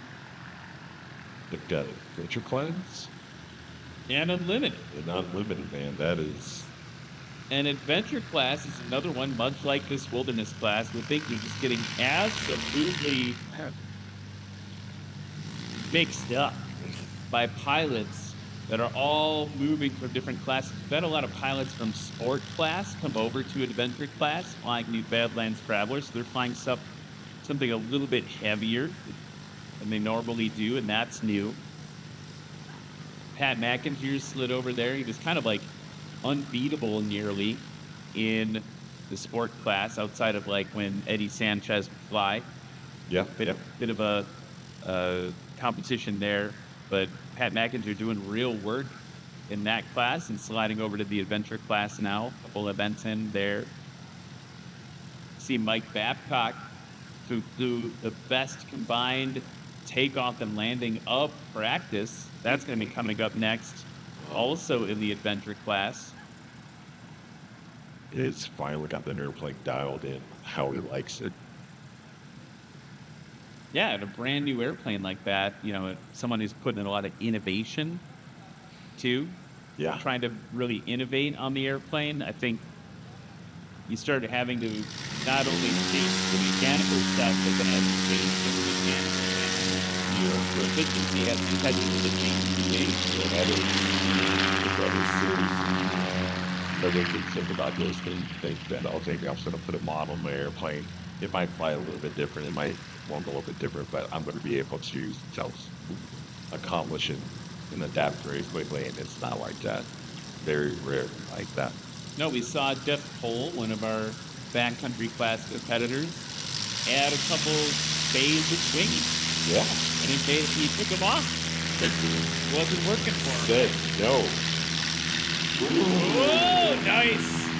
That was a good one by Garrett Hine. But yeah, he's using that. I mean, he brings his nose down a little bit more for comfort, a little bit much for comfort, rather I should say. But get more aero so that it's not going to take that much more too. Yeah. John McCardle leaping forward and then into the sky. That was like a carrier launch. That was really amazing. All right, this one's gonna make me feel weird again. I'm like now nervous before he even spools it up. Like what's my body gonna do when it spools up? I think at the last competition he didn't have his cowling on either. That was still running up. Yeah, it's like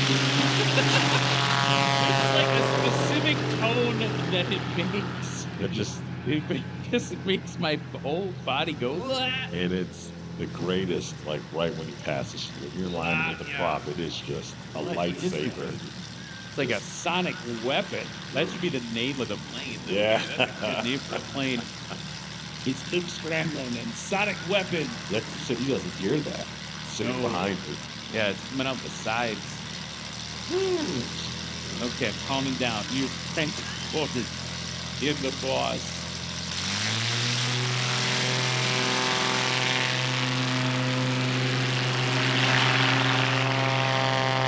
That was a constant seagull. An airplane that big should not be able to take off that sort. Yes, it's just really burning the bus. Yes. Big fast burst.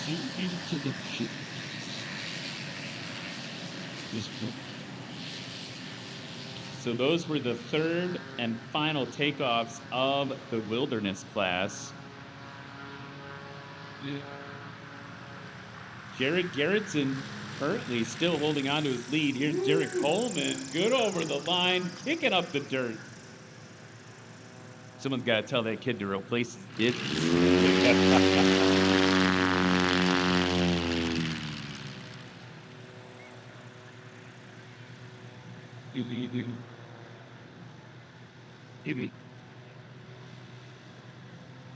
Garrett Heim, 5, a bit high, but it's high enough to trade off that high Explorer. The scoop, really.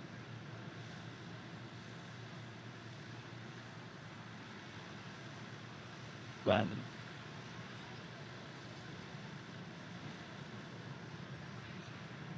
So again, we're going to be wrapping up touring and wilderness class. This is going to be tight. We're going to see how these both end. And then momentarily, it's going to pop over again to Adventure. Oh, good. I think it was good. Lexi said she's not sure.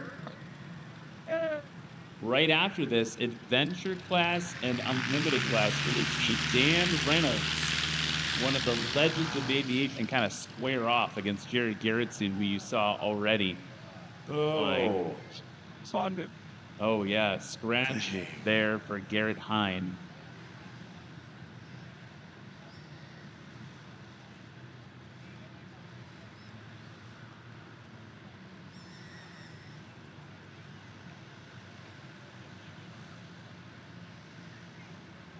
Great John Cardle. Good day.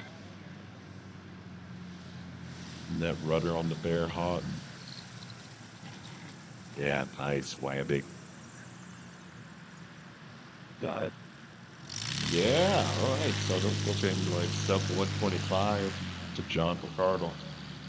Get bird down. Look at that. You know.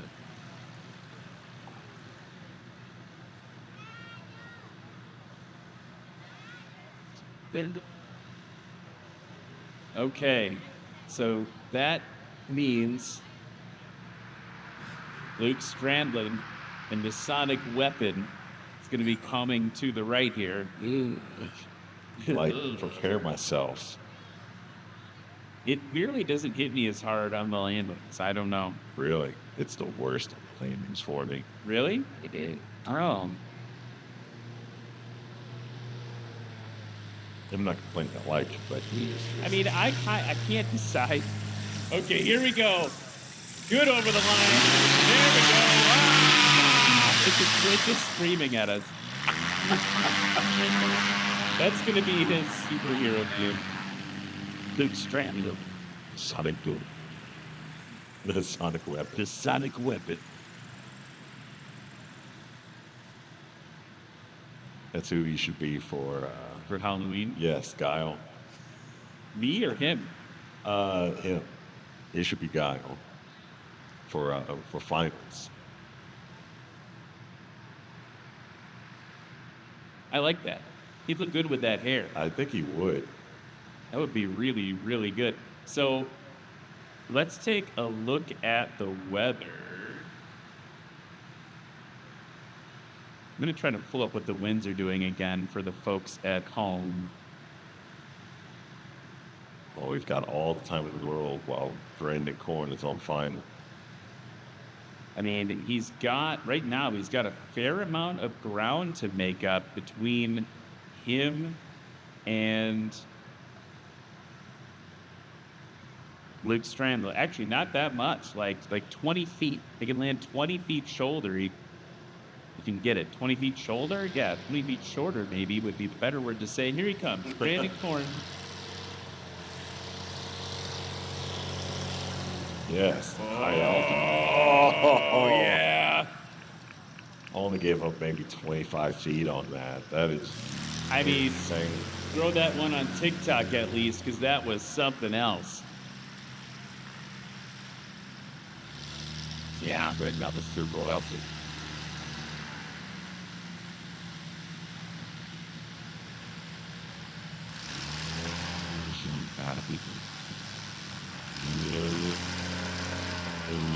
So that is going to complete the Touring and Wilderness class here at Music City STOL 2025. We are going to take a short break. We'll be back to bring you all the trophy celebration action of these two classes. And after that, hold on to your butts, folks, because Adventure class and Unlimited class are coming up next.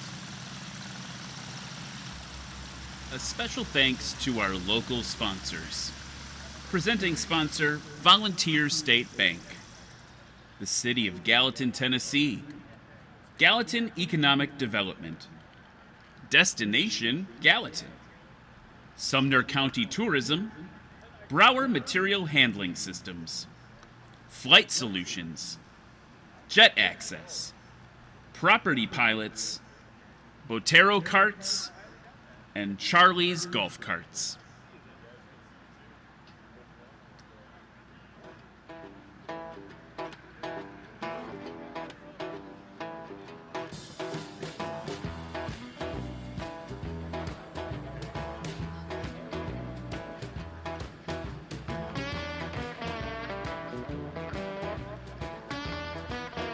Special thanks to our annual sponsors: Legend Aircraft, Clemens Insurance, Behringer Aero, Sarasota Avionics, Lift Aviation USA, Flying Eyes Optics, Red Tag Art, Legendary Aviation Coffee Company, iFly EFB by Adventure Pilot, ICOM Radios, Tundra Tailwheel, Fly Orca.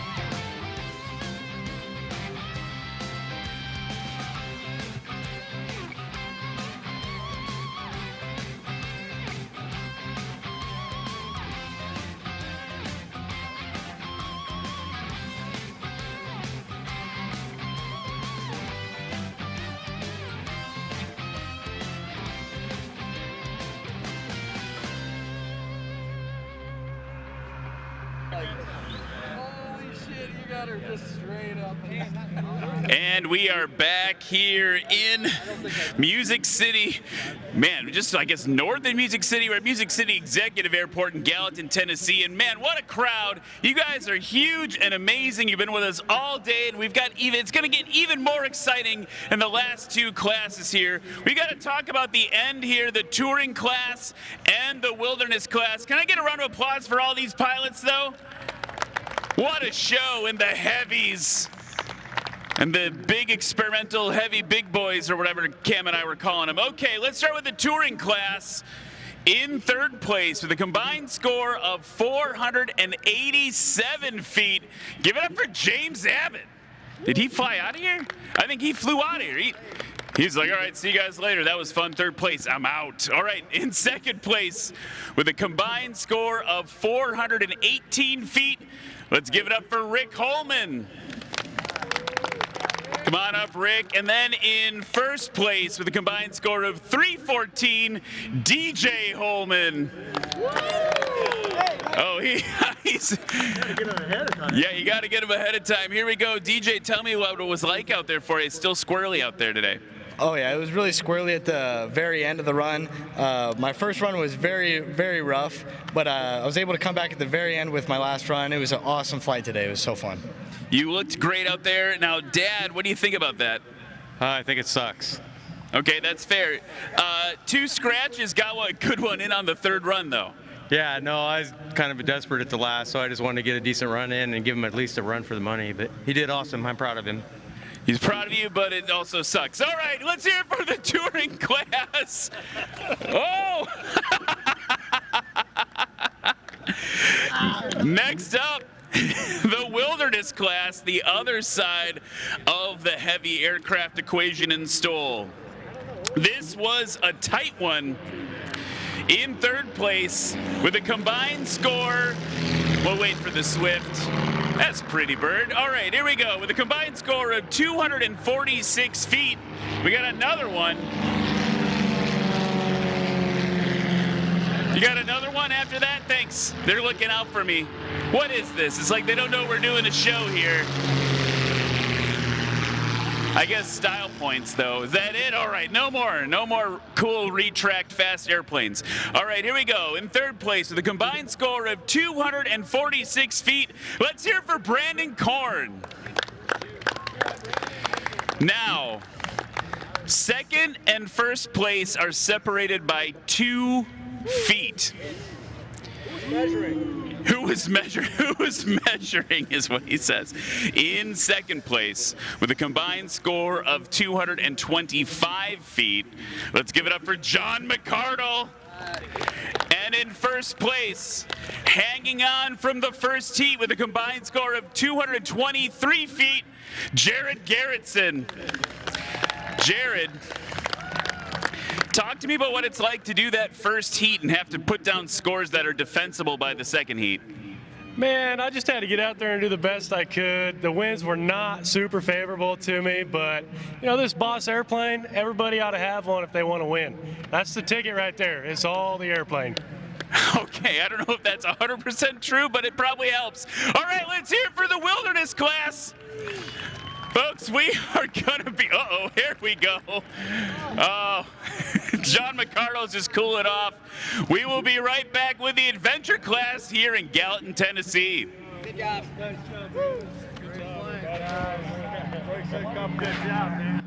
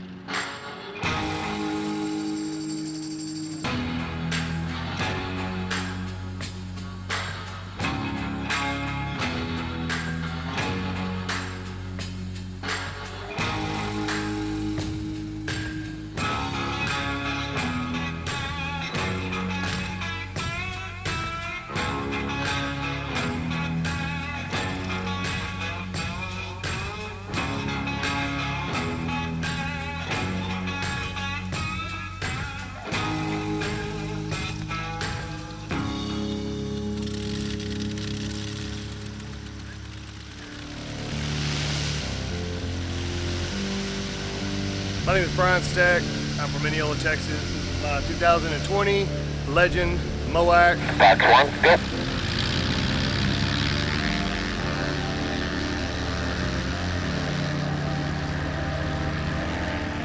You know, at the time, I had no idea what I was building. Went and talked to Darren and Randy at Legend Aircraft, and, you know, I just built an airplane that we could go fly in. And those MOACs make it challenging, don't they? Oh, man, them are some beautiful birds. The pilots are good, you know, it's competition. He calls this airplane, not only does he call it Pepper, he also says it's part of the wolf pack.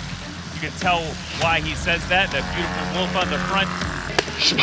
For STOL, it's hard to beat a Super Cub. It's called a Lycoming 0290. It's only 125 horsepower. Being as lightweight as it does, it seems to compete pretty good, especially in the stall stuff compared to the bigger guys.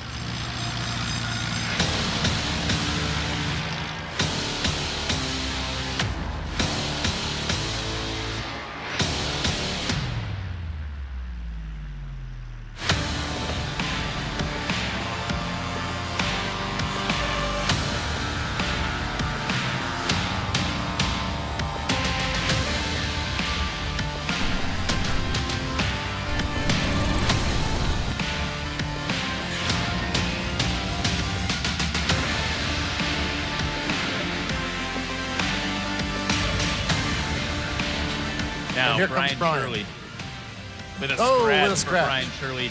Now I kind of had time to regroup myself, because it does kind of get in your mind a little bit that you got off your routine a little bit, and I was off my routine today altogether. Brand new airplane, just got it done. I've had it in the mountains at my home airport up there is at 8,000. I've had it at Leadville, which is 10,000. Where I'm actually from is Dodge City, Kansas, and I've had it there as 2,600. So yeah, I've had all over the country. It's performing well.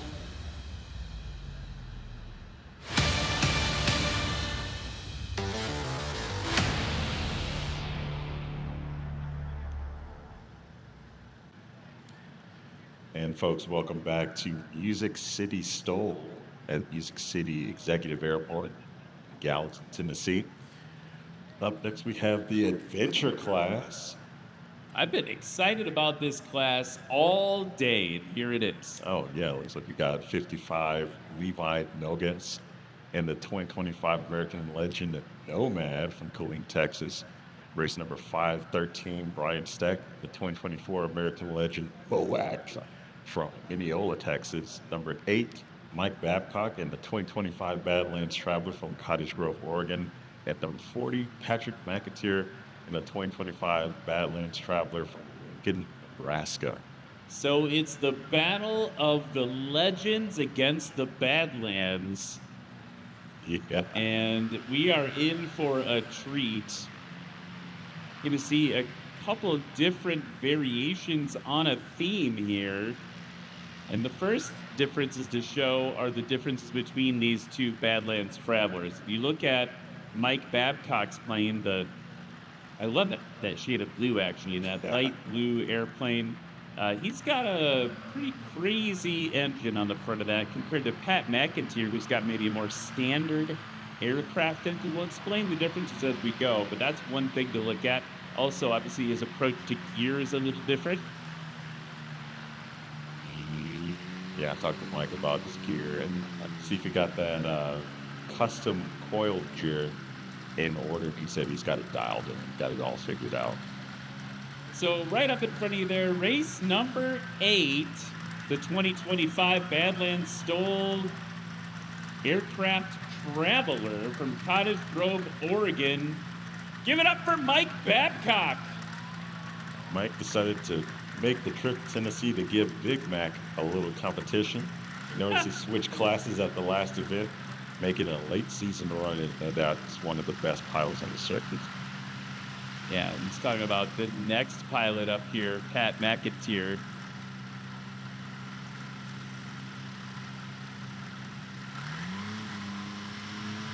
Yeah, heavy mods to that aircraft. You run the same engines as Eddie Sanchez is running, but it's usually Babcock regulations on the 9918. Next up, from Lincoln, Nebraska, race number 40, a 2025 Badlands Traveler. Give it up for Pat McIntyre. Pat McIntyre is such a good traveler. He's a veterinarian, of all things, an aerobatic instructor as well, flies really cool, fast airplanes, also some turboprops. I don't know where that guy finds the time. All right, now from the Badlands side of the combat, we're going to switch over to the Legend side. American Legend aircraft. This first one here from Mineola, Texas, race 513 of the 2024 American Legend aircraft, BOAC, the mother of all Cubs. Give it up for Brian Steck. Brian Steck has that Gladiator 390 on the front of that aircraft. That is a water-cooled engine. The water cooler others all designed and sold it, if you want to say it like that, but that airplane, very capable, so a ton of it. And now something a little bit different for Belton, Texas. Race number 55, a 2025 American Legend aircraft Nomad, Levi Nogas. Levi Nogas joined the Navy for adventure, ended up at the Naval Academy, said that he couldn't hack it, so he joined the Marines. He spent 6 years in recon and force recon companies. He also was a quick beret from the stint at the Army Special Forces. And so one thing that Levi wanted to point out about this Nomad, right, it's the plane that there's 3 in existence so far. One of them is Trent Palmer's, famous YouTuber Trent Palmer. This one is the one that Levi's flying right now in front of you. It's so new, we're not exactly sure what class it goes into. Levi's like, well, let me go up against my buddy Brian and the other Legend, and we'll see if it stacks up here. So he is off and running in the Adventure class. It's definitely a different kind of power plant, right? Running that Rotax 916 turbo. So it can fly up to altitude, no problem, maintain horsepower. Levi described it as like a perfect all-rounder airplane. I believe it. Now the BOAC. This one's called High Strung, and you can hear why. And we are right off around 75 feet from Brian Steck. This is someone who I've loved watching him compete the last couple years in high strung. He's been working on that airplane, fine-tuning it. Has been working on the airplane a lot this season and just kind of finally getting back to competition. So cool to see him fly back. Wow, got back into it. Woo.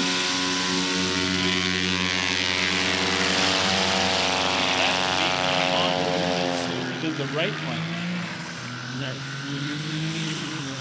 So Brian Sticks take off separate. Brian Lowe gets to one place. And we're fine, good. Now listen to the difference in engines, right? You can hear the turbo blow-off valve of this Yamaha Sidewinder. Pat McIntyre, meanwhile, running like a standard. Sounded not great.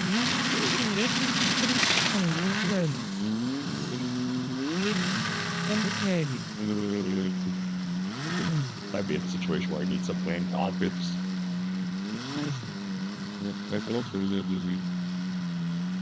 Breathing a little bit too much fire out of that aircraft.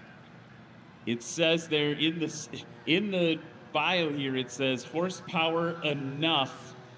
Maybe it was just a little bit too much. We heard it spool up and then bad sounds. And so they're gonna figure that out. Jerry Clements taking a tumble, trying to help us out here as we get Mike Babcock off the runway. Levi is going to do a go-around and go back into the pattern. Going to kind of assess what's going on with this engine here.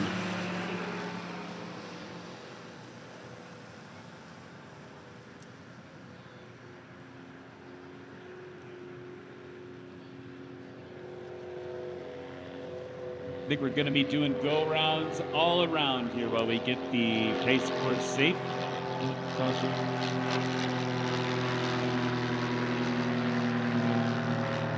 And that, I gotta say, Cam, is just, I'm hoping Mike can return. That's you have to assess what's going on. It could be like a programming issue with an engine like that. Like these are highly tuned engines. But Mike Babcock put in the best combined score of practice yesterday. And I was looking forward to this. So like I wanted it's like the great hero's journey, right? He's been working with the plane. He's trying to be proficient with the plane. He's working on all of the modifications to make it this real fire-breathing beast.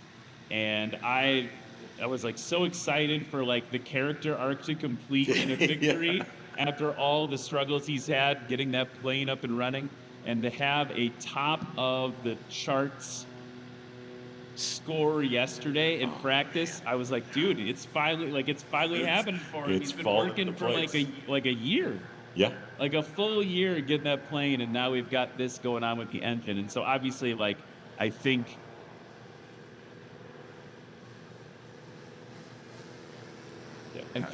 discretion is probably the better part of valor, right? You don't want to, if you got something going on in your engine, you don't just go back into the sky, you go check it out. But that is really sad for me. To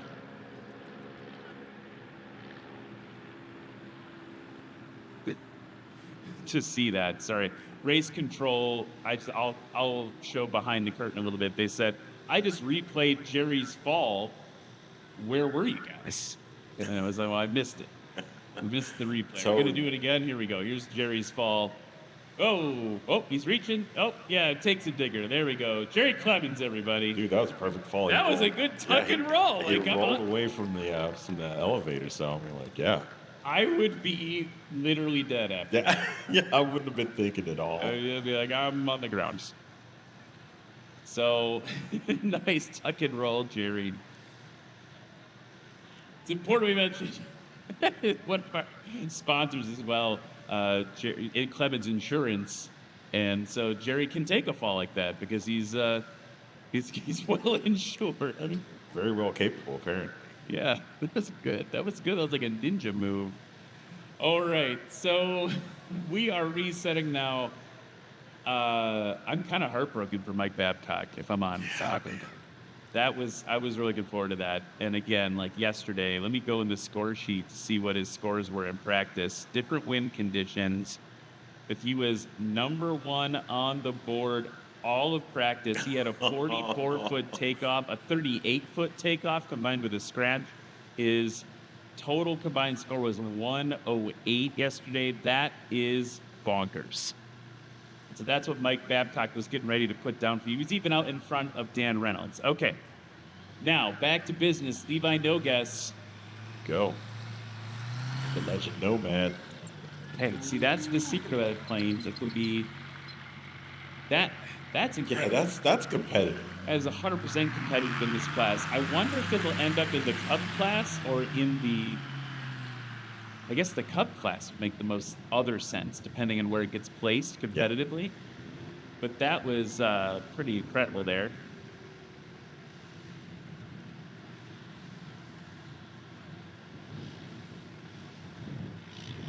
That's going to put Levi, obviously, in first, at least for now, with a combined score of 223. High strung. Look at high strung. Yeah. Oh! We have a fight. Look at that. That was awesome. Ryan Steck, the mighty return.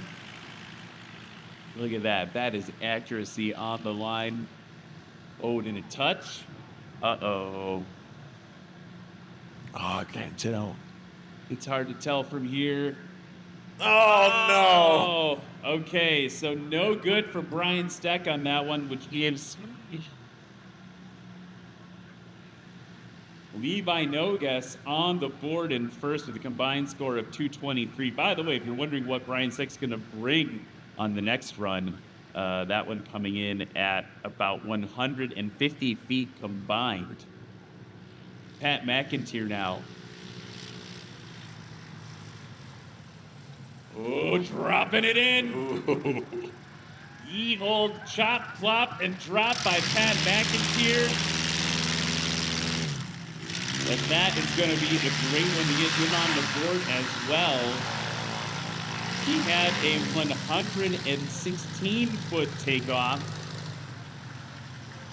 Waiting to see what the landing was. 79 feet on that landing by Pat McIntyre. Here's the thing now. Mike Babcock, sadly out of the running. Brian Steck is going to be Pat McIntyre's main competition. Their landings are neck and neck, with Brian Steck pulling off the shorter takeoffs. He's just got a bit more power under the hood.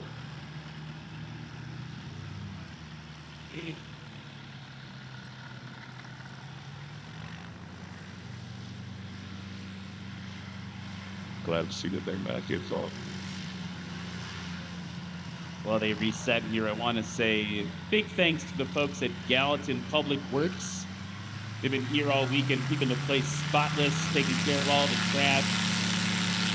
Really appreciate all their help. Okay, here goes Levi Nogues now in the Legend Nomad. And look at that, loaded off there. Couple of knots on the wind, making a big difference for him. So 113 was his first takeoff. 89 feet. So now we've got a real firefight because Levi Nogues took off at 89 feet. Brian Steck's last takeoff was 73.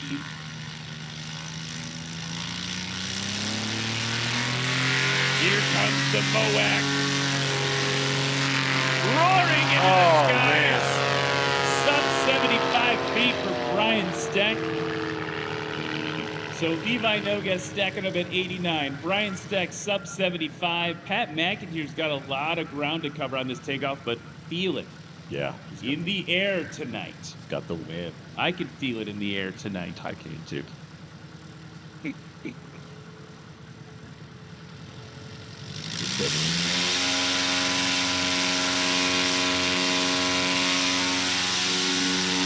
he goes, Pat McIntyre. No! Oh, okay. 75 feet! They are putting the adventure in adventure class. Awesome. What is happening? Gallatin's like, I would like to give you some wind finally, National STOL. Here you go. Yes, we will gladly take it. I don't want to say that was all wind. There's obviously some piloting in effect as well. But Holy cow, that is, I believe, the shortest takeoff of the competition by Pat McIntyre was 65 feet. What were we doing in sport class? We had 67 feet by Eddie Sanchez in the sport class, so I do believe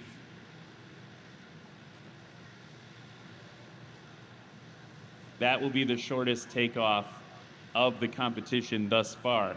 An update from race control cam, Mike Babcock will be allowed to return if he can before the end of the class, but currently he's out due to, and I quote, unknown mechanical issues. Okay.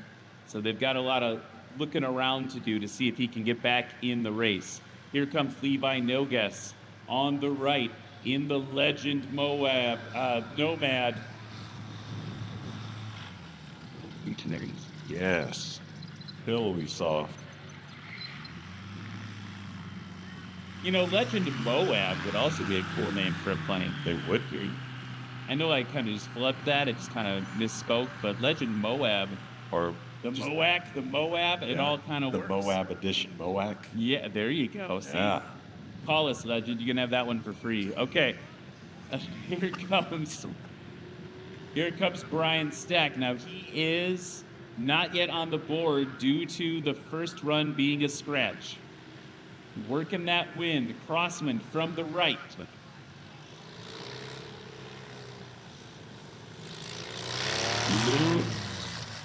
Yeah. What?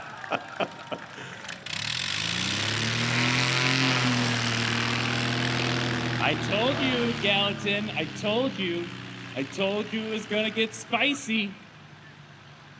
Look at that. That was well over the line in the adventure class, and that is going to rocket Brian Stack up into the front with a combined score of 141. But Pat McIntyre just settled down into ground effect off to your right there. He had a 65-foot takeoff.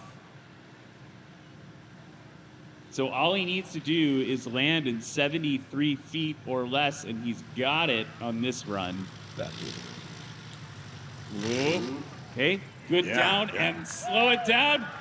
Yeah. Look at that stuff, 75 feet by Pat McIntyre.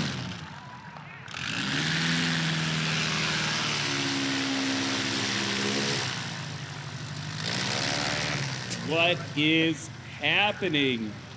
Moac versus Nomad versus BLT. This is the new hotness in National STOL. This number, 64 feet for Patrick McIntyre. That's dumb. That is upsettingly short.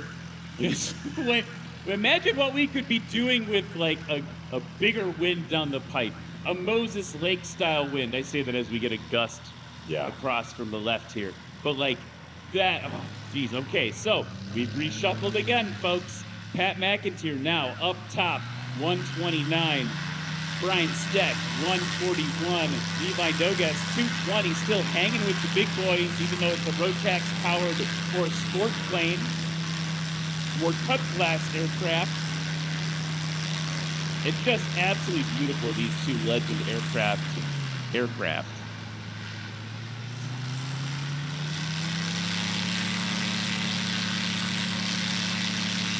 All right, here we go.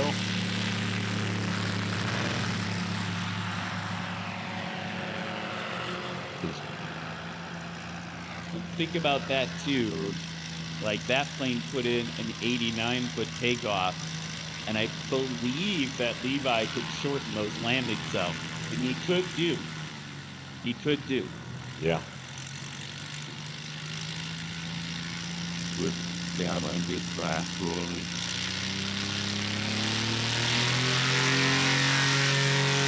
High strung. Woo!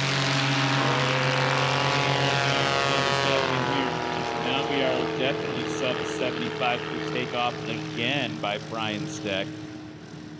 He was down to 68 feet. Did he best it here? Levi was a little bit longer. Yes, he did. Brian Steck with a 62-foot takeoff. We're almost in the mythical F-14 takeoff. Yeah. Here comes Pat McIntyre. Tail high, tail down. Oh! I'm just screaming because I don't know what else to do. This is blowing my mind. What I'm waiting for is someone to take off in less than 50 feet because that is the nose to tail length of an F-14 Tomcat. Yes. And Americans, we always measure things in other things. So I want to see an F-14 Tomcat or shorter takeoff and or landing. Thank you. Okay. We're on the final set of landings for the adventure class.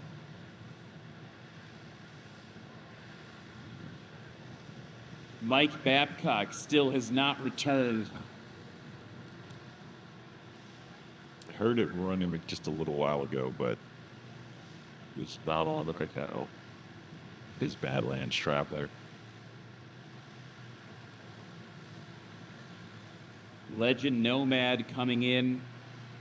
Want to learn more about this aircraft? Legend.aero. Ooh, right on the line. Heavily short. That is what I was expecting from Levi Nogues. Let's go. Good by Lexi. Okay. Did we just upset the whole apple cart? Maybe. Watching that line. I think that is good. I think that's, yeah, you can see where it hit right after the line. That was good by Levi Nogues. 70 feet on that landing. So that will not be enough, but it could have been. He said he wasn't sure where it should go, what class it should go in. It could have been. He's got all the right pieces to pair together. Okay, Brian Steck, third and final landing. Ooh, burst of power to hold it over the line. It's going to push him a little bit further down.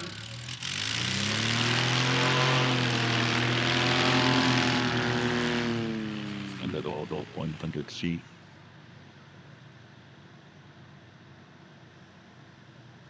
For Brian Steck. 102 on that landing.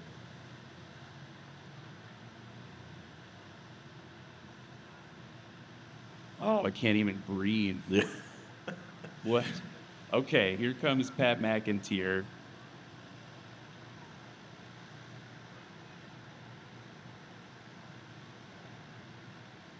Victory assured at this point, I believe.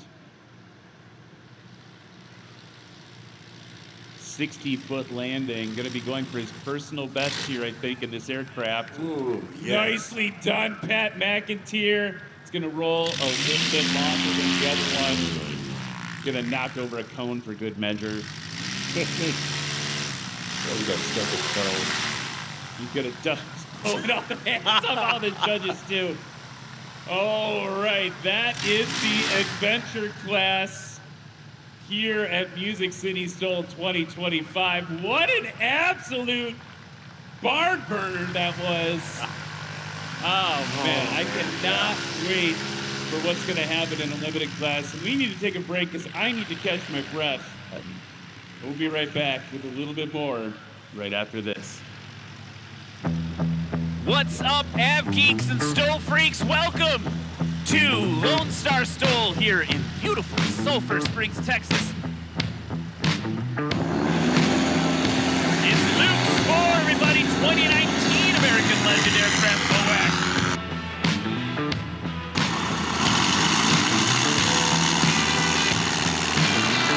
Round of applause for Chuck Olmstead.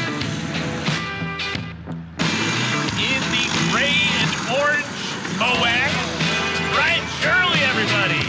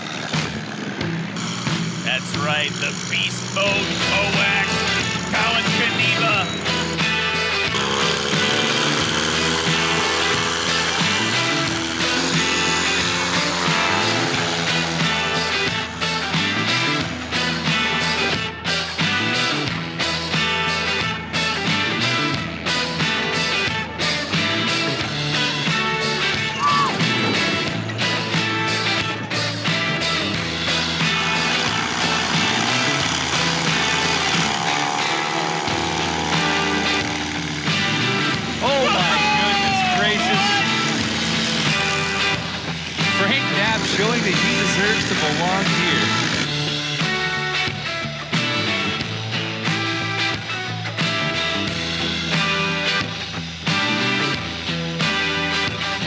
Whoa, that was legendary.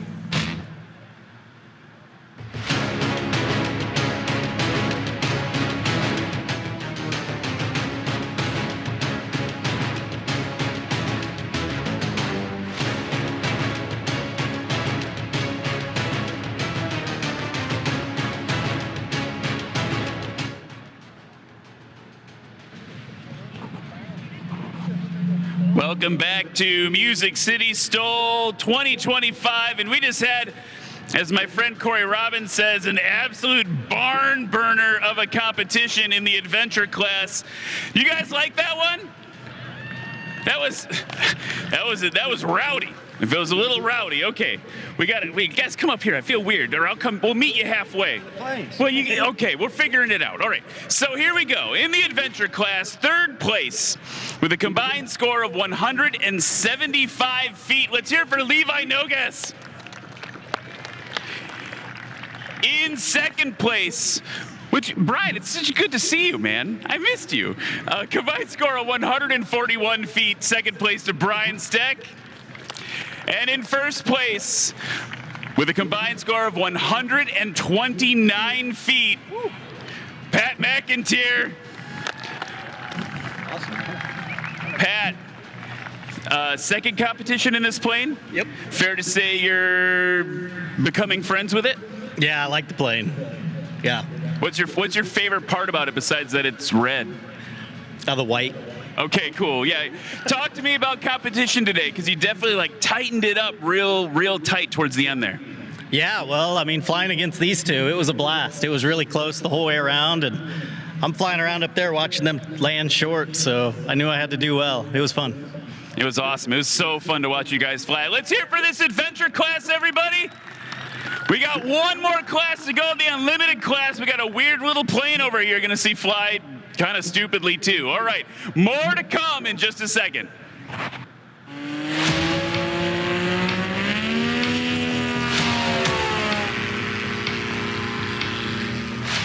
He pushes me and I push him, and same with Hal.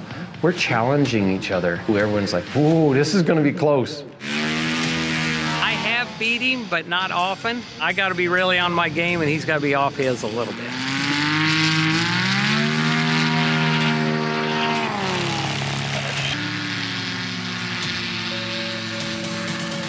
The hard work happens with the majority of what Steve does before we get here. It's the innovations, the development of the new parts, testing them, all that. And a lot of that has to do with what Steve does before we get here. Really excited. I just hung my weights and got everything ready for traditional STOL, and I'm just excited to get going. I usually fly a Highlander, but I sold it. I'm rebuilding a new one that's going to be pretty competitive at both National STOL and STOL Drag, so I'm excited about that, but it ain't ready yet. I fly my Rands off a grass strip in airport about 15 minutes from my house. Rick and Colin Kaniva, both really good friends of mine. Colin has a place with a strip behind his house. I've flown in and out of there. Patrick and I, we got a little bit of a grudge match going. Come on, get it stopped, Charles. Get it stopped, Charles. No! Had to let it all hang out. One way or another, we're going to stop it, even if it's sideways. It was so fun. I got to fly the unlimited. You can't beat it.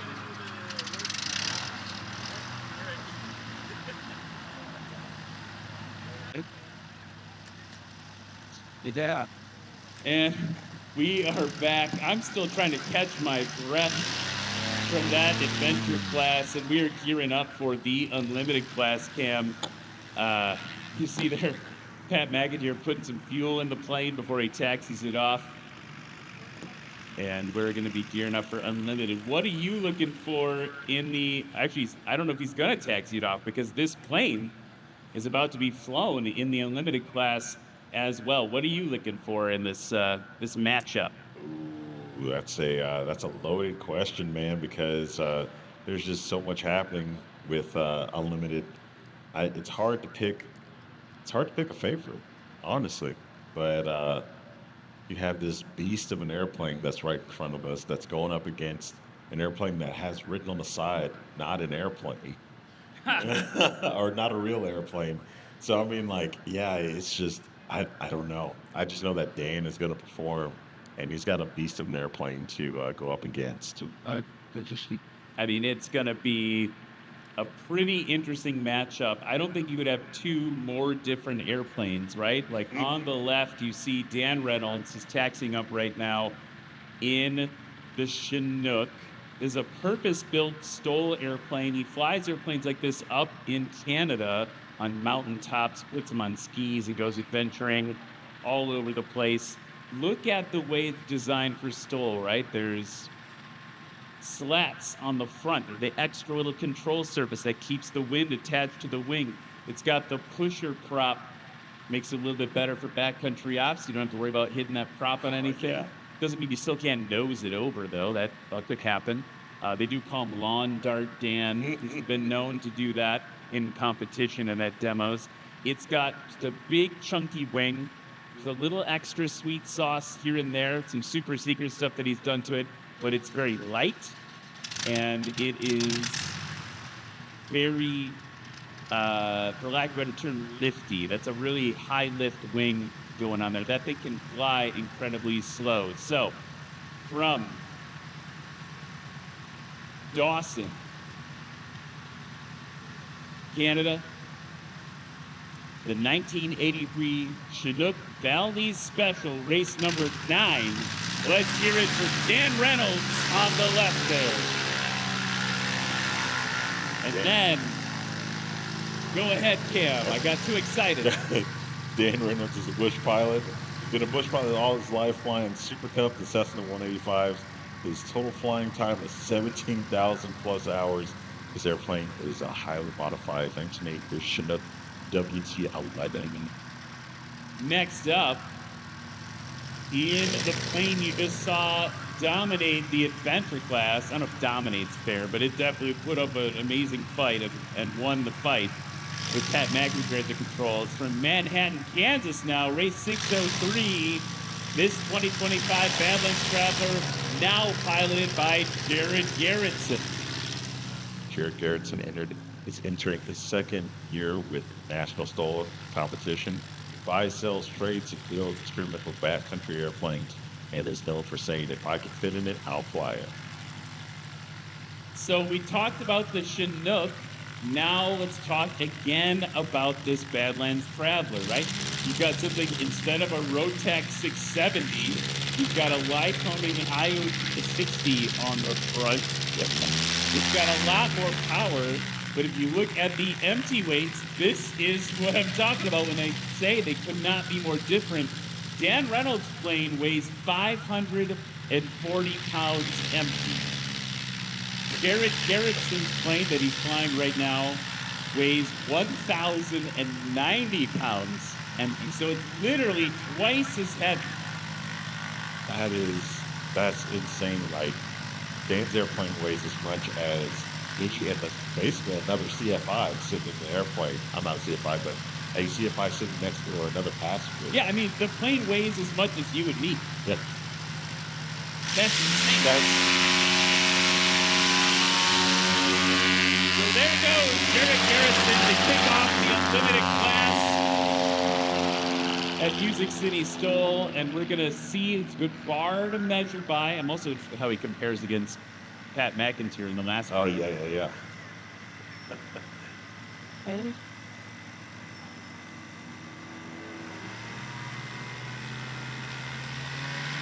Notice the judges got really close.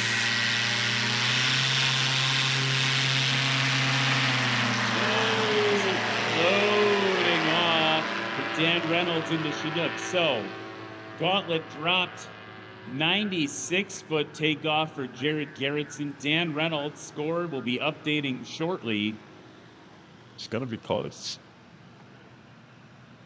Pat McIntyre's shortest takeoff was 60 feet. So I'm kind of looking for Jared Garrettson to beat that too, just because I'm curious about it.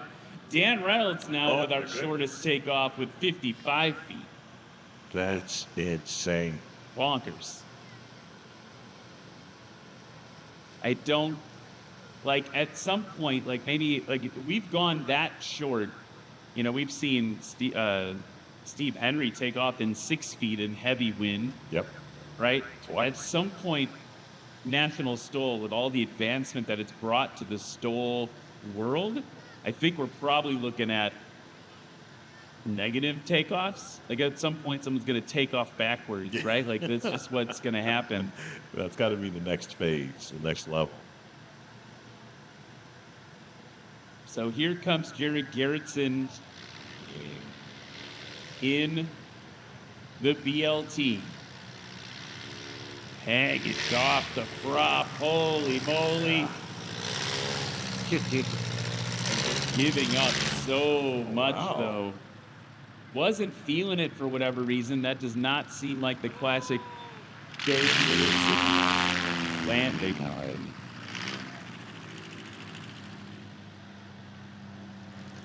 Yeah, wonder what he was thinking there. So we haven't seen the best performance out of him. And now, here comes Dan Reynolds on your right, doing a helicopter impression. Just floating her in. And we got enough time. I want to talk about one of our sponsors we haven't mentioned yet today, Tundra Tailwheel.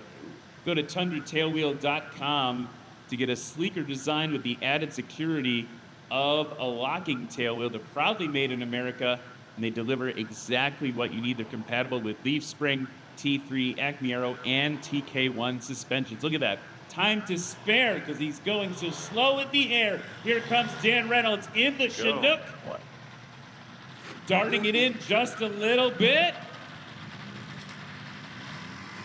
Watch the tail pipe bend and Good showing by Dan Reynolds. So we got to see what we got to get Jared Garrettson going on one of those classic Jared Garrettson landings. Looking at the cockpit there, Dan Reynolds didn't look like he was very happy with that either. You got to wonder what just happened to the wind. STOL. It was hanging out with us at Adventure Class, and now it's gone again. We are winds calm right now at XNX, X-ray November X-ray. Gearing up for the next run of the Unlimited class.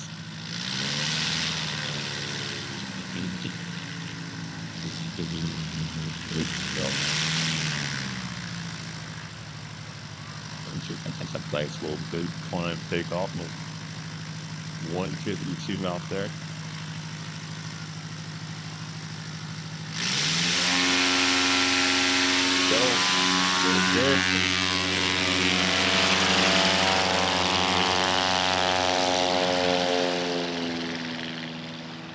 Jetty's running out to sub 100. See what that number's gonna be. That's gonna be 99 feet for Jared Garrettson.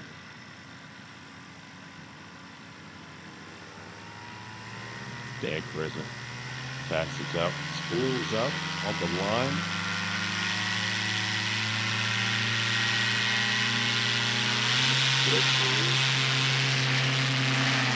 Whoa! Okay, they're pointing at 50 feet. Maybe 51, 52 feet.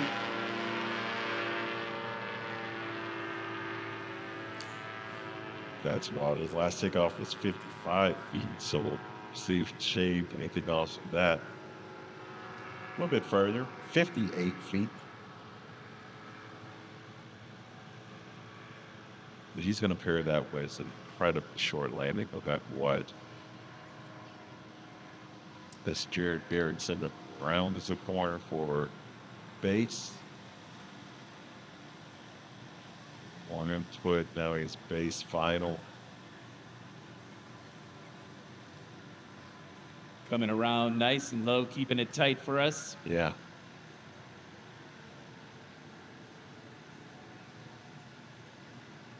See the BLT just starting to slow down. It almost looks like slow motion on your iPhone.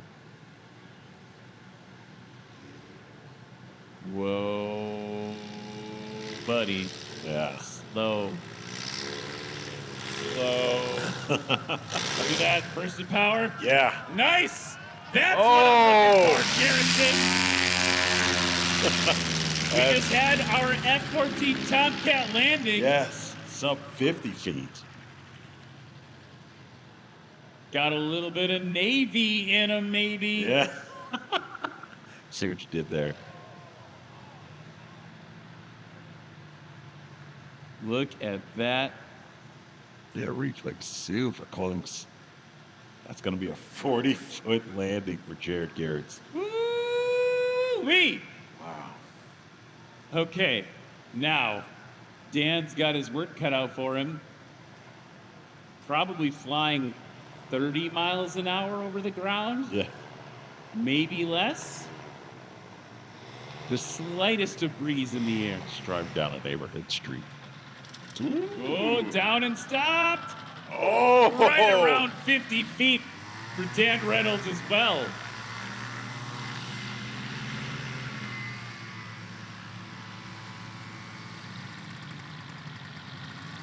Yep, exactly 50 feet to Dan Reynolds. Still puts him in first place.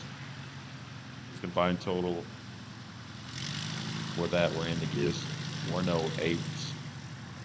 At least at numbers of beats. And Garrett could do that before he's at landing and be something shorter than 99 feet. Up.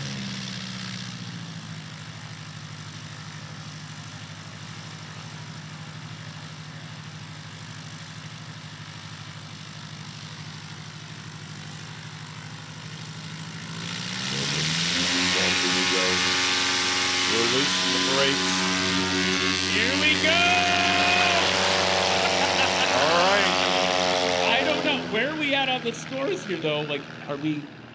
I'm separately, like, having a little mini competition between Pat McIntyre and Jerry Garrettson. And right now, Jerry Garrettson not flying as short as Pat McIntyre. That was an 80-foot takeoff, a big improvement. He's going to have to make it up on the landing, and he's trying to make it up on the landing against Dan Reynolds, who just did almost a 50-foot takeoff. You have your work cut out for you, Jared. Jeez. And we have for this takeoff to Dan Reynolds. 51. Oh, wow. We're starting to get into that range where you start to wonder about airplanes like this. And, like,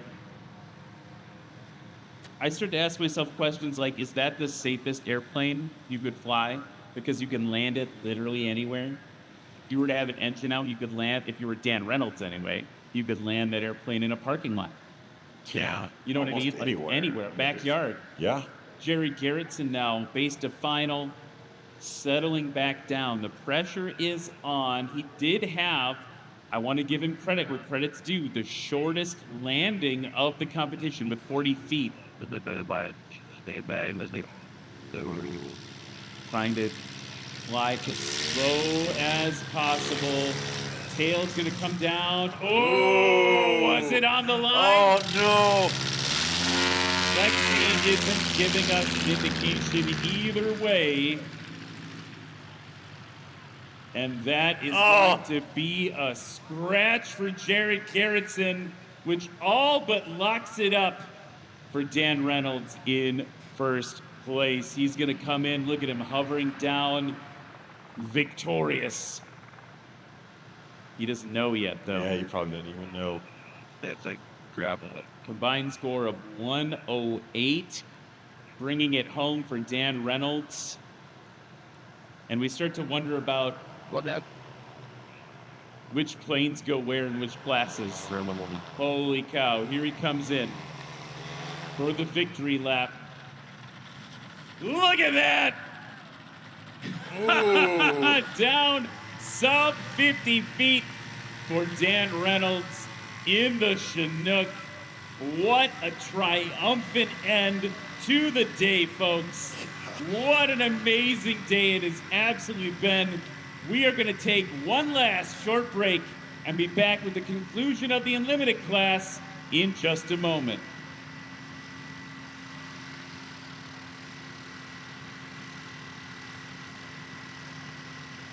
Like, yeah. Just to put it done.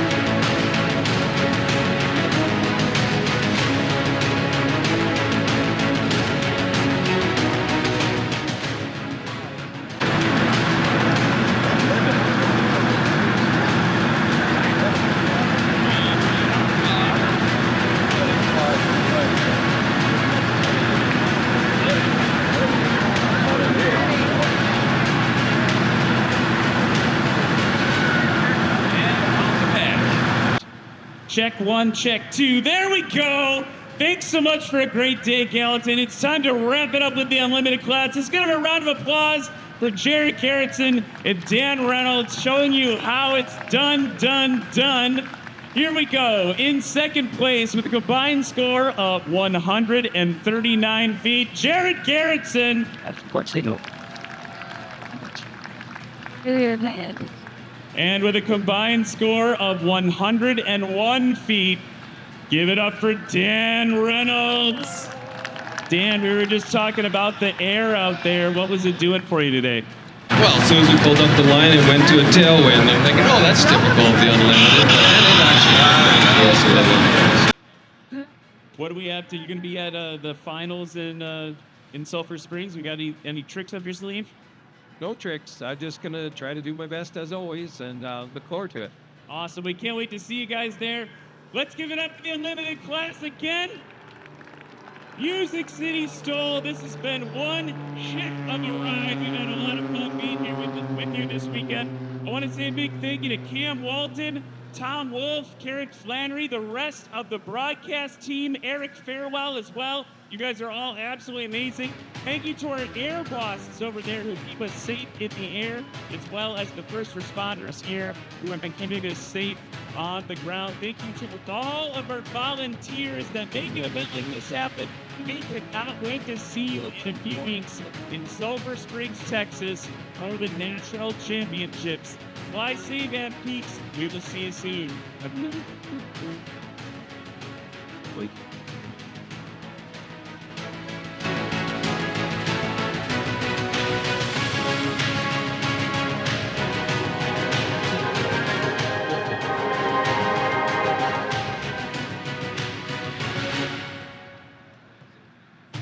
Oh.